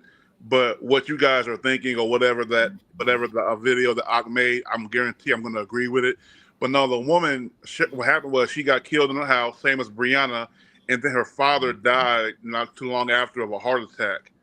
He was, he was kind of like, doing a campaign for his daughter. Why'd they go into the daughter's house? Honestly, I forgot, brother. That's an important detail to make the comparison. So, because for Breonna Taylor, that's a very important detail why they were at the house. Breonna Taylor's situation, they had every reason to be at the house. They had been watching her for 5+ years. There was a lot of activity. The people that she was associated with, her bank statements, they had every right to suspect that address of criminal activity. I don't know if that's the case with the other woman, and you would have to be clear on that specific detail in order to make the comparison. If they had no reason to go to the other woman's house, and then okay, fine, but they had every reason to go to Breonna Taylor's house. So that's the only thing that would make those two things similar. Well, what I'll do is if I can send you a message or stay in contact with you on social media somehow, I'll send you her name. Then what I'm going to do is tomorrow when I get up, I'm gonna pull up that situation and kind of go over it on YouTube and kind of see what exactly took place. Because you are right. All I know is the outcome was the same. The outcome is the same, right? But the initial reasoning, I'm not 100% certain it was parallel, right? Yeah, it could have been completely different, and a lot. But of they did kick her door in. They shot her when she was asleep, and all that. That didn't happen to Breonna. Yeah, that didn't happen to Breonna. I have an answer to your question, though. I think maybe you might like to hear. Keep in mind. Yes, sir. Go ahead. Keep in mind, like all over the United States, Black people are getting killed every single fucking day, right?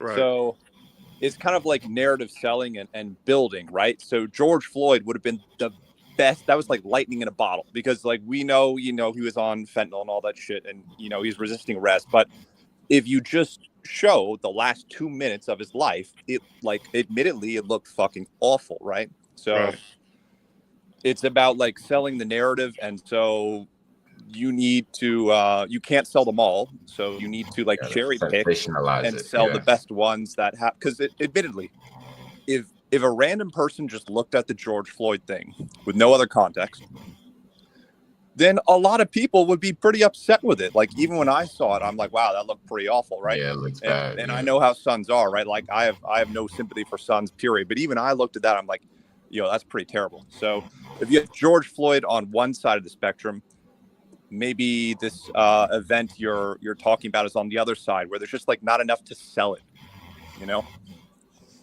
Right. Divide and conquer. I wish I knew the girl's name. I got a picture of her head. I'm picturing her face in my head right now. I can't think of the name, but I'll, if you guys do this panel every Friday, or I see you guys on here every Friday, I'll if you guys don't find it first, I'll bring you the name of it and just kind of see, because the same question I ask people about Trayvon Martin is that why did Trayvon Martin's situation get worldwide publicity when there were other kids that were murdered in Florida down in the same exact way? Like, it's unfortunate he lost his life, but what made his situation go so global to where it became a phenomenon when those kids die every single day? Yeah, it's only a matter of you just got to get the right lawyers involved. That's it. It's an agenda, man. Divide and conquer. Well, Because no, what's that well, one kid? The it one can be kid in answered Florida though. that was playing his music really, really loud, and the white guy shot and killed him at the gas station. Yeah, I think we covered that here. Yeah, and I think I Yeah, it's remember what like you're that talking about, situation got Honor. a little buzz, and a little buzz, but the Trayvon Martin thing, like that took a life of its own, and I'm just trying to figure out. I've always asked that question, like, what was it that made Trayvon Martin's situation so glorified? See, in my humble opinion, and this is an assumption, and if I sound ridiculous, let me know. Is that I honestly feel Breonna Taylor was only blown up because there were a lot of sympathy for black men when George Floyd was killed. The narrative was that they're trying to kill all black men. Yeah, So the black timing. women, they needed something to counter the black man's plight and the black man's, cry out for help. So they brought Breonna Taylor's situation in, so True. they have something to kind of like rag about, Yeah, and then it made black men and women going back and forth on social media about who was worse. Right. No, that's I give you that. No, that's pretty sound, bro. Yeah, Well, that's pretty sound. in regards to George Zimmerman, though, if I remember correctly, basically he was pursuing Trayvon when he was told not to, if I remember correctly. So you have to remember, for right. all of these like incidents which involve Sunmen, chimping out and getting killed or whatever, there's usually almost always like a trickle of truth involved as the bedrock that they build the bullshit on top of. Yeah. So if they can't even get that trickle, then it just can't like grow legs. But for Trayvon Martin, it got legs because admittedly, like he basically the narrative was like, oh, he was hunting this kid, and like, come on, he's not like he had a gun and he's hunting him like with the purposeful intent to murder him. But if you It was arguable though. Right. There is something that could be argued, especially by people who like live to argue this shit, right? Yeah. So I mean, I would come back on 2 points. The thing about black men and women, I would disagree, because black women will literally like die for, like, they go to bat for black men kind of even more, and that's how a lot of black men issues, if you want to say, even stay in the media. It's because of black women. So I disagree, but also I think just with Breonna Taylor and so forth, we also have to think of the increase in like short form media and just all the media improvements during all these years. Yeah. So something happens, 15-second video just immediately spreads like wildfire. Right. Whereas some of the older ones, it's one person talking for 2 minutes and you actually have to pause and listen. Whereas George Floyd was literally the 17-second or 17-second clip, and that's all you needed to know at the time. That's with all of them. All of them that Ahmaud Arbery and all those other names. It's if you just see what the last minute, it all did look bad, and so that's why a lot of those things got attention, because they seemed bad. People thought George Zimmerman was white at first, right? You know what I'm saying? So that's what made it a big thing. It looked like this white man was hunting down a black kid in Florida, of all places. So it works for the narrative that we like to believe, you know what I'm saying, as some people. It works. That's why it worked. And then I think that's the one, Trayvon was the one, I think that was Obama came out and said that could have been my son. Right. Yeah. Right. So, Right. Yeah. That just made it go. And the Tamir, the 12-year-old as well. Was it Tamir Rice? Tamir Rice, the 12-looking 18-year-old, yeah. Yeah, Tamir Rice, yeah. Well, George Zimmerman actually, I think, was initially reported as a quote-unquote white Hispanic. So that's all, because the black audience needs just a tiny little thing to like go off on it, right? So just white. Yeah, 17 seconds is all you need for the black audience. So George Floyd was a good ass 2 minutes, and so that's how that grew legs. Yeah. No, I feel bad for Trayvon, but my thoughts were different than everybody else's as to what happened. It wasn't the same.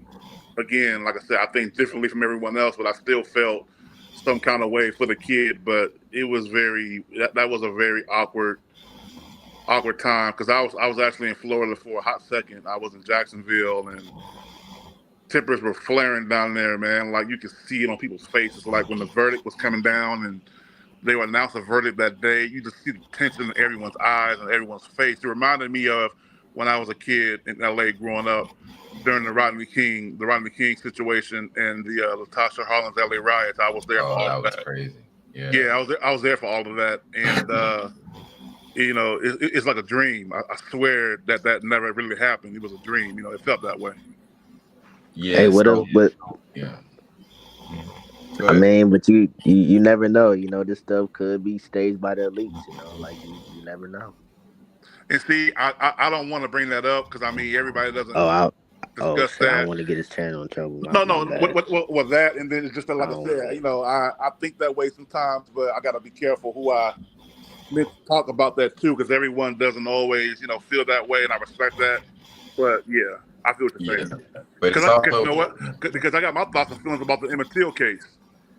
Well, I would say that this is probably the best space to have all those, or to air all those thoughts out. Right. Because I just agree. just everyone has different views. Most of us agree kind of on the base things, but yeah, all the discussions, even when you disagree, are always very fun. Well, you know what? I will say this, and I'll step away from the subject. I promise. Is that a lot of black people get mad at me when I say that black men killed Emmett Till, not the white guys. Yeah, that's objectively probably true. The white guys drove to the house, and they pulled Emmett Till out of his house and demanded his uncle to give him over. But the ones who actually did the dirty work were black men. They did all the dirty work, threw him in the river, whatever. Right. But the white guys took the fall for it, and they were on trial. They hired them. Yeah, they hired and that's why they got off, because you didn't do it.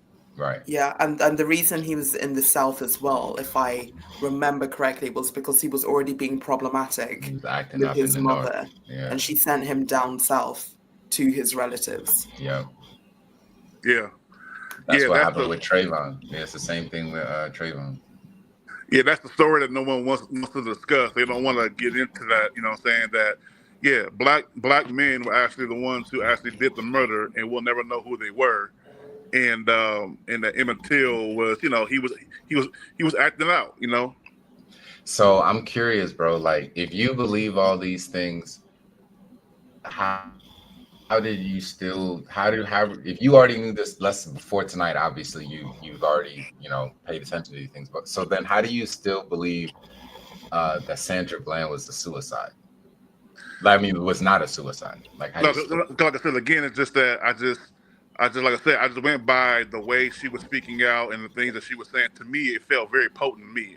To you guys, I understand if it didn't really feel as much, but I just felt that she was very outspoken and then very confrontational.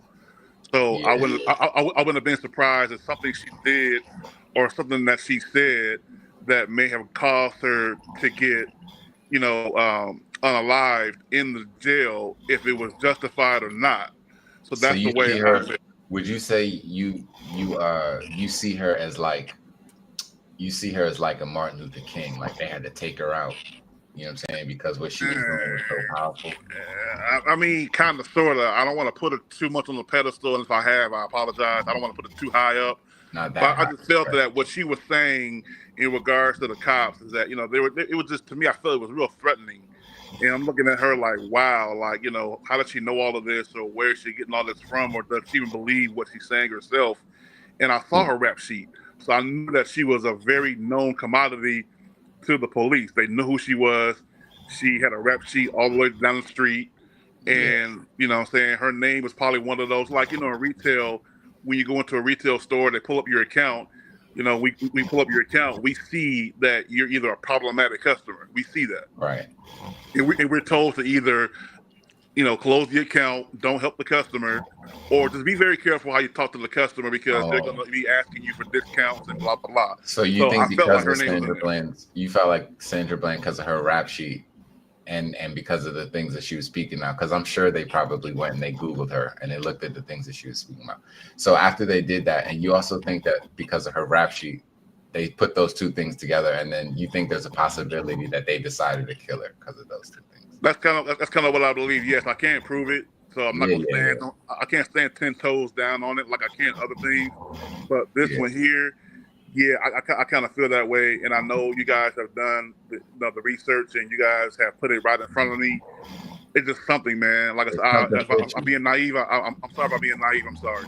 No, it's all right, man. You just being sorry, a son, man. No, it's all right. But once you know, maybe you might just further look at it on your own. You know what I'm saying? This is first glance.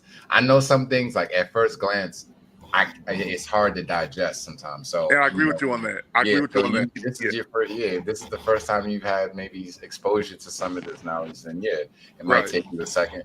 But it looked fishy. I get it, man. I'm a son, man. I want to believe that too. I want to believe that the cops just killed her because she's black and some weird shit like that. Well, no, not because she's black. I just think that she just had, I think she's had a big mouth, and we saw the big mouth in Living Color right there on tape. So I don't think it was black per se. Hey, let me ask you a question. It was a personal question. You have to answer, but like, keep it real. Okay. Like, have you ever wanted to kill a loud talking attitude having black woman? Have you ever thought about it, or at least slapping the shit out of one?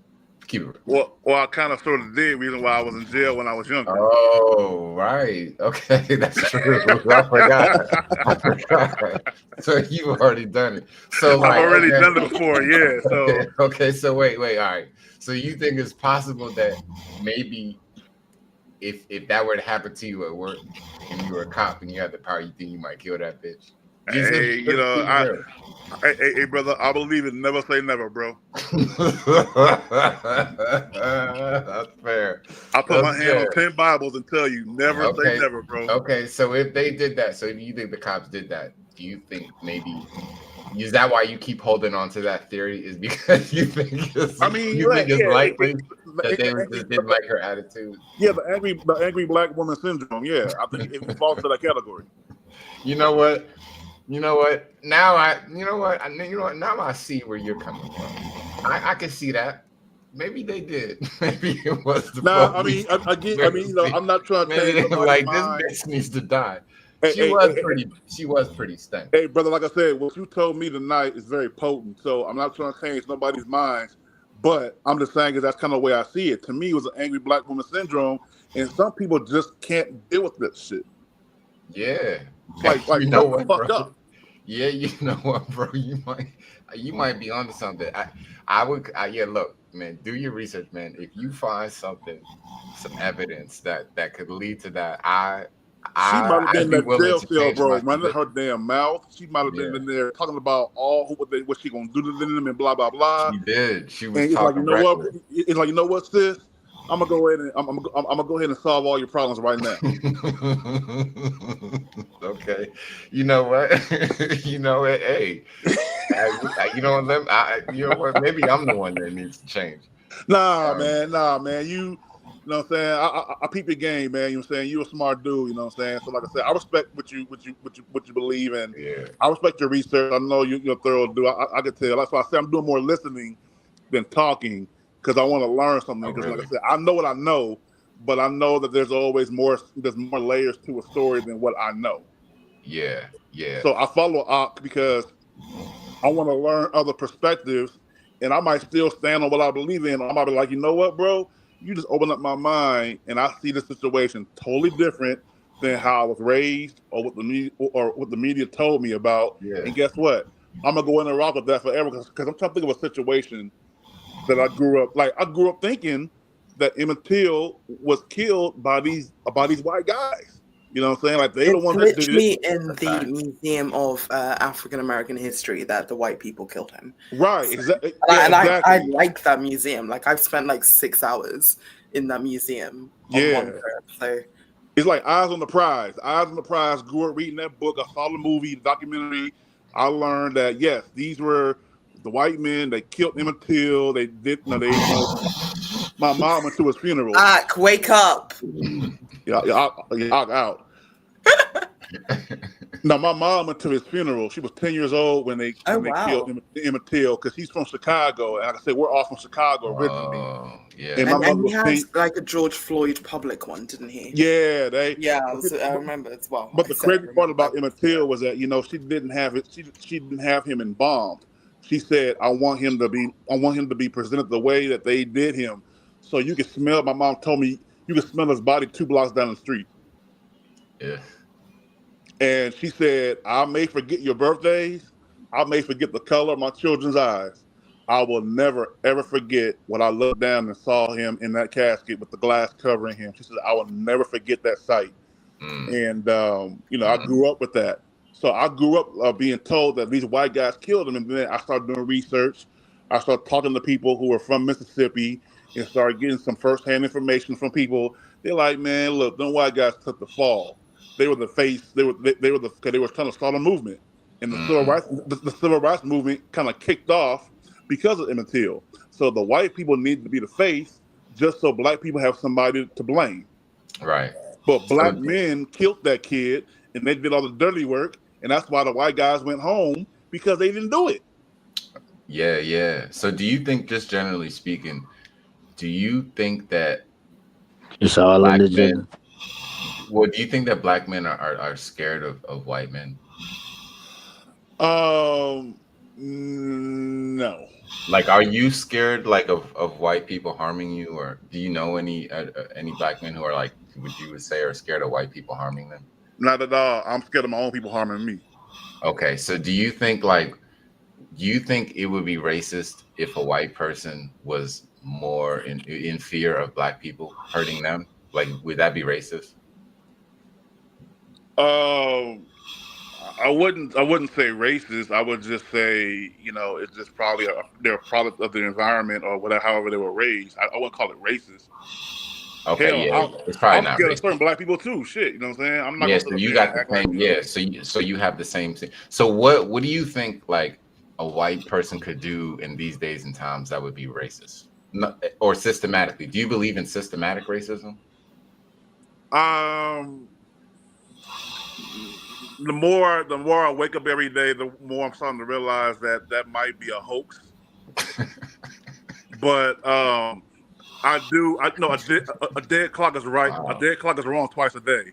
It's right twice a day. Yeah. Right twice a day. I'm sorry. Right twice a day. So I feel like I said, I've seen some things that happened to people around me that were racist, that were racially motivated. Of course, yes. But to say that it's something that may have been targeted to us overall, I think we as black people have been. I think we're in a much better place than we've ever been before. And I think that racism back in the day used to pay money. It was very lucrative. Yeah. To push the racism It was agenda. strategic. It's very strategic. So now, the television, mind control. Mind control is all that good stuff, brother. Yeah. Yes, all that good stuff. So now racism isn't as glorified. Not glorified. It's not pushed as much as it used to. You're starting to see a lot more people getting along, a lot more unity, a lot more cohesiveness. And the people who are being raised to be trained to be hateful, they're losing. So they're holding on to the last little bit of racial systematic bullshit. Hey, wait, can I ask you a question? Why you think the higher? Oh, never mind. Wait, I was just real quick. Are you a Trump supporter, sir? You sound like a Trump supporter.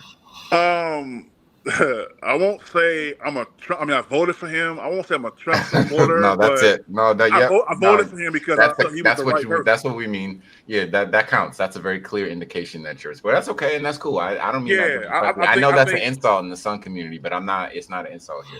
Yeah, to me, I don't believe Trump is racist. I don't. I will never believe that. Right. A lot of people don't believe that. He was never racist. Right. Everything. Black people loved him. He took care to. As a kid growing up, I don't know how you guys were in your neighborhoods, but when I was a kid growing up, we always said we want to be rich like Donald Trump. Yeah, we all said that shit. Trump was fucking cool as shit. He loved him. Yeah. He was the measuring stick for success. You know what I'm saying? We didn't know nobody. Yeah, he was the measuring stick for yes. You ain't never lied, bro. I ain't never had no problem with him. Yeah, bro. He came on the Fresh with the Bel Air. He was a Home Alone 2.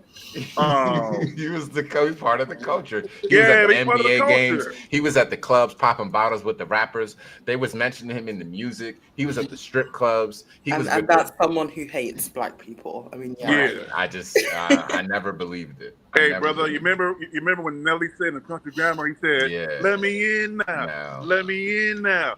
Bill Trump, let me in now. Yeah. Come on, man." Yeah, he took care of a lot of black people, bro. Yeah, he was the man when I was growing up. I don't know what happened to these people. I don't know. They just turned. Do you think that's a cultural thing? Like, you think that in our culture we have a tendency to, like, we could easily turn on people? Yeah, I think that it's weird where a lot of us are easily manipulated to believe what the media is trying to feed us, and it doesn't take much to really manipulate us. When race is involved, you're guaranteed to get us. You got a hook, line, and sinker. I mean, Michael Jackson even said the media can manipulate things. Yeah. He was saying that. And even even Malcolm X, I believe he believed that toward the end of his life, he believed that he was against liberals, and he wasn't for conservatives, but he was against liberals. He said if you're a black liberal, you're a traitor to your race, and he was starting to make a lot more sense toward the end of and that's a quote. That's a direct quote from Malcolm X. If you are a black liberal, you are a traitor to your race. Yeah, he didn't like them white liberals. He told us to stay away from them. Yeah, he told us that a long time ago. Yeah, he did. And so it's like, but then look who killed him. Right. I mean, the white man probably ordered it, but supported it. Yeah. Who pulled the trigger? Right. Us. We killed each other. Black people couldn't stand MLK. They couldn't stand him when he first came in. They couldn't stand Malcolm. Come on, man. That's what I said, man. Black people, we are our own worst enemy. Yeah, that's true. So like, what do you think can be improved?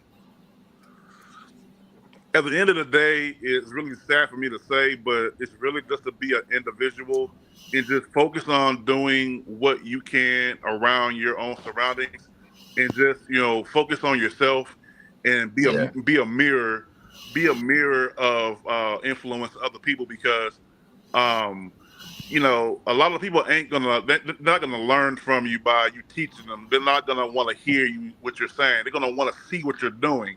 So just continue to just be who you are. Don't stand 10 toes down on what you believe.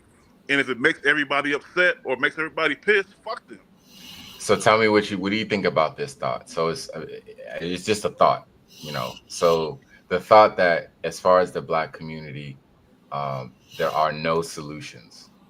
What do you think about that thought? Do you agree or disagree? Just your first reaction.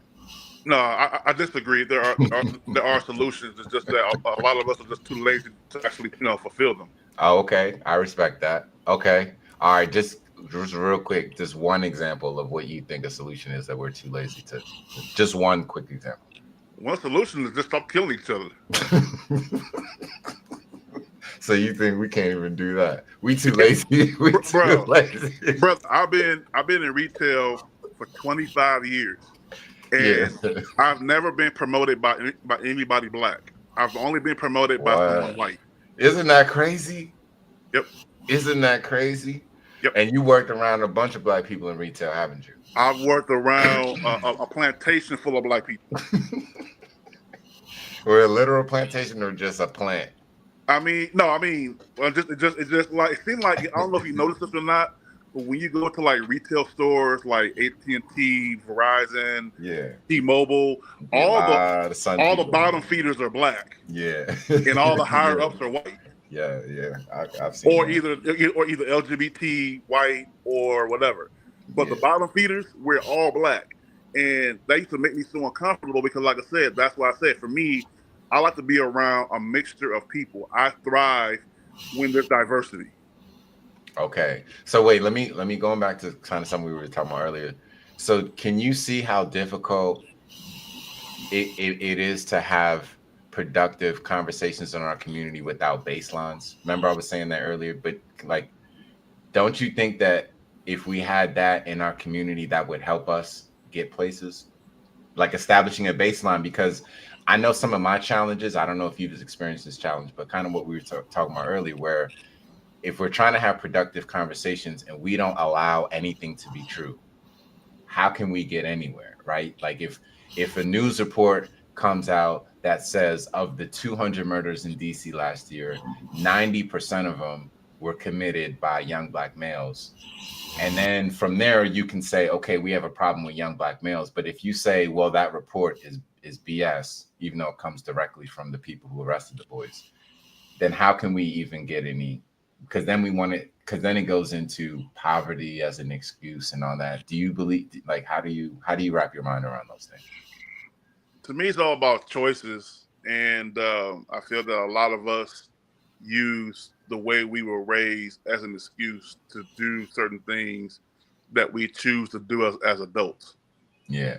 And so it's like, for me, it's like, me, I grew up, I mean, I didn't grow up in the hood, but I grew up in the outskirts of the hood, and I went to school with a lot of gangsters and played football with a lot of gangsters. But I never conformed to the environment that I was around or the music I was listening to.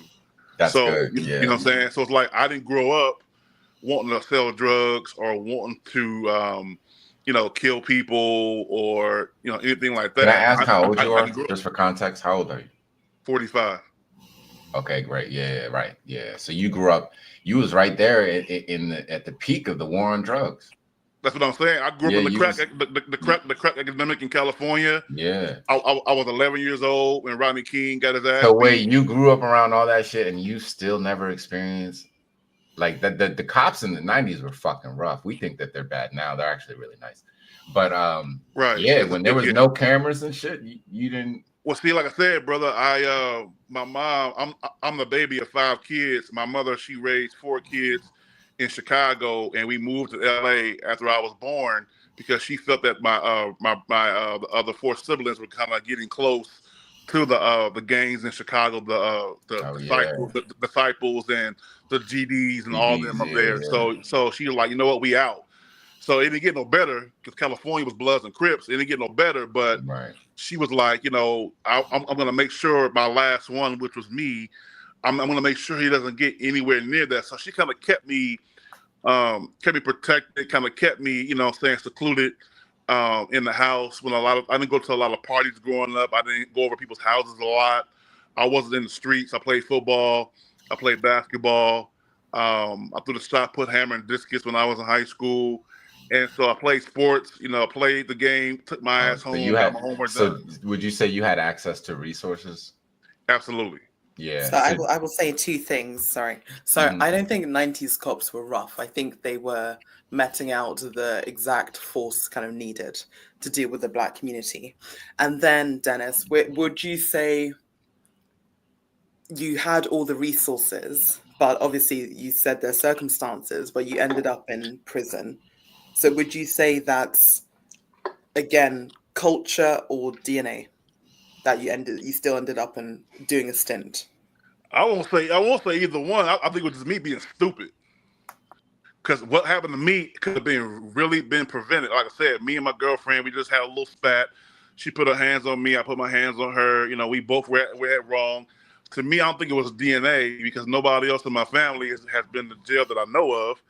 And but I did look at myself and say, damn, I am in the system and I have been locked up the same way I've seen other people that I knew growing up locked up. Mm-hmm. I've been in the back of a cop car and I thought I would never get to that point. And so, I don't think it's DNA. I don't think it's part of the culture for me. I just think that I made a stupid decision with, a Black woman that I was with. I felt that, I should have just walked away and kept my anger in check. And I was young. I was same age as the brother on here now. I was 23 years old, 24 years old, and didn't know no better. And it ended up costing me, a few weeks in jail. And so, Damn, that's unfortunate, man. Well, it's unfortunate, brother, but I'm glad it happened because it taught me a lot about the laws in my county where I lived out here. Because in Georgia, in certain parts of Georgia, if you get arrested twice for the same misdemeanor, it's an automatic felony. Right. Yeah. So okay. That's good. So wait. Do you feel like your situation represents the exception to kind of the Black culture or the rule? Like, do you think most Black people have had your experience of zero racism? You let us tell it. I would say the majority might say they've experienced it some way, somehow, but that's according to how they see it. If we knew the truth, it probably wasn't racism at all. It just might have been, the person may have walked into the store and you might have been acting a fucking fool or doing something stupid, and somebody happened to be white or Asian that was like, "Hey, what are you doing?" Or, you can't be in here, or you got to leave. And it's deemed automatically, because the person is white or the person that's Asian that's talking to you is deemed as racism, when you're probably the problem. So yeah, speaking of the problem, do you think Man. that we have a violence problem in our community? Like, because if you're talking about DNA, the reason why one might point to DNA is if the trend was very significant in this DNA group. Not with everybody, right? But a trend. Do you think we have a higher trend of violence in our community than other communities? I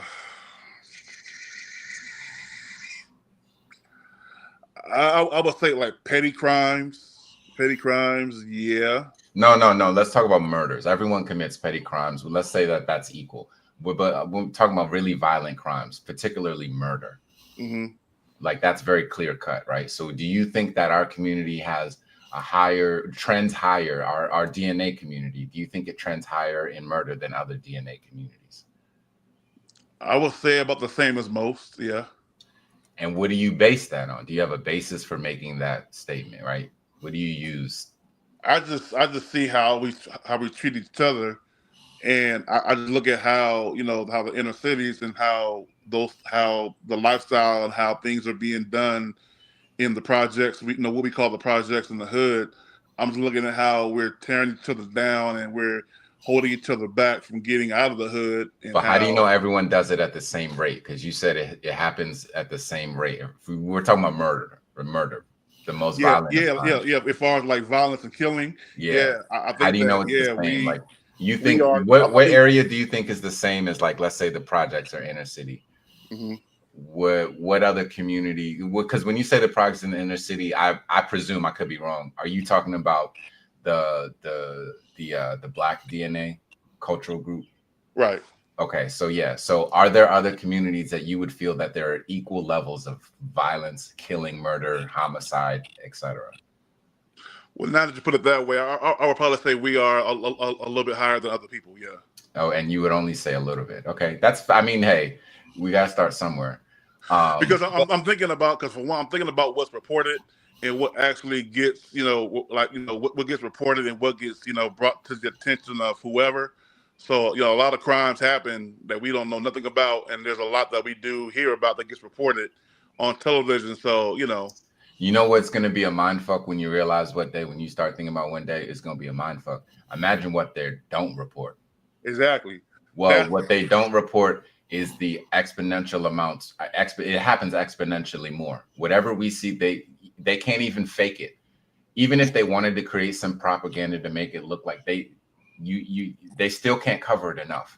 They could dedicate entire newscasts just to try to make Black people look bad, but they still wouldn't even cover a fraction of how much crime Black people the Black community is actually doing. When you realize that, I think one day that might really blow your mind open, because we're lucky that they don't report more.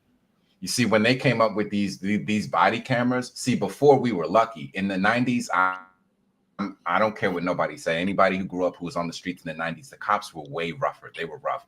They weren't afraid to fuck people up. Criminals knew that. You could expect to get fucked up by the police during the 90s if you were living that type of life. But if that's not the case anymore, where can we go from there? Like, how can we establish what's really real? Because we need to be able to say if it's happening more or not, and how much more is it happening, so that we as a community can focus on what's important. That's how you prioritize things. If it's happening more in our communities than any other community, then we should probably focus on addressing that and fixing that. But if we keep telling ourselves that it's the same as everybody else, then we'll probably never fix it. You think so? What do you think? Well, personally, I feel whoever leads the charge of cleaning up what's going on in the Black neighborhoods and amongst Black people, whoever leads that charge is going to get a bullet in the back of the head. Based on like Sandra Bland, like who else is catching bullets in the not in your lifetime? No, not Sandra Bland. Like, she's just unfortunately she's just a regular ordinary person who lost her life. I'm talking about like a leader, somebody who actually is like a I'm not saying he's the one, Like an Al Sharpton or Jesse Jackson? Not even him. Someone like a Umar Johnson. Oh wow, yeah. Okay. I'm not saying him. I'm not but saying he's Umar not. himself. But he hasn't even been shot at. Right, exactly. But the thing about it is that to me, he could go a lot harder if he wanted to, but he knows the repercussions. Well, he was going a lot harder. You know, he's been around for like at least 20 years. Right. But that's a long time, don't you think? Nothing's happened to him. Yeah, because like I said, I think he treads the line. It's a whole lot. It's a whole lot further he can go. But I always say, the ones that are dead are the ones who went the hardest. Malcolm is dead. King is dead. Right, but we don't have any. We don't have any from your lifetime, though. Nah, not at all. Yeah, because the racism doesn't happen as much. Anymore. Medgar Evers, Malcolm X, Martin, they're all dead. Yeah, those are not our generation. They're long before our generation. Louis Farrakhan, Al Sharpton. They're all alive. They're all alive, yeah. Yeah. So they haven't been shot. They haven't been taken out for their message. Farrakhan's message was actually, very, very, very radical. Yep. Back in the day. He's chill now. He's old. He's chill now. But back in the day, do you remember the Million Man March? Did you go? I didn't go. I was trying to go.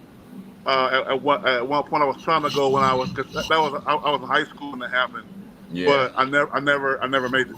Okay, but can you imagine they actually let him do that?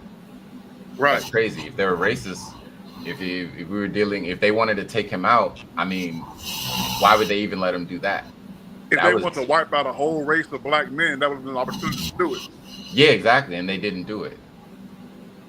So I don't think that we should be. I don't think that we should be afraid to like say what we need to do for our people in our communities. I don't think that should stop us from talking about it because there's some white man with a gun going to try and stop us. I think most of the country would appreciate if we actually put time and energy into figuring out how to fix our own community. I feel like the vast majority of America would appreciate it. But though, it's not even the white man I'm worried about. It's the black man, because you know that MLK got stabbed by a black woman in 1959. Yeah, and at a book signing. Yeah, at a book signing, she stabbed him. Yeah, she stabbed him with a letter opener. A letter opener, yeah. Yeah, stabbed him right in the heart. I ain't worried about the white man killing me. I'm worried about my own killing me.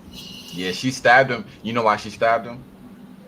I forgot why. Tell me. Yeah, she was mad because he's a fucking communist. She was like, he's a communist and didn't believe in their ideologies and shit. So she stabbed his ass because of that. And she wrote that out. And then a black man assassinated his mom. Oh, really?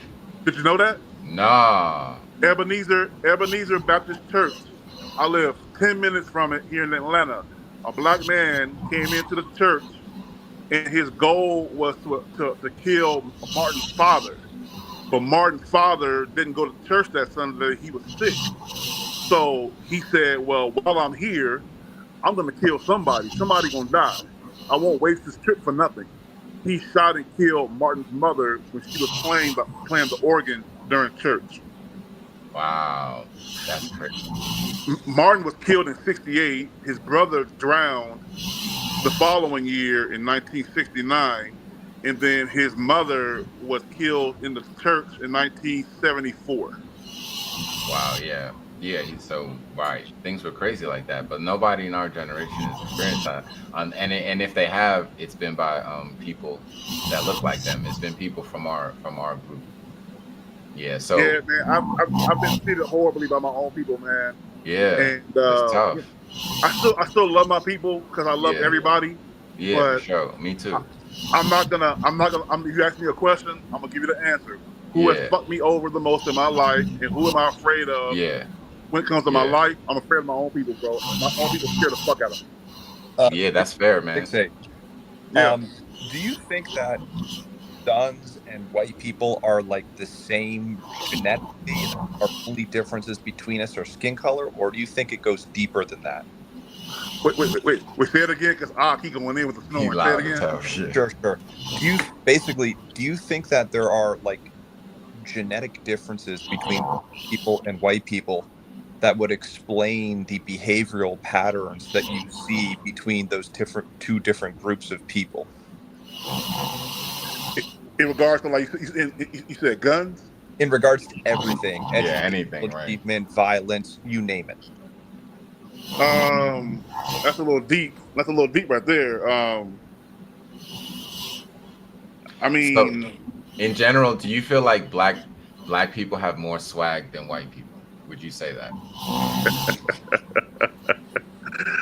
I mean, I guess you got. I mean, I would say yes, but all right. What about physically? Like, let's look at sports. Would you say like black people have any type of advantage athletically over other groups of people? I said genetically, I think that we, have the gift of speed and agility. Yes. Okay, so do you believe that gift comes with any curses? I believe so, because there's an expectation that just because you're black, you're supposed to automatically have it. No, not societal curses, like just genetic curses. What would be the consequence? Okay, you're faster, you're bigger, you're stronger physically. So what would and and when we talk about sports, there's a positive consequence for that, but it's a gift in sports. But do you believe that in any way it could be like a curse? I don't know how that would be a curse. Yeah, okay, I don't think you're asking. What he's trying to ask you is this. So the questions he just asked you were kind of rhetorical. Everyone on the planet knows that black people can run faster and jump higher and have higher testosterone. And there's genetic reasons to explain a lot of that difference. Most people would tell you that if they're being honest. Would you agree with that? That makes a lot of sense. Yes, I would. Okay, so then to trail onto that, in the same way that there are racial differences on average between black and white people for, jumping or sports and stuff like that, do you think that there also could be differences in cognitive abilities between black and white people, or really just people of any different racial groups? So you said basically you're saying as far as like intelligence? Yeah, basically, but not intelligence is kind of a broad term though, but like when you break it down, you could think of many things like, ability to control your emotions, ability to, think further ahead and, like, have you heard of like the marshmallow test, for example? Never heard of that before, no. It's like where they put a kid into a room and like a lady will come in and she'll put a marshmallow in front of him. And then she'll tell him, look, if you don't eat the marshmallow, I'll come back again in 10 minutes and give you 2. So it's kind of like time, being able to like defer your time gratification. That's deep right there, brother. Yeah, that's the jump. That's a far jump. So yeah. That's probably a little beyond my cognitive ability. Yeah, right. So I mean, no, but just to go just to go a step backwards, right? Just to go a step backwards, right? So when I was talking about, okay, so the positive things with jumping higher, running faster, it means that we perform better in sports, right? But one drawback you might consider is that higher levels of testosterone would mean higher levels of aggression. And then if you have higher levels of aggression, then that would mean you would probably also have higher levels of violence and murder. So that would be a negative consequence of having the gift of physical superiority. So I was just trying to make that clear. So then to go, that's not Fabian, is it? Nah, I forget whoever was speaking about cognitive abilities. So then it would be like, the way that we talk would be a little bit different. The way that we walk would be different. The way that we kind of think would be a little bit different. And it's not necessarily an intelligence thing, but that could be part of it as well, if you wanted to throw that in there. I could see that being that way, yeah. Yeah, so different groups are just differences, but I think the challenge is when we always try to say that we're the same. I think a lot of people try to. Yeah, exactly. There you go. We're not. No, we're not the same. Yeah. I mean, well, you might catch a, you might catch a white fella that might run hella fast. There are freakish fast, white athletes and of course strong athletes, but yeah. Yeah. But overall, like if you just generalize it, right? Everybody can agree that, and that's changing rapidly. But, but for the most part, that's been generally accepted as true. Yes, but the other parts of it aren't generally accepted as true. The very clear fact that we're more violent. There's nobody who dies. There's no occupation that has higher deaths than rappers. Unfortunately, yeah. Right. So, but that's a us dominated thing. So those are just things that are, you know, they're clear. If you just look around, like you don't really have to be smart. Like it's not even that deep sometimes. It's just kind of like just look around. You know what I'm saying? 6 foot. What do you Yeah. think about like for example, when I first like started going to school with sons when I was a little kid, right?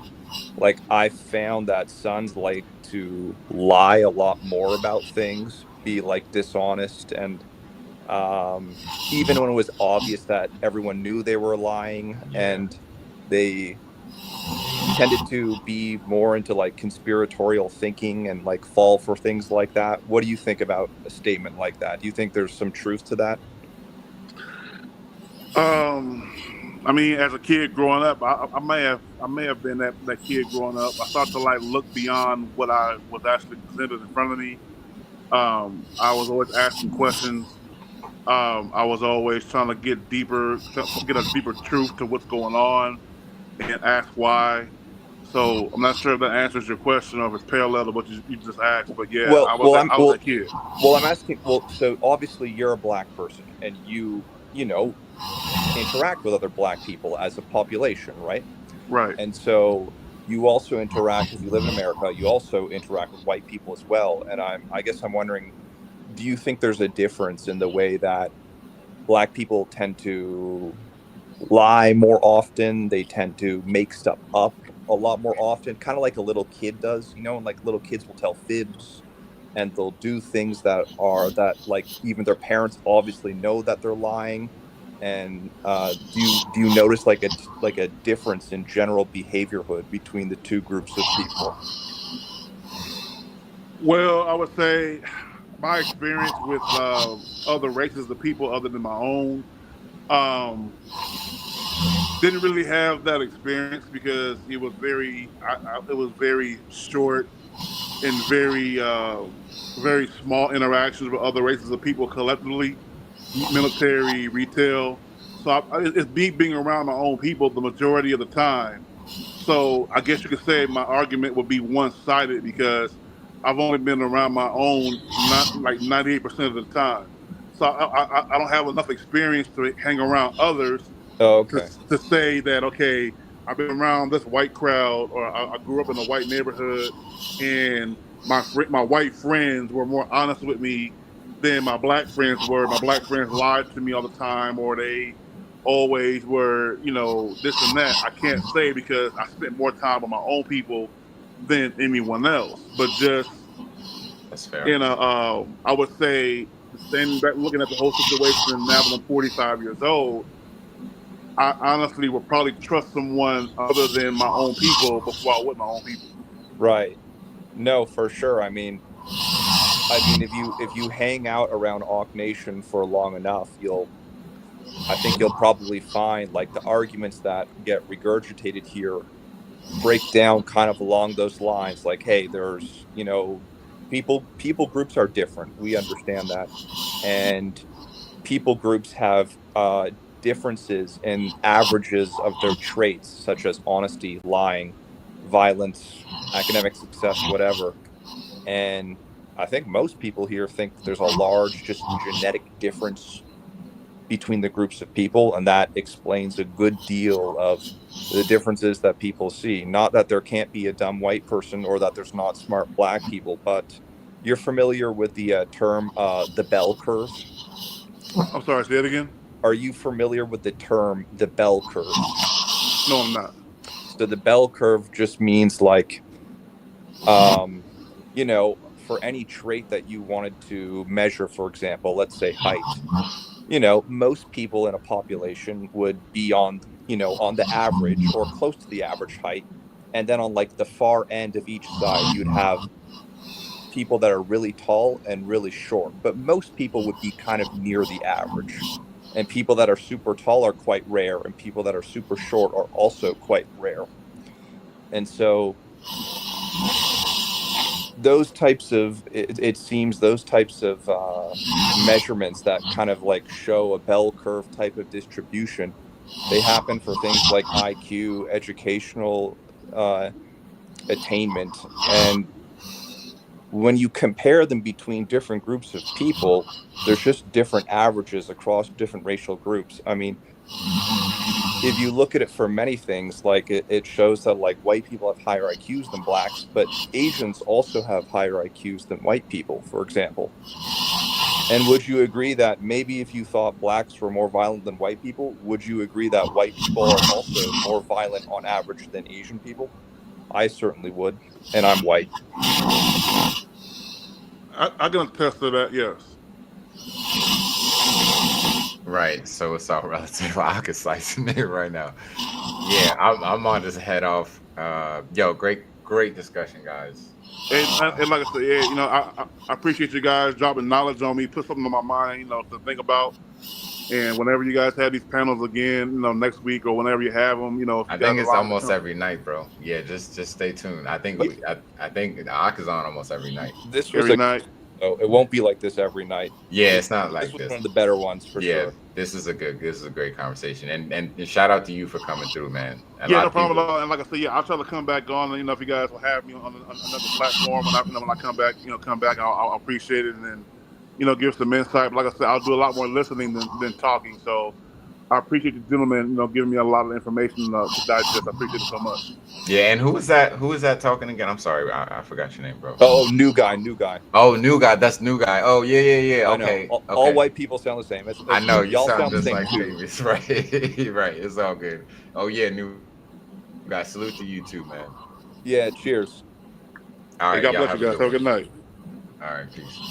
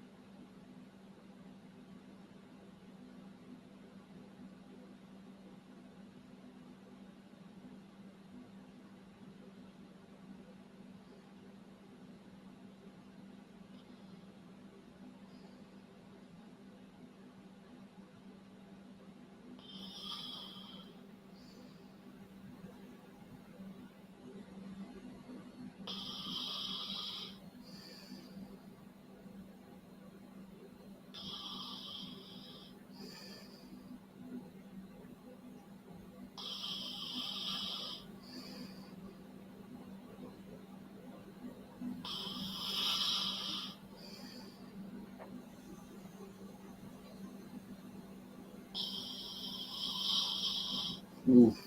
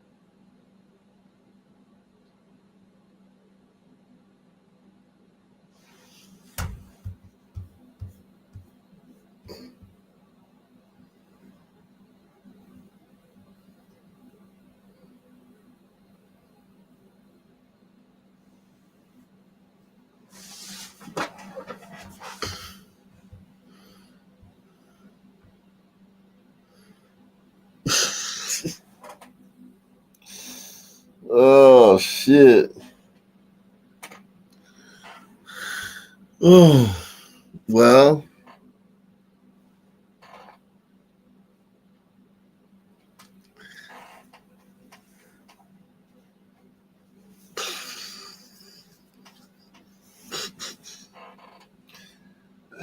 Whoa.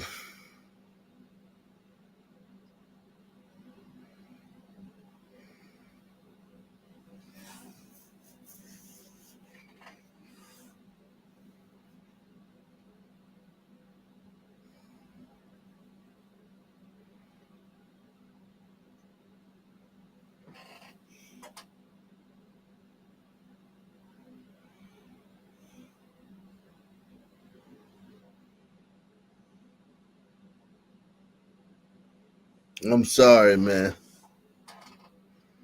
I slept for 3 hours. Jeez. That's a long time. 3 hours.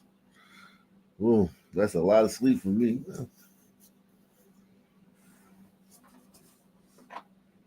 I ain't gonna lie, that's a lot of sleep for me. I ain't gonna lie. 3 hours is a lot of sleep.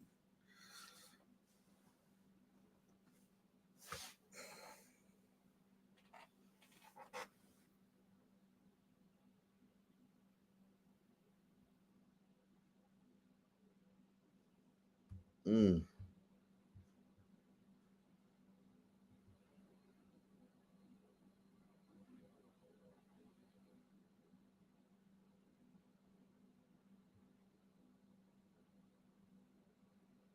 Yeah, wake up, Uncle Ruckus. Jesus Christ. Yeah, wake up, Uncle Ruckus. Oh my God. He said, wake up, Uncle Ruckus. Mm-mm-mm. That's crazy.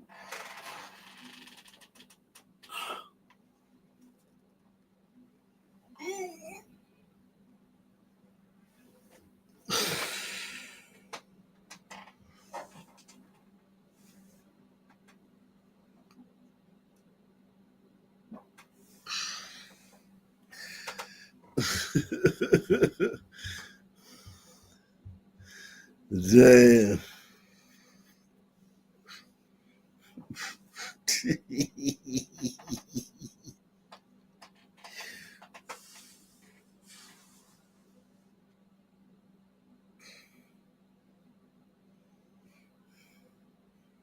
I thought I slept. I thought I was dreaming that I was sleeping.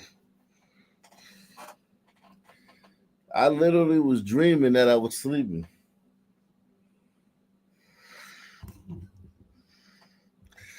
I was dreaming that I was sleeping.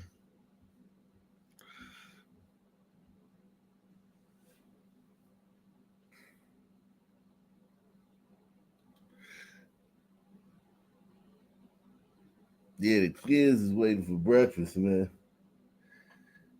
Kids gonna want breakfast. Dang.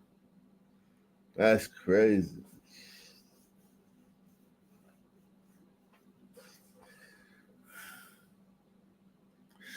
I'm live on X too. Shit. Am I still live on X? I think they closed me down on X. Let me see.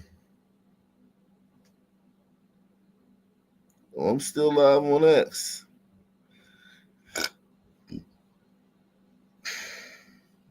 Welcome, X. I got to see. I got to see the Og Nation, man. Nigga sleep. Shout out to all everybody on X. Shout out to everybody on X.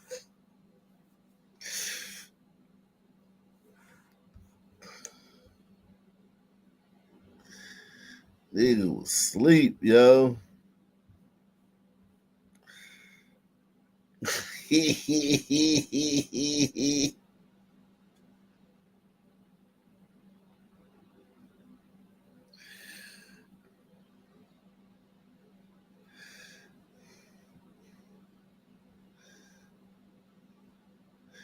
Good morning.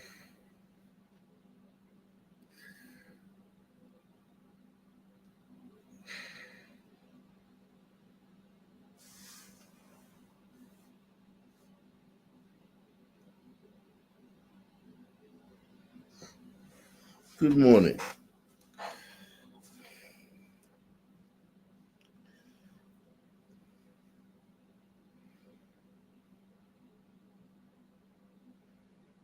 Nah, no watching cartoons. No, that's true. That's not true. My kids gonna be watching cartoons, yeah. They gonna be watching cartoons.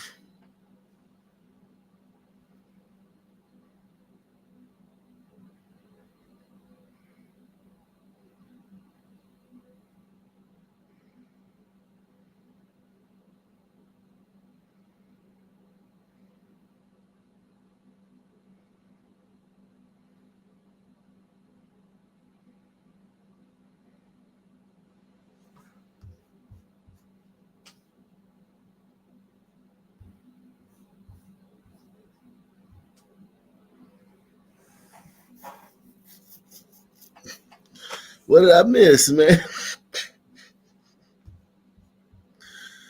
What did I miss?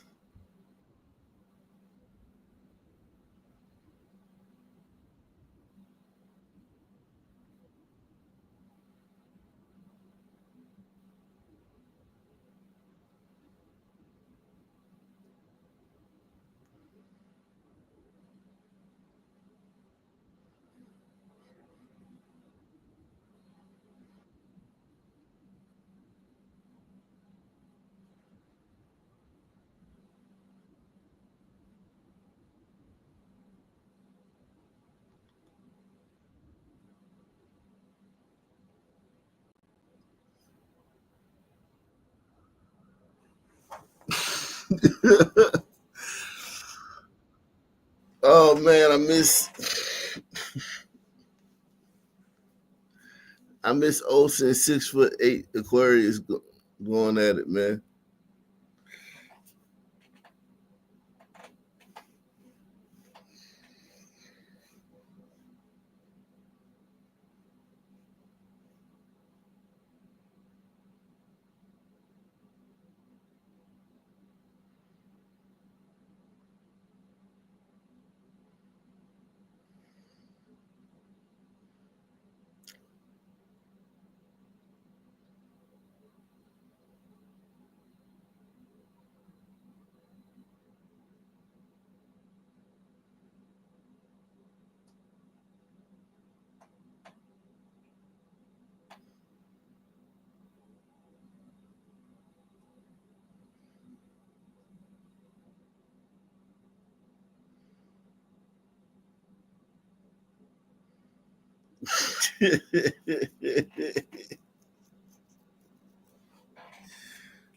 Oh man, this is my first show on X too, man. I feel embarrassed. I'm embarrassed, man. Our first show on X. Oh, I fall asleep.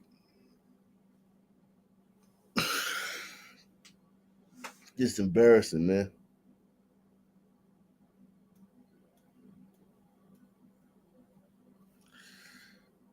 I'm embarrassed, man. My first show on X and I fall asleep. It's unacceptable.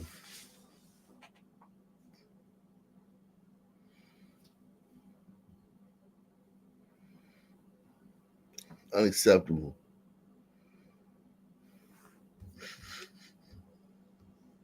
He said, at least no strikes. Yeah, I fell asleep on I guess I fell asleep on the right thing. I fell asleep on a WNBA, man.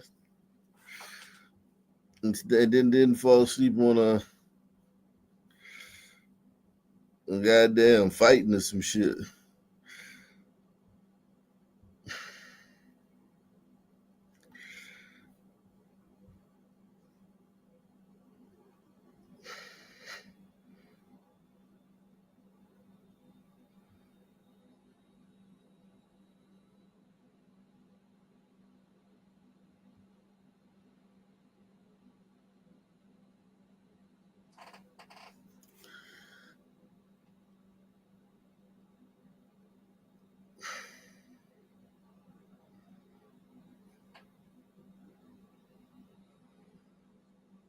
Mm, mm, mm.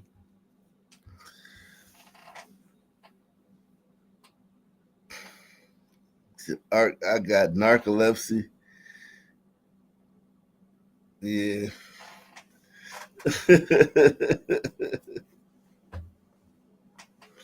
I was dreaming that I was asleep. That was what my dream was about, like being asleep. I didn't know I was asleep. I dreamt that I was asleep.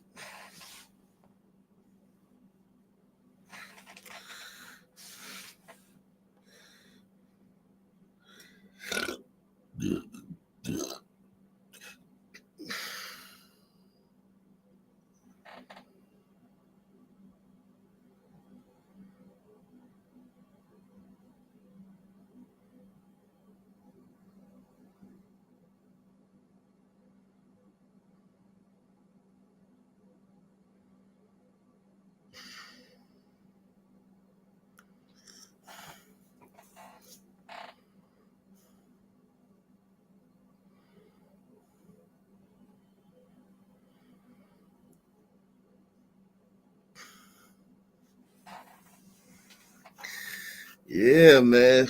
Woo. My first show on X and I fall asleep. It's embarrassing, man.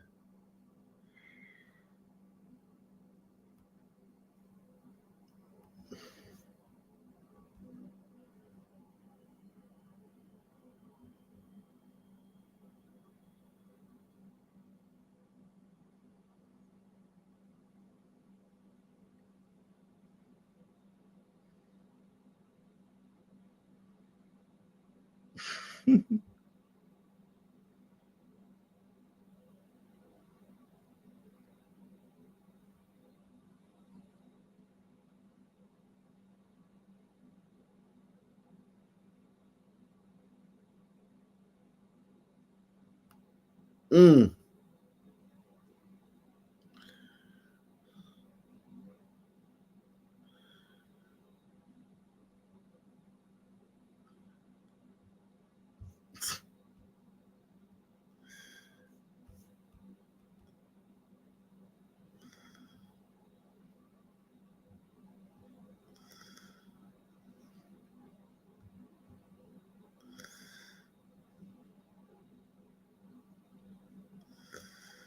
Uh.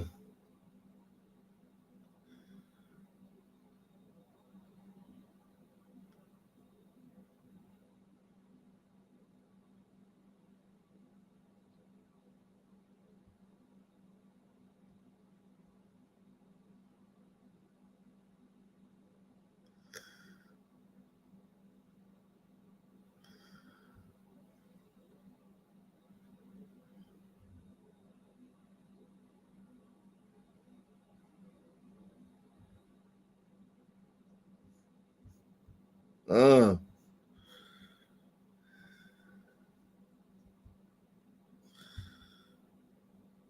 Woo.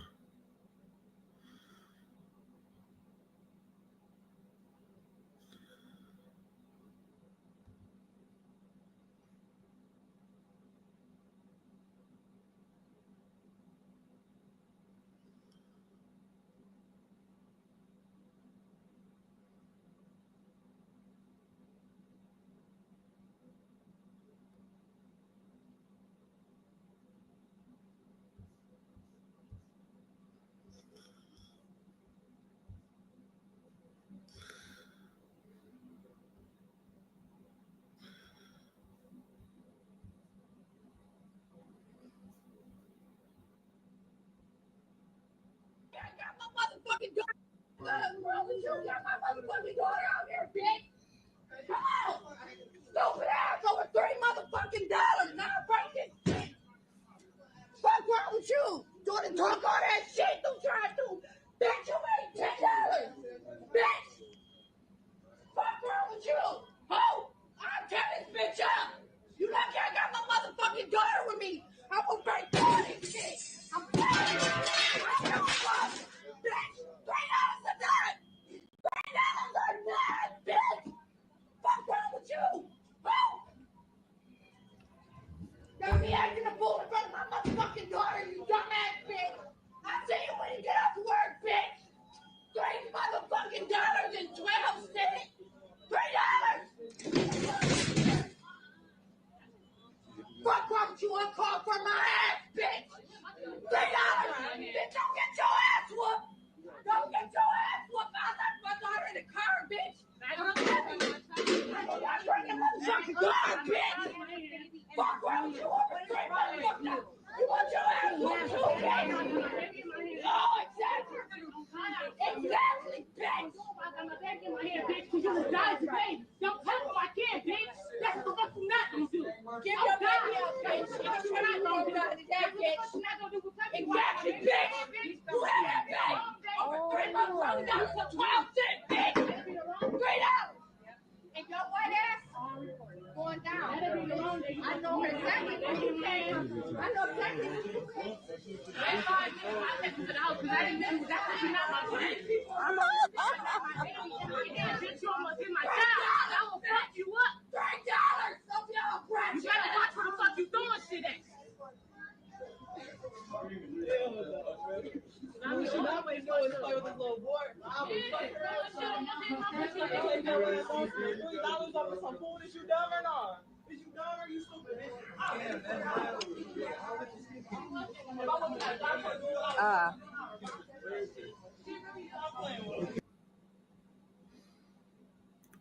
Is she really black though? I don't know, man. Is she black?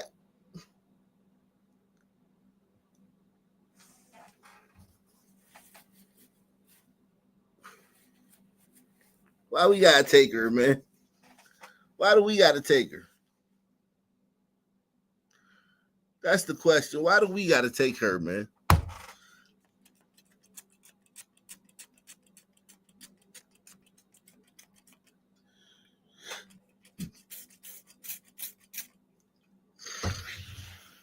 Why do we have to take her?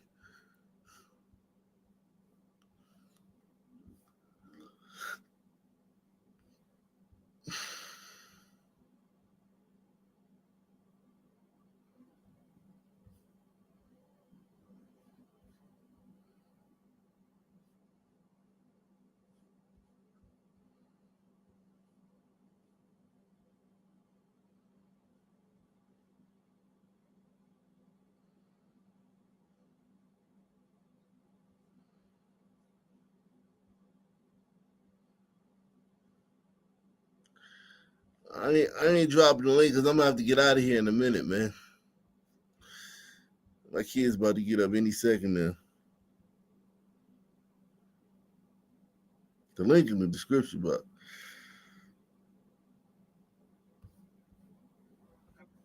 Yes, ma'am, I am. Oh, okay. Come on, let's go back in. Go back in the inside? Yes, ma'am. Okay. I can't even make it to my car. I'm not gonna run, sir. I know you're not. Oh, okay. I'm on the loan. I got enough money to buy all of this shit. I don't know which That's cool. Yeah, I got enough money to buy all this Can I shit. look in the inside? Yes, ma'am. Okay. I can't even make it to my car. I'm not gonna run, sir. I know you're not. Oh, okay. I'm on the loan. I got enough money to buy all of this shit. I don't know which That's cool. I'm gonna buy it, so could I? No, Okay. No. the time to buy it was that big. Okay. No. He's the security. Is there anywhere we have that we can do this? Okay. Can I bring her back there? Or? Yeah. I asked him. I don't want to conceal them, so no. Okay. Is that a transgender? Okay. Ma'am, come sit down here, please. You take the stuff out. Yeah. Make it very easy. Ma'am. I'm taking the stuff out. Come sit Oh, down. okay. All right. No problem. What's that bag? Let me see. This I came in here with that. I only use that bag right there. That's fine. Thank you. I've been very nice to you. I didn't try to run from you or anything. What that mean? I mean, I feel like you can give me a warning. This is my first time doing It's it. not up to me. That's up to me. I know, but what I'm saying is I pay for all the stuff that I have anyway. Again, that's up to them. What's your phone number? Sir, he said it's up to you. I don't want to be rude, but I know that I lost my job 2 months ago, and I used to come in here all the time and spend like my whole paycheck basically. I know I was wrong, and I have learned my lesson. Trust me, I would never do this again. I would never come back to your store. I would buy every item that I have in my bag, literally. Well, you're not gonna come back anyway because you're gonna trespass. No, I'm saying I'm not coming back in. No, I'm saying I'm not coming back in. We have Sorry. things that we could have offered you if you just gave us a little like heads up. I can't hear you, sir. Try to get me out of my person. Yeah. Excuse me, sir. I couldn't hear you. I mean, those are hers, obviously.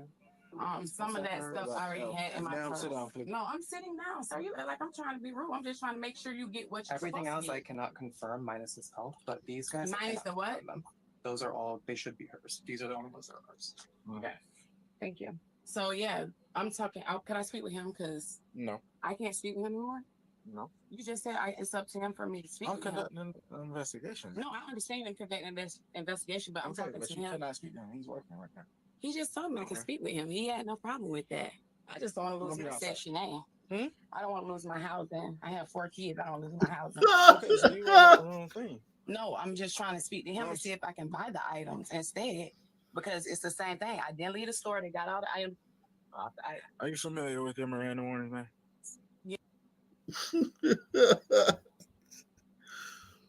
Yes, ma'am, I am. Oh, okay.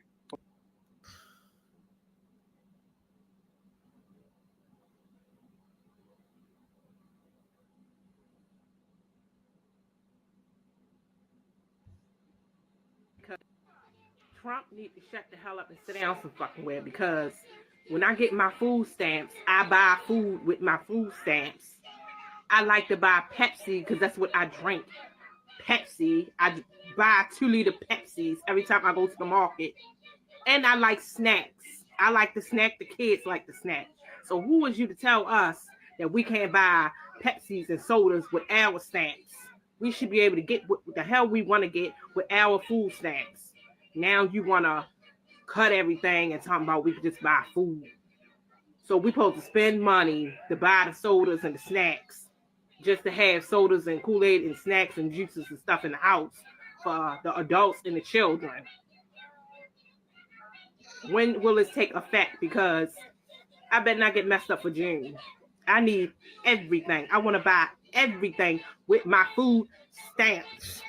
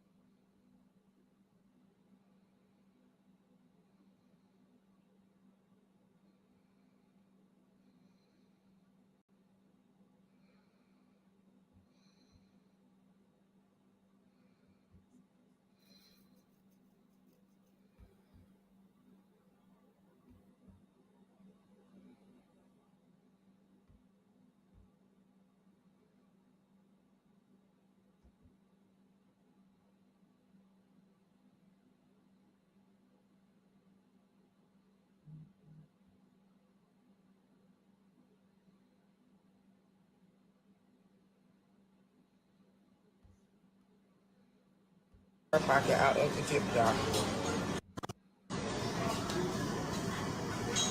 A tip jar. This lady is putting the money in her pocket out of the tip jar. Oh my God. I know you lying. At the Chinese restaurant. Oh my God. She put all that money in her pocket. Are you freaking serious right now? Are you serious right now?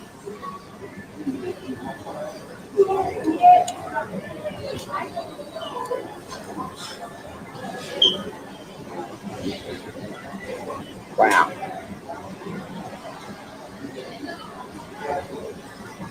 Wow. There's no way. Tip jar empty.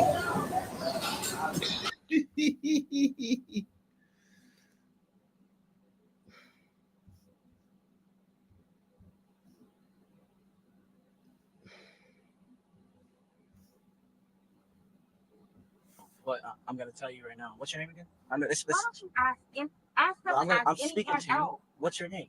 My name is Camille. You know my name. I don't know your name because I didn't speak to you. Let's hold on. Let's have a conversation like two human beings. Okay, so I'm gonna tell you. Listen, that's fine. You don't want to have a conversation? That's fine. Let me tell you what's gonna happen. What is there a conversation? You're gonna come off the plane. If you refuse to come off the plane, I'm gonna give you your last warning. You refuse to come off the plane, you're gonna go to jail today. I'm gonna deplane everyone off the plane. I'm gonna drag you off the plane. That's fine. I'll give you my last warning. All right. So she's not coming off. No. He said if I could get her to move a seat. All right.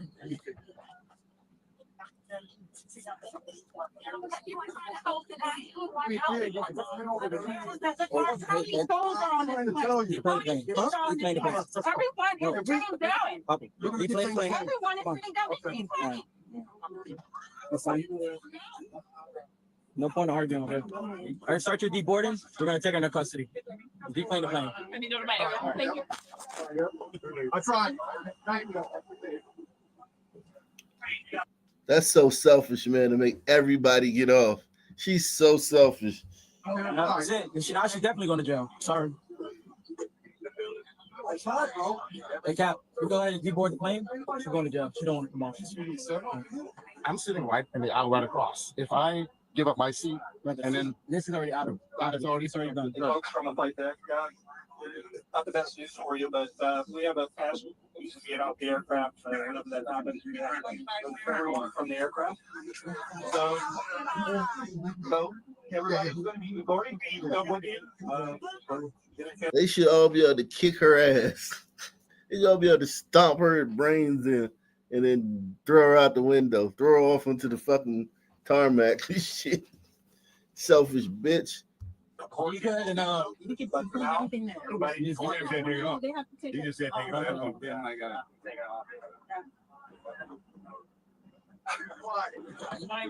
I'm sorry. Chicago, New York. Chicago by now. I know, right? You know, she let the guy come off and she sat right back down. She let that guy next to her come off and she sat back down. It's not gonna be good for her, I tell you. Come off on her own without us having to force her off, but she's still going, yeah. What do you what? Disorderly? I guess. EOC. What's up, sir? You want to talk to her?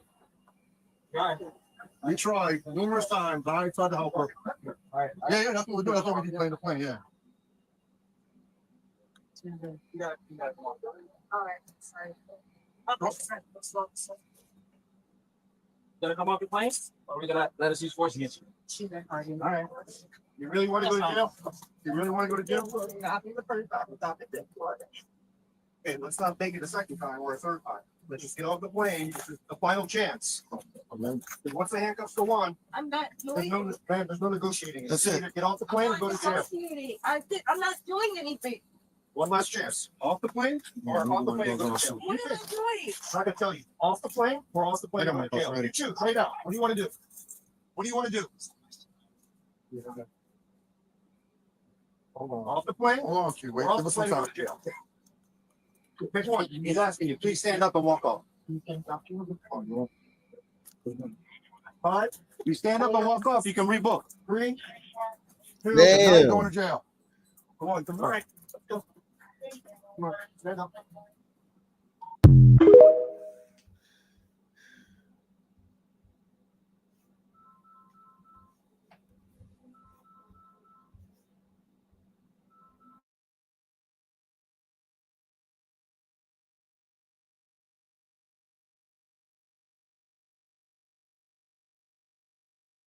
Hey guys, I'm gonna come back later on, man. I gotta get out of here. Kids wait. Thank you for everybody, man, for tuning in. We're gonna come back later on today, man. Stay tuned. Peace out.